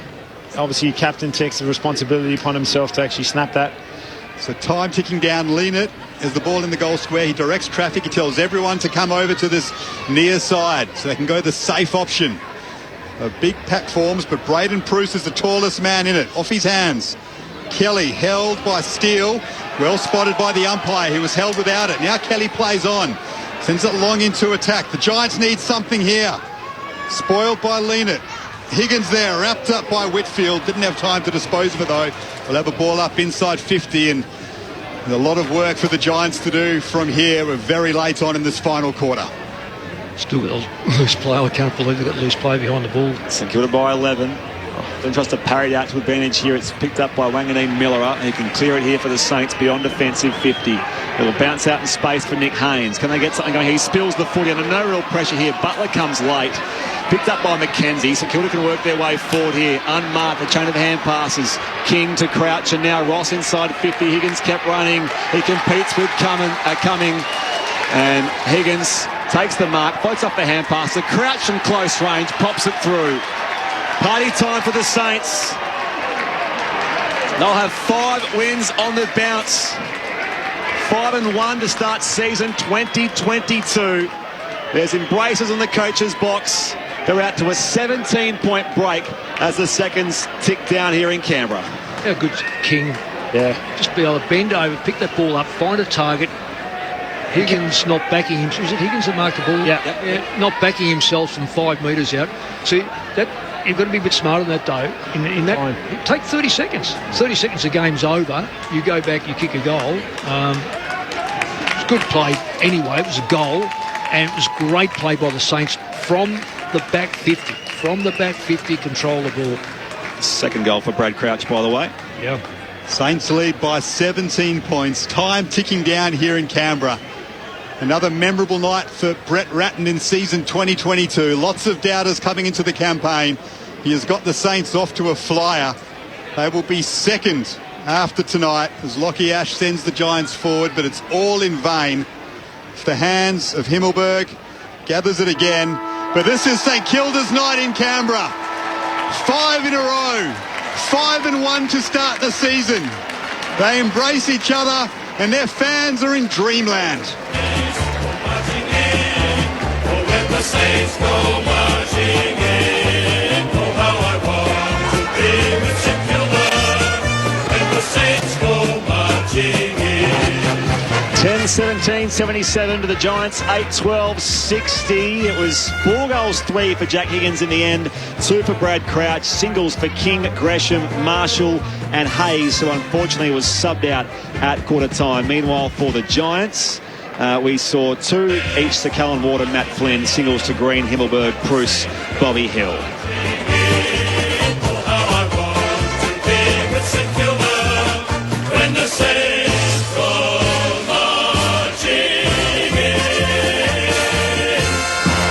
St Kilda led by 7 points at quarter time. The Giants hit back to lead by 11 at the half. St Kilda by 15 at the final change, and 17 points is that final margin. It didn't get beyond 18 St Kilda's way or for either side, which gives you some idea of how tight this game is. But in the end, St Kilda, as you say, Garvey, reaffirmed their place in the top 4, and that's 5 wins in a row for the first time since season 2011. It's been some time since Saints fans could feel this way about this team. Give us an idea of how they did it tonight. Well, the way they did it smartly. They did it with speed. When they were cut down by 2 ruckmen, it almost made them a better side. And there's no way that you can be better without Marshall or Paddy Ryder. But nonetheless, on a night like this where the opposition ruckman really was pretty predictable where he was putting the ball, then the Saints were able to cover it. But more importantly, they were able to get the extra player on the ground. Battle's tackle in the first knockdown, first centre bounce after Marshall went off, he was able to tackle the player, and that gave, I reckon that sort of said, this is the sort of play we've got in the middle. I thought he was outstanding. I just think that we need to look at this. This is one stat that can be quite damning, and it's how you get to this one stat that's damning. After half-time, Giants kicked 1 goal 5. After half-time, Giants kicked 1 goal 5. Saints kicked 5 goals 9. Not massive. 5 goals 9 is not massive. But when you're down 2 genuine, or 1 ruckman and 1 substitute ruckman, then you've got to make do. And the Saints made do by the fact that they run the ball into space, even under pressure. They knew it was a bit of a hockey game. You kick the ball as long and as hard as you can and let the opposition, and what you do, you take stock. They go and collect it, but in the meantime you've covered all the exits, and that kick then has to go back to a contest. Time and time again, in the third quarter in particular, the Giants dropped 3 marks, 2 goals come from it. So that's self-inflicted wounds. But then their midfield dried up, a remarkable midfield, a midfield that when you've got Tom Green in there and you've got Lockie Whitfield just outside and Kelly, Toby Green occasionally, little cameos in there, Taranto, who else did I miss out on? Niglia. And you say, how can they possibly lose that when you've got the momentum going in that second quarter? They just looked unstoppable that second quarter, but all of a sudden, no run. Defensively, I was staggered at the loose player in behind the ball. Absolutely staggered that the player was so far back and couldn't influence the play. If you're going to have a loose player back, I don't like, you've got to use the coach's word here. You go a kick behind play, not 2 kicks. So if you want to stand behind, a kick behind play means you're still in the play. A kick behind play means that you can actually defend. A kick behind play means if it comes out, you can then resurrect it and start the offensive movement. It was staggering that the Giants player was two kicks behind play. And maybe that says a lot about Leon Cameron and where the Giants are at the moment, and there'll be a lot of discussion about him. I want to ask you I don't want to knock. I don't want to knock. That's only my decision on that. I say that because that's the way I feel. Now, every coach has a different view, but that's something that I just thought that it stood out. Can we talk about Brett Ratton for a moment, though? I mean, this is a guy who a lot of people wrote off after his time at Carlton, gets a second crack at it, missed the finals last season, under big pressure, similar to Leon Cameron coming into the season. He's got them 5-1, and they've had some big wins. Even the Knives were out after round 1. Once they lost round 1, the Knives were coming for him, and they've responded in all a serious fact. I said it during the game once Marshall went down. This was a moment for St Kilda, a defining moment in their season and going forward. It almost has a Melbourne feel to it. Not quite, but it's got that, the longest drought in the game now from far as Premiership is concerned. A game like this, losing your ruckman, we've got to fight, we've got to scratch, we've got a centre-half back that's going to be our ruckman for the game. It's got that, take that back to Melbourne. We've won on on the road, a game that we shouldn't have won. We've lost 2 ruckmen. That's a game for the club and a game for the team to go, right, we're serious here. This is it. We're 5-1. You know, we're going to the top 4. You're starting to get some serious, mindset around how the group are going to attack the rest of the season and get belief in what you're doing as a team and the coaching staff, and everyone starts jumping on board. And now the expectations will start a small bit with it because they are 5-1. The Saints have shared this win with their fans scattered around Manuka Oval, and to those listening around the place as well. Dave the Truckie at Gulgowai, New South Wales, on the way to Brisbane, says go Saints. And Peter from Hampton says hello team, well done Saints. Yeah, a nice win this one against the Giants. We'll talk about both sides. We'll get some reaction from the Saints shortly, but as we come down to you, Adam Shirley, in the St Kilda rooms, the players appear jubilant. There's plenty of smiles on faces, and why shouldn't they be at 5-1 and inside the top 4? You can hear what a happy bunch they are. What a win, forged in a fair bit of adversity, as we were talking about through the game. Jack Steele coming in, leading the team to Brett Ratton. They look like a very happy bunch. Just considering what was up against them in that second half, we've talked about it a bit, the Giants had the advantage in the middle of the field and probably should have pressed home that advantage, but Saints hung tough. Let's hear the song, guys. They're going to sing it with gusto, I'm guessing. Plenty of smiles. You can see this one really means a lot to them. Yeah, a couple of great road wins to bookend this winning run of 5 games. Here they go.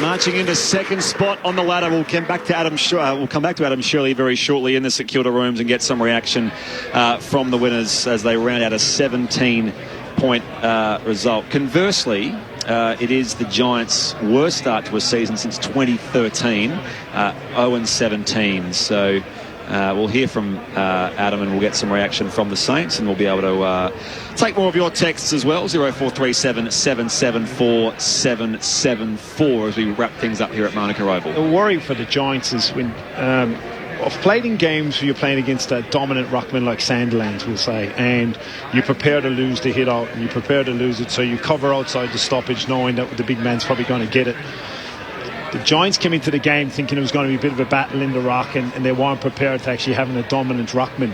And what happens is you're trying to make this connection on the fly with a dominant ruckman, and you're trying tricks. When you've got a dominant ruckman, it was 20 to 1 hit-out advantage, hit-outs he was winning, but it was only 8 to advantage. So what you actually try and do when you've got a dominant ruckman in the midfield group is you actually try to be too sexy, let's say.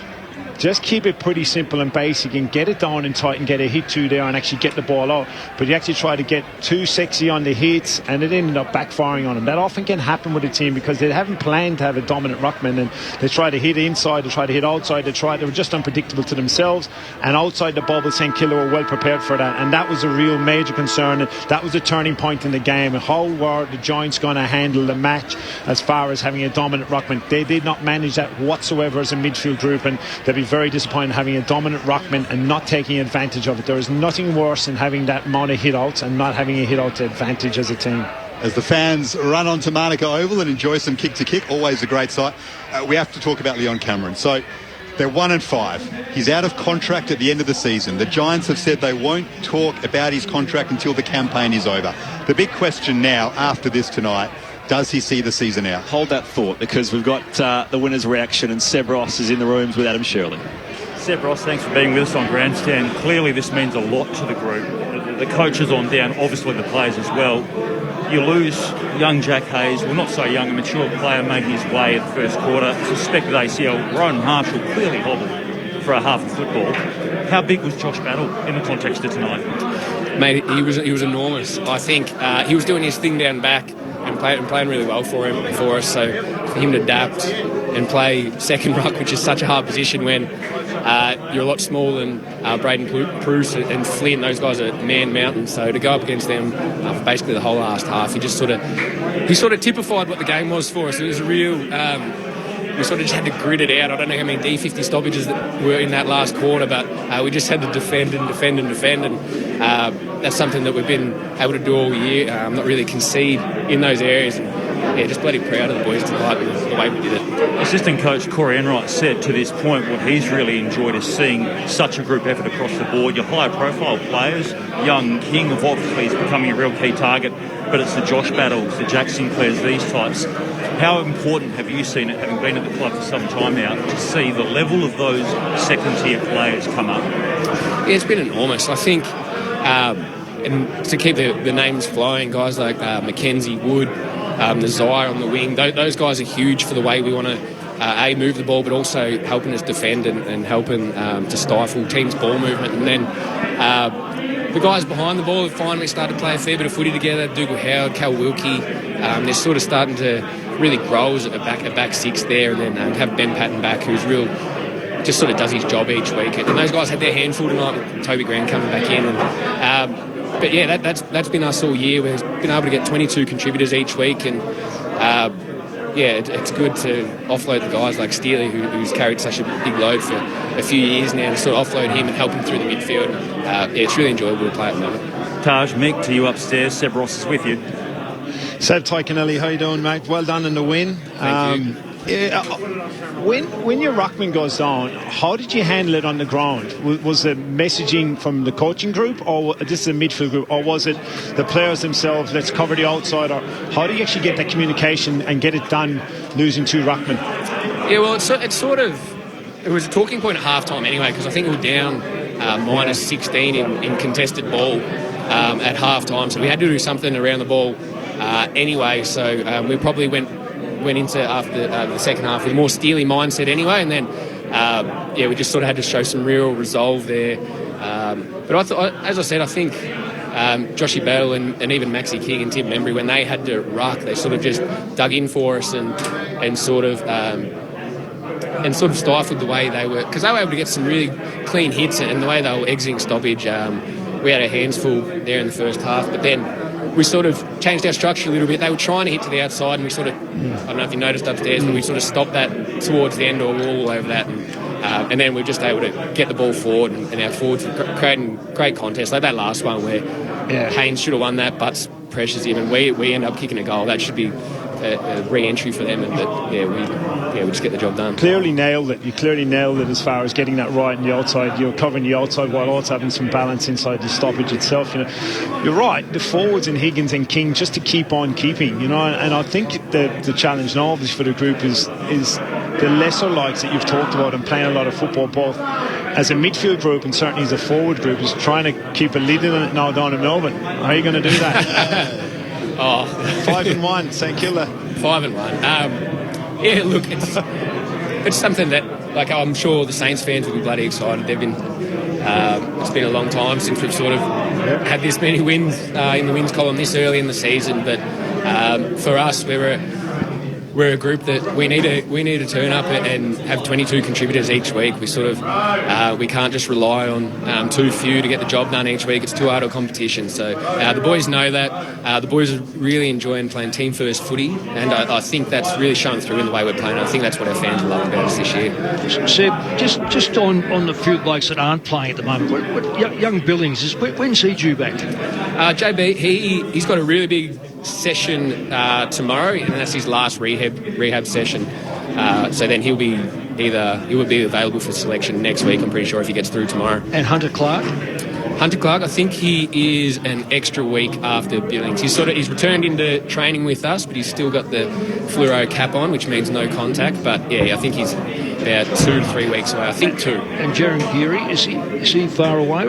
Geary's having a run around tomorrow. Right. Okay. Sydney. And just on the year that you've had last year compared to what is the basic difference? Is there a change of game style? It just appears to me, I've watched the Saints a fair bit, and your ball movement now is a lot more precise. It's quicker. It's now having faith in it seems to having faith in the forwards. And if you see 2v2 up there, you kick the ball in there. Whereas last year you seem to go lateral to wait for the right option. Is it fair to say that you've got more confidence in your forward line and you're moving the ball quicker?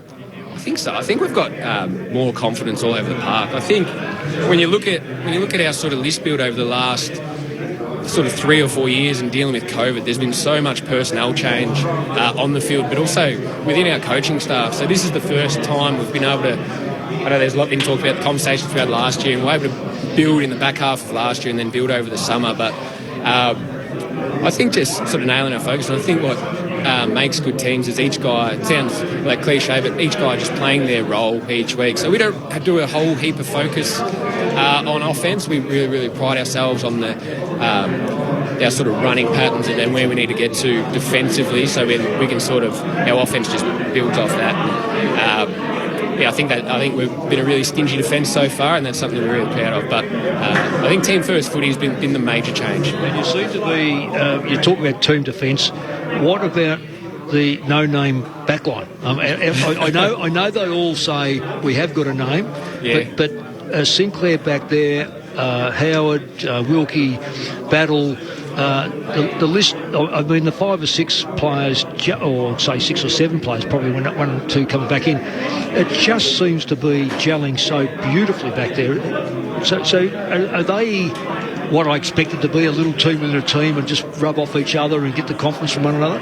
Yeah, absolutely. I think there's absolutely no egos back there, and they're actually thick as thieves, those back line, like Cal and Dougal are best mates at the footy club, and they just get to play alongside each other each week, and that goes for Jimmy Webster, Ben Patton, and Sinks. They're all really close off the field, and I think that's got to have something to do with it on the field. But those guys are just they're happy-go-lucky characters, and they just enjoy playing. I could just imagine, like I always say, forwards are the blokes that you have to look after most, because they get into trouble the most. But I'm just guessing as Sinclair with that mullet, who would be the standout? Sinks is in phenomenal form. Sinks, he's had not a good game tonight. Yeah, he's finally settled in that half-back position.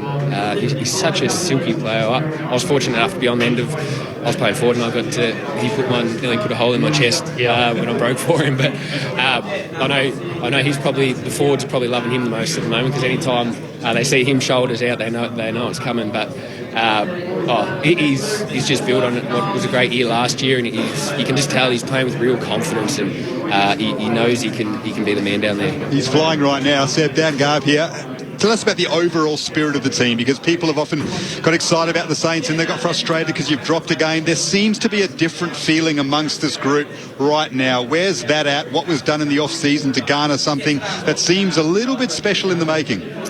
I think there's just some real clarity around the footy club at the moment, and that goes with clarity around your roles and expectations and accountability. So there's no egos within the team. Everyone's held to the same account, and it all boils down to playing your role and bringing that pressure game. And I think that's what's getting us the result at the moment. I might sound like I'm sort of just saying the same thing over and over, but that's what builds great footy teams, is just being able to be consistent in that. And it's hard. I think why there's such a buzz down here at the moment is we've just come off 2 6-day breaks with travel on a Friday night, and we're able to get the job done again. So the boys are pretty pumped. So 8-day break now, 5-1. Good time to go to Cairns. Do you pack the sunscreen, the thongs and boardies? I've checked the long range forecast. I think it's meant to be 30, but it's meant to be heavy rain most of the time, so it might be a bit of a slugfest against Port Adelaide next week. So tune in if you want, but it might not be very great viewing. Seb, well played tonight. We appreciate your time as always. No worries. Thanks, guys. Have a good weekend. Seb Ross down there with Adam Shirley in the Security room. 17-point winners over the Giants tonight. You can tell a lot by a player's language, the language of play your role in the team, and the ethos and the understanding, there's expectation. You can really tell by the player's language how together they are, and he was very much about that Melbourne, the Richmond, the Hort, the better teams. And there's a lot of players there and coaches in that group. You look at Roughhead, Corey Enright, and there's a lot of experience that have had a lot of success from a cultural point of view and the team ethos point of view. That's clearly rubbing off in that group in their language and the way they're talking to media and to people in their group. It's very strong. So the Saints have got Port up at Kazali Stadium in Cairns on Saturday night in round 7, while the Giants are away to Adelaide. The Crows on Saturday Arvo at Adelaide Oval. Back to that point around Leon Cameron, the conversation there, because we're running tight for time. We're off in about 10 minutes' time. A couple of things stand out from Dave Matthews' chat pre-game, and we asked him about whether that dialogue around a potential replacement would have to come sooner, because you can't realistically get to the end of the season if you want, say, Alistair Clarkson, for example, or whoever it may be, and not know who that coach is going to be. But equally, the immediate question is, at 1-5, what do you not know now that you're still waiting to find out? If it's a performance-based industry, and you know as well as anyone, Mick, of course it is, he's been there for 10 years, Dave Matthews, and Leon's been there for most of that time. What do you not know that you still might be yet to find out? Because at 1-5, your team is not contending. No, Brett, I am really savage on the media on here, and I'm just as savage on you. Your persistence on thinking that something has to happen is so totally wrong. I am going to stick up for the coach here. I reckon Dave Matthews, for a start off, said, we're happy the way he's coached. He's coached beautifully. Yes, the team has broken down a couple of times and has not performed. I don't necessarily think that is always going to be the coach's fault. Toby Green has been out for 6 weeks. Anyone expected him to come and win the match today? All we thought that he might do was straighten them up. And I reckon early days he did, until you hardly saw him. It doesn't matter who you are, what you are. If you're being out, you can do all the pre-seasons you like, but if you miss 5 or 6 weeks of football, which he has, it is a big ask for him to be a competitor. Bruce has played 2 or 3 games. He's had his shoulder, he's had his knee, so it'll take a while for him to adjust. I reckon Tom Green is going to be a sensation, and he's demonstrated that he's still a player that can get better. They lost their key forward. They've been absolutely picked apart by free agency, by basically Melbourne-based clubs, and they've been left with a skeleton what they had. I agree that they're a very good football side and they should be better than 1-5, but you can go through a period like that. I think that if you expect the GWS to go away tomorrow morning and go with 1-5, and we're going to get rid of Leon Cameron, and we're going to replace him with who? What's the point of going, we'll put their assistant coach in for the rest of the year? We see it in English soccer. They don't go any better. We see it in America. They don't go any better. You wait till the end of the year. You've already got your mind made. You do your summary, and by the end of the year, you've made your choice of going, right, we are moving, or no, we're going to have him again. I think the Tigers coach in rugby league, Michael Maguire, he was gone. Only because the media said he was gone. The club said no, he wasn't gone. No, they haven't been any better, but they think he's the best person for the job. And I still think that Leon Cameron's got a lot to offer here. What do? We smell blood, we give blood, we cut blood, and we move him out, and who do we put in? But haven't the Giants created that? Because he's out of contract, and they've said, we are not speaking about it till the end of the season. So that's speculations from their own doing. That's fine, but that's so what? So we wait until the end of the year, and at the end of the year they say, we are parting ways with Leon Cameron. I mean, right, so they do that. Or, no, we re-import him. No, they won't. If you cut between now and round 22, you are sacking the coach. At round 22, you are not sacking the coach. You're just not renewing his contract. Right. Can you see a situation, though, where Leon Cameron decides to walk mid-season because his contract's running out and the season might be over? Well, that's up to him, isn't it? That is up to him. If he doesn't feel as if he's got board support, then his best bet is to go. But if he thinks, I can still do something and the board is supporting me, why not run to round 22? It's not too... If you think for one moment that there's a dozen coaches out there, let me tell you, there is not a dozen coaches out there.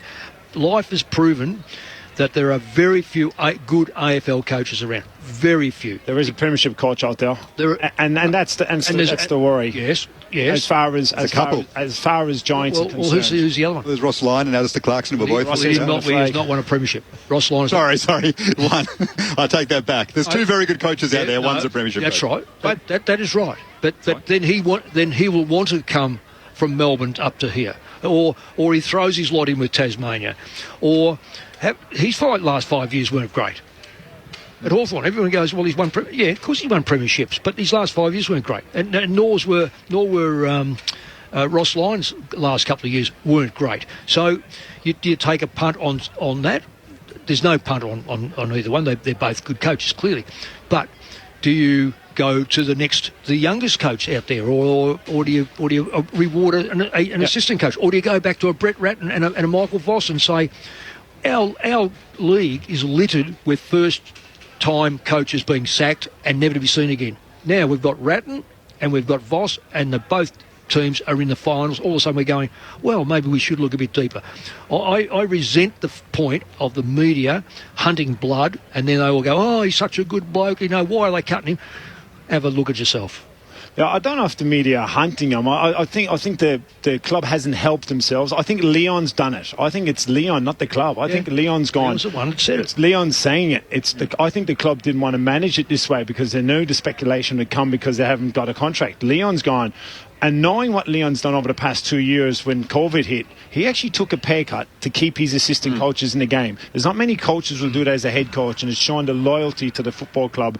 He's the one that's making the decision, and it's the language is coming from the media because of his decision to say, well, I'm happy to wait. Are you happy to wait as a club? Let's wait, and the club now are going to get to the stage, well, oh, hang on, Leon, or are we in or are we out? Because there is coaches that we might look and want to talk to, because there's no secrets in football. Everyone knows who's going to be talking to who and see things. He's smart enough to say, you know what, I'm not getting any better at this. I'm not getting my side better. By the way, 11,207 the crowd tonight, so a nice atmosphere on Friday night, and the Saints winners over the Giants by 17 points. Get your votes very shortly, Mick. But before we get there, though, Rowan Marshall speaking to Channel 7 on his injury a short time ago. Oh, unfortunately, just a bit of a cork. I've copped a bit of flack from the boys, but I tried to get it moving, but just couldn't get it moving, unfortunately. But it's always feel better after a win. And Rowan, we've all had corkies, and they're horrible when you get a big one. But you already had a little one from last week. You got hit on the same spot. Yeah, copped the little knock last week, and then copped it, I think, halfway through the second quarter, I think it was tonight, and in the exact same spot, which sucks, but it's part of footy, I guess. A long week ahead, mate, of icing. Yeah, I'll be icing the next couple of days. Yeah. Rowan Marshall speaking there with Matthew Richardson downstairs. Very quickly, Mick, your 3-2-1 Player of the Year votes? Apologies to Sinclair. I thought he was very good. I've squeezed Higgins. I'm not really a big forward man, but 4 goals, 3, probably should have been more. Gave the last one off, and really did turn it in that quarter when they're desperate. The Saints were desperate to get back in front, and he got them back in front and played pretty lively for the whole game. So Higgins won. I thought Battle was outstanding as a back and battled manfully around the ground. In fact, probably turned the tide a little bit the way he played in the ruck with 10 marks, 23 possessions. And I thought Steele, the captain, 29 possessions, 16 contested possessions, 8 tackles, 7 inside 50s, 4 clearances. Not a lot of clearances because they didn't get many all night. But I thought he led well, consistent, hard at it, can teach a lot of players about putting your head over the football and coming out the other side with it. Fantastic. 3 to Jack Steele, 2 to Josh Battle, and 1 to Jack Higgins. Mick Moldhouse's votes in the ABC Player of the Year. The Saints' best winning run since 2011. They're 5-1 to start 2022, and the Giants, that's their worst start to a year since 2013. They lost their first 17 games of that year. That was actually Kevin Sheedy's last year in charge of the Giants. Thank you, Mick. Thank you, Tig. As always, you're back on Sports Talk in WA tomorrow, 10 o'clock WA time. I am, and I'm looking forward to Monday. I've got another berth on Monday. Yeah, there we go. Yeah. Anzac Day. Congratulations. Huge. The Pies in Essendon would be fantastic. Talking about the footy and also the impending arrival of grandchild number 10. Yes. Yeah? Yes. There we go. Unbelievable. Yeah. Thank you, Tig, as always. Have a great weekend. Thanks, Garby. Thanks, boys. What a night. Big one for the Saints. Thanks to Adam Shirley on the boundary, to our tech, Mark Baldy Jennings, and to Craig Davis back in the studio. Footy coverage tomorrow. You'll have the lead from midday throughout Victoria, Tasmania, and through most of the Grandstand AFL network. SA Grandstand from 11 o'clock Central with Aaron Bryans and the team. And, of course, as I mentioned, WA Sports Talk tomorrow from 10 a.m. With Clint Wilden, Mick Moldhouse and Mark Duffield. It was a seesawing affair here, but the Saints just flexed their muscle to go into the top 2 with their 5 wins on the bounce. Winners by 17 points here at Manuka Oval in Canberra. Good night from us.